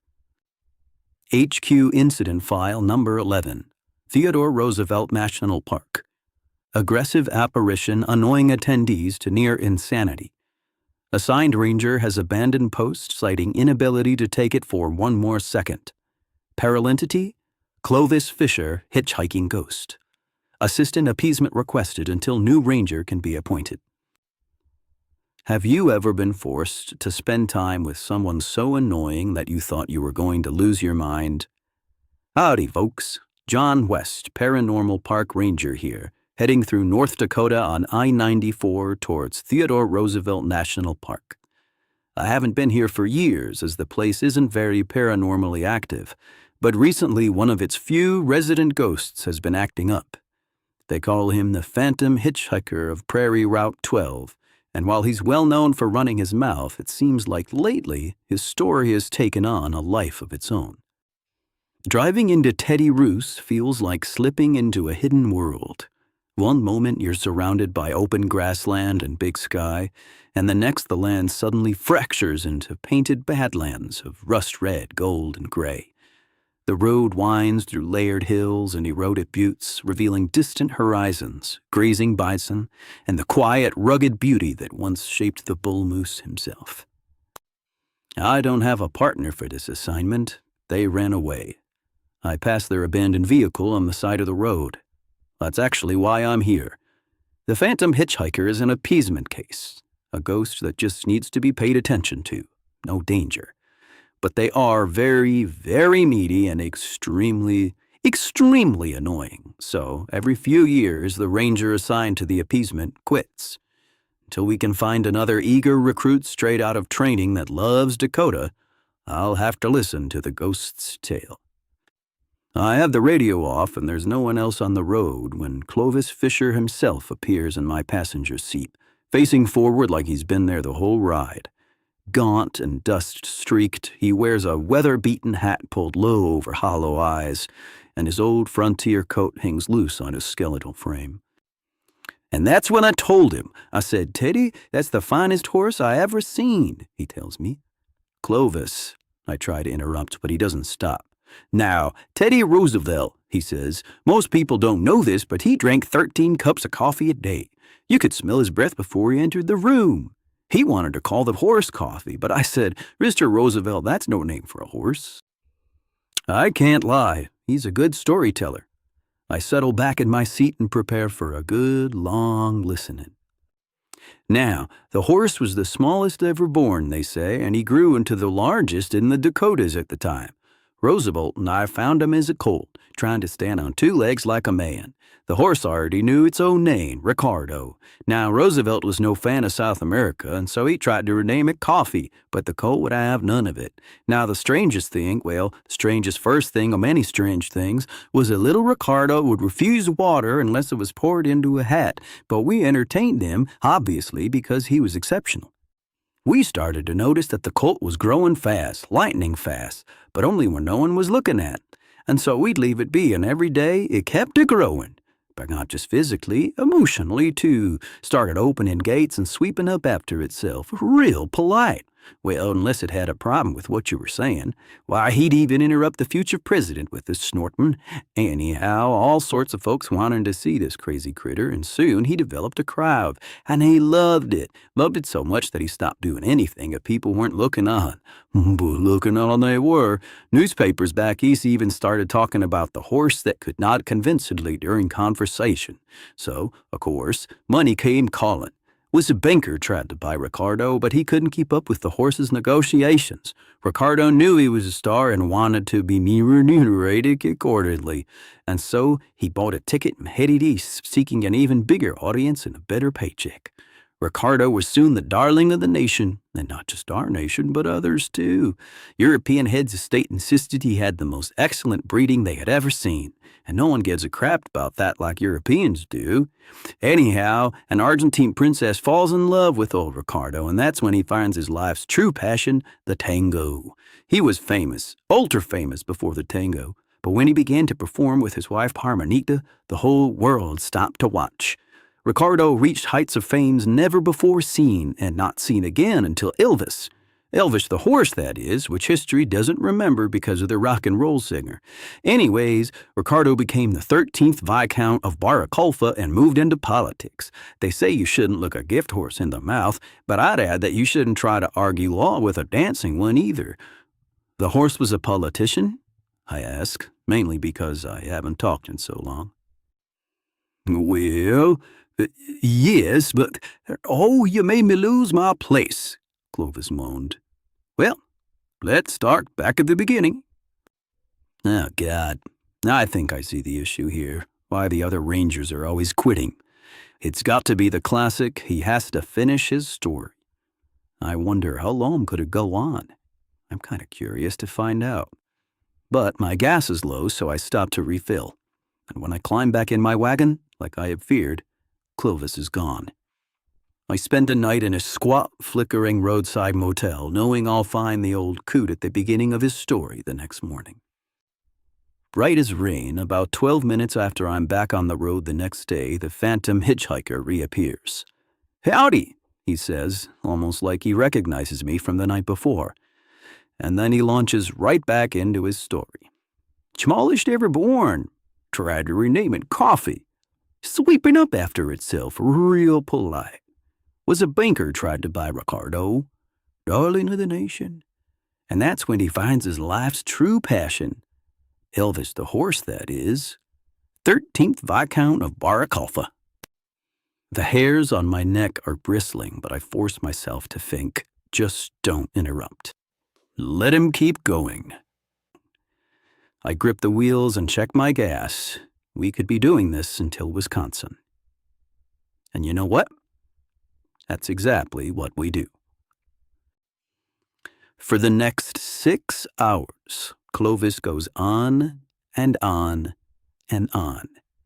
I simply cannot believe it. I move from mild annoyance to full-on anger, and then to wonder, honestly, that any story could last so long. Then back to anger, where I stay for most of the rest of the tale. I won't bore you with all the details, but he goes on about Ricardo actually serving a forgotten term as U.S. president, as well as holding positions as a duke and emperor of Japan. I guess pictures of the horse weren't even of a horse at all. Artists couldn't capture his magnificence. People began clapping compulsively whenever he was near, and this led to record hand wounds. The tango became renamed the Ricardo. Ricardo actually wrote, "I want to hold your hand." It's just endless, absurd, infuriating, fascinating. But I run out of gas. I stop to refill, and of course, Clovis is gone when I get back from the bathroom. It's gonna be 7 hours back to Prairie Route 12 on I-94. Clovis, you son of a bitch. Boring is almost worse than annoying. Makes you want annoying back like a toxic ex. As I am extremely bored on the drive back, I talk to my HQAI to try and learn more about the ghost. Like I said before, Clovis was well known. Harmless, mostly, just needing to be heard. At least that's how an appeasement case usually works. It's the same story or sobbing or something or other you just have to tolerate until oftentimes the ghost is satisfied. But as I'm listening to the early reports about Clovis, I noticed something strange. His story has changed. At first, the legend that all witnesses reported hearing from the apparition was simple, about he and Theodore Roosevelt found a young colt and took it in, and that colt grew into a prize horse. This version of the story lasted for decades, but then, a few years ago, it started changing. But the type of ghost you appease, a ghost who's stuck in a cycle, doesn't ever change, you see. The fact that Clovis has become inconsistent makes me think this might not be an appeasement case at all. "Hey, hi," I ask my database. "What can you tell me about story curses?" It spits out a bunch of unrelated nonsense until I scold it into dialing in on what I want. Stupid AI. But eventually I locate a compendium of story curses. I learn about fibcasts, that's when gossip changes reality, and vainglories, tales that make men into something greater than their reality. But it's a certain case from the Renaissance era that catches my ear. In it, a monk told the story of his meeting with the Pope so many times that it literally came to life and started feeding on the monk. The story literally took on a life of its own. Well, it's obvious. The nature of my case has changed. This isn't appeasement, this is emancipation. I've got to free poor Clovis from the story that got away from him. My strategy? Well, I had a really, really annoying roommate in the army. This guy could have held back Hitler's army, he was so long-winded. Living with him was hell, but it taught me patience. Patience like a father of 8. I fit my Ranger wagon with a fusion transcoder so that I can't run out of gas, load up on NoDoz, and get ready to ignore the parasite feeding on Ghost Clovis like he's a guy handing out flyers at the mall. As soon as Clovis takes his place on my passenger seat, I go tunnel vision. I shut him out. It's 7 hours before we reach the part of the story I haven't heard yet. Some of it breaks through my resolve. Damn it! The story is insanely intriguing. Time travel. Punched at Tyrannosaur. Adult film industry. But I hold strong, staring at the bumper ahead of me with all my might as I chew NoDoz like it's Pez and sweat bullets. And the story really doesn't like it. Clovis starts getting more animated and raising his voice, but I hold tight. I start making up my own story. One day, I went downtown to buy some pork. The ghost starts bouncing up and down and swinging his arms. I hold tight. But the pork was gone, so I had to get chicken. The chicken was good. I use mustard. Mustard is yellow. Clovis climbs up on the wagon bench and starts screeching his story into my ear. Roosevelt transferred his consciousness to Ricardo in a voodoo ritual. But I hold tight. Desperate, his story now starts to go completely off the rails. This is where I expose the parasite. In vain, Ricardo became the first emissary to Venus. He's shouting up my neck. Now I finally let him know I'm listening. I shoot him a side-eye that says, "Gotcha!" In a snap, it's over. Clovis stutters. He was the first to tango in orbit, he says, furrowing his brow. No, he says quietly. That's not it. Go on, I say, goading the story. Well, let me start at the beginning, Clovis says, but something's changed. See, Theodore, well, he says, looking at me sadly. Oh, never mind. You've heard that one before anyways. He then whimpers a bit before a great realization dawns on old Clovis. He looks at me and his face brightens into a grateful grin as he fades away. Bully. And no one ever heard Clovis Fisher's story ever again. Well, until now. Anyways, until next time, keep your story straight, and John West, Paranormal Park Ranger, has got you covered. John West, Paranormal Park Ranger in A Foggy Memory. HQ Incident File Number 12, Olympic National Park. Maintenance Assignment. Subject, Established Memory Persistent Fog in Haute Rainforest. Attention, Yearly Routine Observation due. Response required. They say you can't change the past no matter how many times you revisit it. But some people just keep trying, even when it starts to tear them apart. Howdy, folks. John West, Paranormal Park Ranger here on maintenance assignment in Olympic National Park, specifically the Haute Rainforest. I'm on my routine visit to the park with my brother. Technically, I'm on the clock because HQ has me conduct the yearly required observation when I'm here, but the real reason I always take the assignment is a personal one. You see, my father went missing here when I was 15, and Eli and I have been coming back every year to try and figure out what happened. And to spend time together, too. He's a lot of fun. Eli is my older brother and a badass. I'm a ranger, sure, but ultimately a government stooge. But Eli is a real-deal tracker. He's been all over the world in the service of archaeologists and high-profile search and rescue cases, but he's also friendly and easy to talk to. There's a quiet force behind everything he does, though. Once he decides on a direction, he doesn't really stop. We've searched nearly every corner of the rainforest, but for one spot that's really hard to get to, a place we call the Deep. And that's our destination this year. We've already decided, well, I guess I've already decided, that if we don't find anything this year, maybe it's time to give it up and go to Vegas for our annual. You can really hear your tires on the pavement in the Haute Rainforest because the water vapor in the air propagates it so well. The Haut holds moisture in everything, the air, the soil, the moss-draped branches. It never quite lets anything dry or disappear. And it holds on to moments the same way, keeping them quiet and suspended in the fog.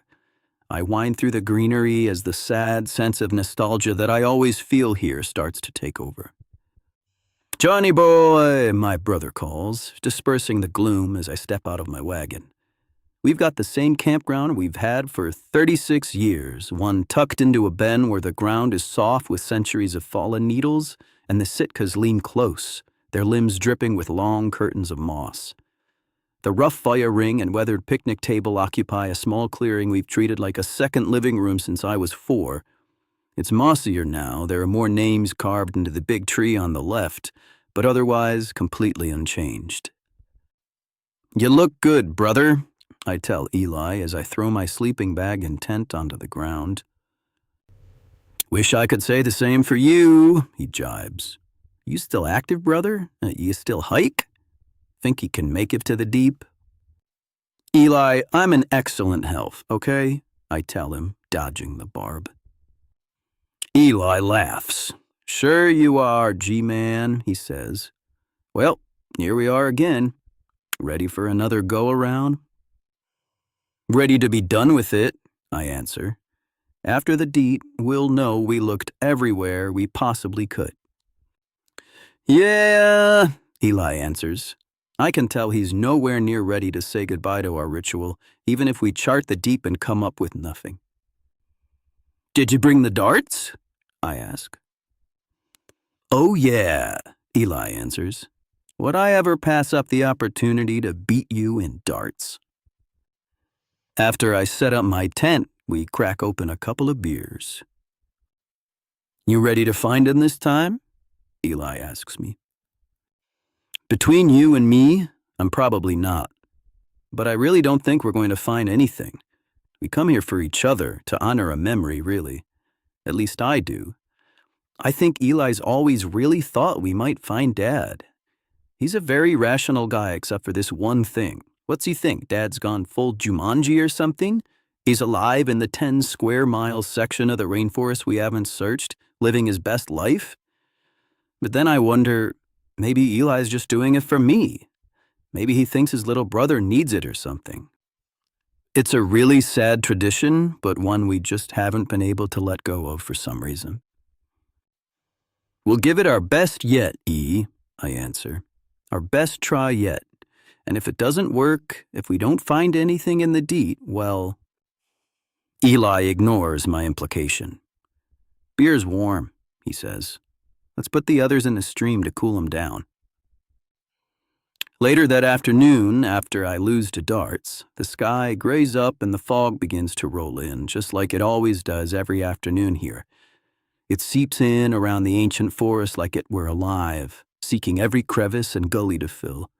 A feeling of claustrophobia comes with it. The air gets colder, and I feel a deep, inexplicable sadness in my chest. Is it supposed to rain today? I ask Eli. In the rainforest, John? He chuckles. Aren't you trained as a ranger? What am I paying taxes for anyways? Wars and subsidies, Eli, I tell him. My third beer is finished. Well, you ready to do the thing? I ask, seeing no reason to sit with my unease. I'm always ready, John, Eli answers. He sighs, knowing what we might be facing. A definitive answer. An end to ambiguity. To the fog that's lingered for 30 years. The deep is really hard to get to, down a steep, muddy gully and blockaded with spiny devil's club. We lose the crowds when we step off trail and then start to push into the forest gradually as the moss swallows our steps behind us. The light thins into that dim green hush where even our movements sound distant as I follow Eli over slick, fallen giants and across a cold stream balanced on a rotting trunk, trying not to think about how there are no signs anyone has ever been here before. We hack our way through the Devil's Club, and when the forest finally opens into a perfect, untouched clearing, Eli finally stops, not out of fear but certainty. And I understand why, somehow. This is what we've been looking for. Moss spreads in smooth stretches across the clearing before breaking into roots, low rises, and slick fallen trunks that cut across our path, while thin threads of water wind quietly through the ground. The trees pull back just enough to let light in, but not evenly, one side dim and green, another caught in pale shafts that never quite reach the forest floor, so the whole space feels layered, impossible to take in all at once. It's not 5 seconds before Eli starts to move again, already charting a way through the newly discovered clearing. I follow. And suddenly, Eli throws out his arm to stay me. Look, John, he gasps. It's us. There in the tall grass hovers a flickering, gauzy yellow vignette, maybe 8 seconds long, running on a loop, something like a memory sharing reality. In it, I run to Eli, who is showing a cut he got to our father. Dad looks great. He's healthy and strong, bigger than I remember him ever being. He examines Eli's hand as Eli struggles not to cry. And me? Golly, was I ever so carefree? Were things ever so easy? Eli and I watched the loop cycle a few times in silence. "We found him!" Eli whispers excitedly. "Can you believe it? After all this time?" But I don't feel like we've found anything. I've seen this before, or something a lot like it. This scene already lives somewhere in my head in a hazy sunbeam of a recollection. I don't need to see this to remember it. In fact, I don't want to see it. No, we haven't found anything. I'm afraid to tell my brother. Should we try to talk to them? Eli asks, his eyes wide. I've seen these lots of times. It seems like a mirage, I tell him, trying not to be too discouraging. You can't talk to a mirage, unfortunately. They're just a visual phenomenon. Come on, John, Eli sighs. Have a little faith for once in your life.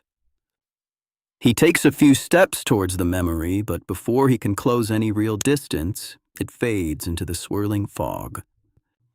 Damn it! He cries in frustration. What happened? Why didn't you act faster, John? What's the point of all these years searching for us to not do anything when we finally find him? I just don't think we could have done anything. Like I said, a mirage, I try to tell him. He's angry, so I let him storm off. I start to just kind of wander through the clearing, listening to the soft cry of a bird that is singing the saddest song I can imagine a bird could ever sing. Eeyore, Eeyore. The dew collected on the grass I wade through makes my pants and then my socks wet. I start to get colder. Ugh. I climb over a fallen tree to find another mirage of my brother and I, maybe 4 years after the first. And the whole family is there now. Dad, Eli, even my mom. Mom never liked pictures, so I have a hard time remembering what she looked like usually. But it's clear now, her sad smile and her curly brown hair. She and my dad look upset, and Eli and I are arguing over a hiking stick nearby. We came here to spend time together, my dad murmurs, struggling not to raise his voice. My mom scoffs. She never tried to hide her anger at all. You brought us here, Martin, she says, because you don't like people. This has nothing to do with spending time together and everything to do with your escapism. Honey, our dad pleads, please try to keep your voice down for the boys. I notice Eli looking on from the other side of the scene. He starts to move towards it. Eli, I call to him, don't. John, it's why we're here, he insists. But the memory fades again, taken by the snaking gray mist seeping all around us. Damn it, John, you can't just stand there. We have to act. You have to act. I shake my head. Brother, I'm sorry, but there's nothing we can do. Eli turns red. That's all anyone ever says about anything. That's what they said 25 years ago when he disappeared. I'm tired of not doing anything, John. I'm tired of it. I relent because I love him, but this is foolish. I know the rules of supernature. Eli does not. They were fighting, Eli continues. Did you hear? Did you know they were unhappy? And maybe that's why he left. Everyone fights, John, I counter. Yeah, he says, waving me off as he disappears again into the fog. It's not long before we bump back into each other in another snippet of our past. I don't know why the fog is retaining these memories or showing them to us in this sequence. I just want them to end, honestly. And this is the hardest memory of all, the trip where we lost Dad. It's just the three of us. Mom had passed that summer. Dad looks thin, missing, like a ghost. Eli and I are struggling, angry, it's clear. but we're clinging to Dad hard. Only we don't notice he can't take it. He isn't strong enough. I hate to think about this. I hate even more to relive it. Dad, Eli calls desperately. The scene continues to loop. Eli, come on, I try to interject. I told you we can't change anything. We're only going to frustrate ourselves further. Eli ignores me and presses right up to our father's flickering memory. Dad, he cries. Dad, can you hear me? Dad looks off, or up, and it almost seems like he's reacting to Eli in real time, but it's a cruel trick. The image of the memory fades away and Eli's left shaking, alone. He heard me, Eli hollers. Did you see that? John, he heard me. Why didn't you help? I can't let it go on anymore. I'm not helping Eli by entertaining this. I'm hurting him. He'll never hear you, Eli, okay? You have to accept it, that's not what's happening here. These aren't ghosts you can talk to. It's just a memory. You might as well be screaming at a statue. Bullshit, Eli balks. You chicken shit. You're scared to try and do anything at all. You always have been, ever since you were little. I know well enough when I should try and cooperate with someone and when they need a reality check. Eli, I'm sorry, I tell my brother, but you're losing it. You're out of your head. I'm going back to the campground. As I stalk away, he shouts, But it's dangerous, John. You need my help. Where the hell are you going? I hear him call my name a few more times as I'm climbing out of the deep. My anger causes me to move erratically, and I get all sorts of cuts and bruises. Back at the campground, I slam another beer, then pull out my phone for distraction. I send Mary a heart emoji and wait impatiently for a response. What the hell was that? Eli roars as he storms up on the camp. We're out here 30 years looking for Dad, and when we find him, you freaking run away? It's useless, Eli, I tell him. You can't talk to a memory. What would you say anyways? I'd ask why he left us alone, John, he answers. Why he thought I was ready to raise you. Why he thought leaving two boys without parents was a good idea. You seriously have nothing to say to him? We don't know what happened, why he disappeared, if it was intentional or not, and we never will, I insist. We didn't find anything useful, Eli, believe me. I deal with this kind of stuff all the time. There's nothing for us here but pain. We have to let it go, okay? Eli is still having none of it. Bullshit, he says. I haven't waited 25 years to get this close and then just give up. You always said if I were to find anything, you'd help out with your government tech crap. You promised, John. He's right.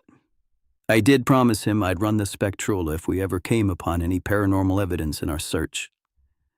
I've at least got to honor it. Fine, Eli, I sigh. I'll help. We can run the Spectrola. But you're just setting yourself up for further disappointment, I'm telling you. I have to try, John, Eli insists. His eyes are watering. Don't you understand? I have to try? I get it, Eli, I tell him. Same as I have to help you. I hate to see him like this. Not only is he a strong man, he's my bigger brother. He's always been the one who cleans up my messes, dries my tears. It's hard to switch roles. We pass a sad night in relative quiet and head back into the deep first thing the next morning. We make the clearing faster than our first attempt and stumble into our first memory soon thereafter. It's Eli and I, maybe 5 years after Dad disappeared. We've been through here before, the 19-year-old memory of me says. No, 23-year-old Eli says, shutting me down. We haven't. You just carry the supplies and follow me, okay? We don't have much daylight left. Present day, Eli grows sullen as he watches the scene loop. Where's Dad? He asks. Why is it just the two of us? I don't know, Eli, I tell him. Memory persistent phenomena don't follow rigid rules. The only thing for certain is, you can't communicate with a memory. Try, Eli says. Like you said you would, can you just try? I reluctantly run my spectrola, searching in vain for a frequency we might communicate with a memory on. But, like I said, you can't. It's purely performative for Eli. Anything? He asks. Is your position right? Is it dialed in? Yes, Eli, I answer. I'm doing everything I can. Can you stop the loop? Can you break it? Eli pleads. Yeah, I sigh. I'll try, just because I'm never doing this again. Let me run a stabilizer alongside the spectrola. But when I try to coordinate them, the ground around the memory dies. The plants and mosses dry up and turn to dust, and the memory fades away anyhow as the fog slowly displaces it. Eli looks really frustrated. And you did everything you could? He asks. You sure? I did, Eli, I tell him. I promise I did. He looks distraught. But we can try one more time if that would make you feel better, I say. Could we? Eli asks, searching my face for any meager hope it might still betray. Of course, brother, I answer. Let's try one more time. We tow quietly across the clearing in search of another memory which appears beside a creek. In it, we're another 6 or 7 years older, the most recent memory. Eli looks thinner, like he hasn't slept. I'm frowning. You're not paying attention, Eli chides me in the vision. I'm sorry, I tell him. No, you're not sorry. You just don't give a damn at all, do you? Eli's memory barks. No, I see myself stutter. Just try and give a shit about something for once in your life, okay? Eli shouts. I do try. I manage. Well, try harder, my brother hisses scornfully. And then the memory loops, and loops again. The Eli next to me, my real brother, hangs his head. I'm sorry, John, he says. I don't always treat you very well, do I? Hey, it's all right, Eli, I tell him. What are younger brothers for if not mistreatment? Let's try as best as we can, okay? One more time, so that we never have to regret that we didn't. Anything you need, brother, he tells me. Just give me the word. I set up the spectrola and have him manage the stabilizer, and I'm able to get a complete scan. I can lock onto them, I start to explain to Eli. Really? He shouts excitedly. John! Eli! Hey, John! But I know the memories can't hear him. They fade away as all the others before have. Eli's still not convinced. I think we almost had it, he says. Couldn't you feel it? I shake my head. He's still not willing to let it go. I really think we can cut through if we keep trying, Eli insists. Come on, we gotta find another memory. It's not long before we do. This one's from just a few years ago. There's no mirth on our faces. We're exhausted. We don't say a word to one another. Eli scans a map endlessly while I stare into the creek. And then it loops. It's nothing. We're stuck in our search, just like today, just like we have been for the past 25 years. There we are, Eli announces. But he sees something is wrong as soon as I do. He fights against it desperately and steps stubbornly towards the mirage. Do it, John, he urges me. Run the machines, go! I look at the delusional zeal eating my brother's faces and give up. No, Eli, I tell him. Not anymore. We tried. We failed. It's over. Eli sneers and says, well, then let me do it if you can't. No, Eli, I tell him. It's over. He watches the memory of us ignoring each other, and I see reluctant acceptance settle over his face. All right, brother, he says, with a sigh like he's setting down a 1,000-pound burden. It's time. We watch the memory fade into the mist and know it's over. As we're leaving the clearing, there's another memory appears. Mom and Dad are there, holding hands. My brother Eli is teaching me how to skip. It's perfect. And they'll always be here, right? Eli asks as he pauses briefly. Well, that's how this works, right? It was perfect, Eli, I tell him, and the memory of it always will be. We never visit Olympic together again, Eli and I. Now we visit new places together, build new memories. But the old ones will always remain somewhere deep in our minds, untouchable, eternal. That's all for this time, folks. Keep living in the now, and John West Paranormal Park Ranger has got you covered.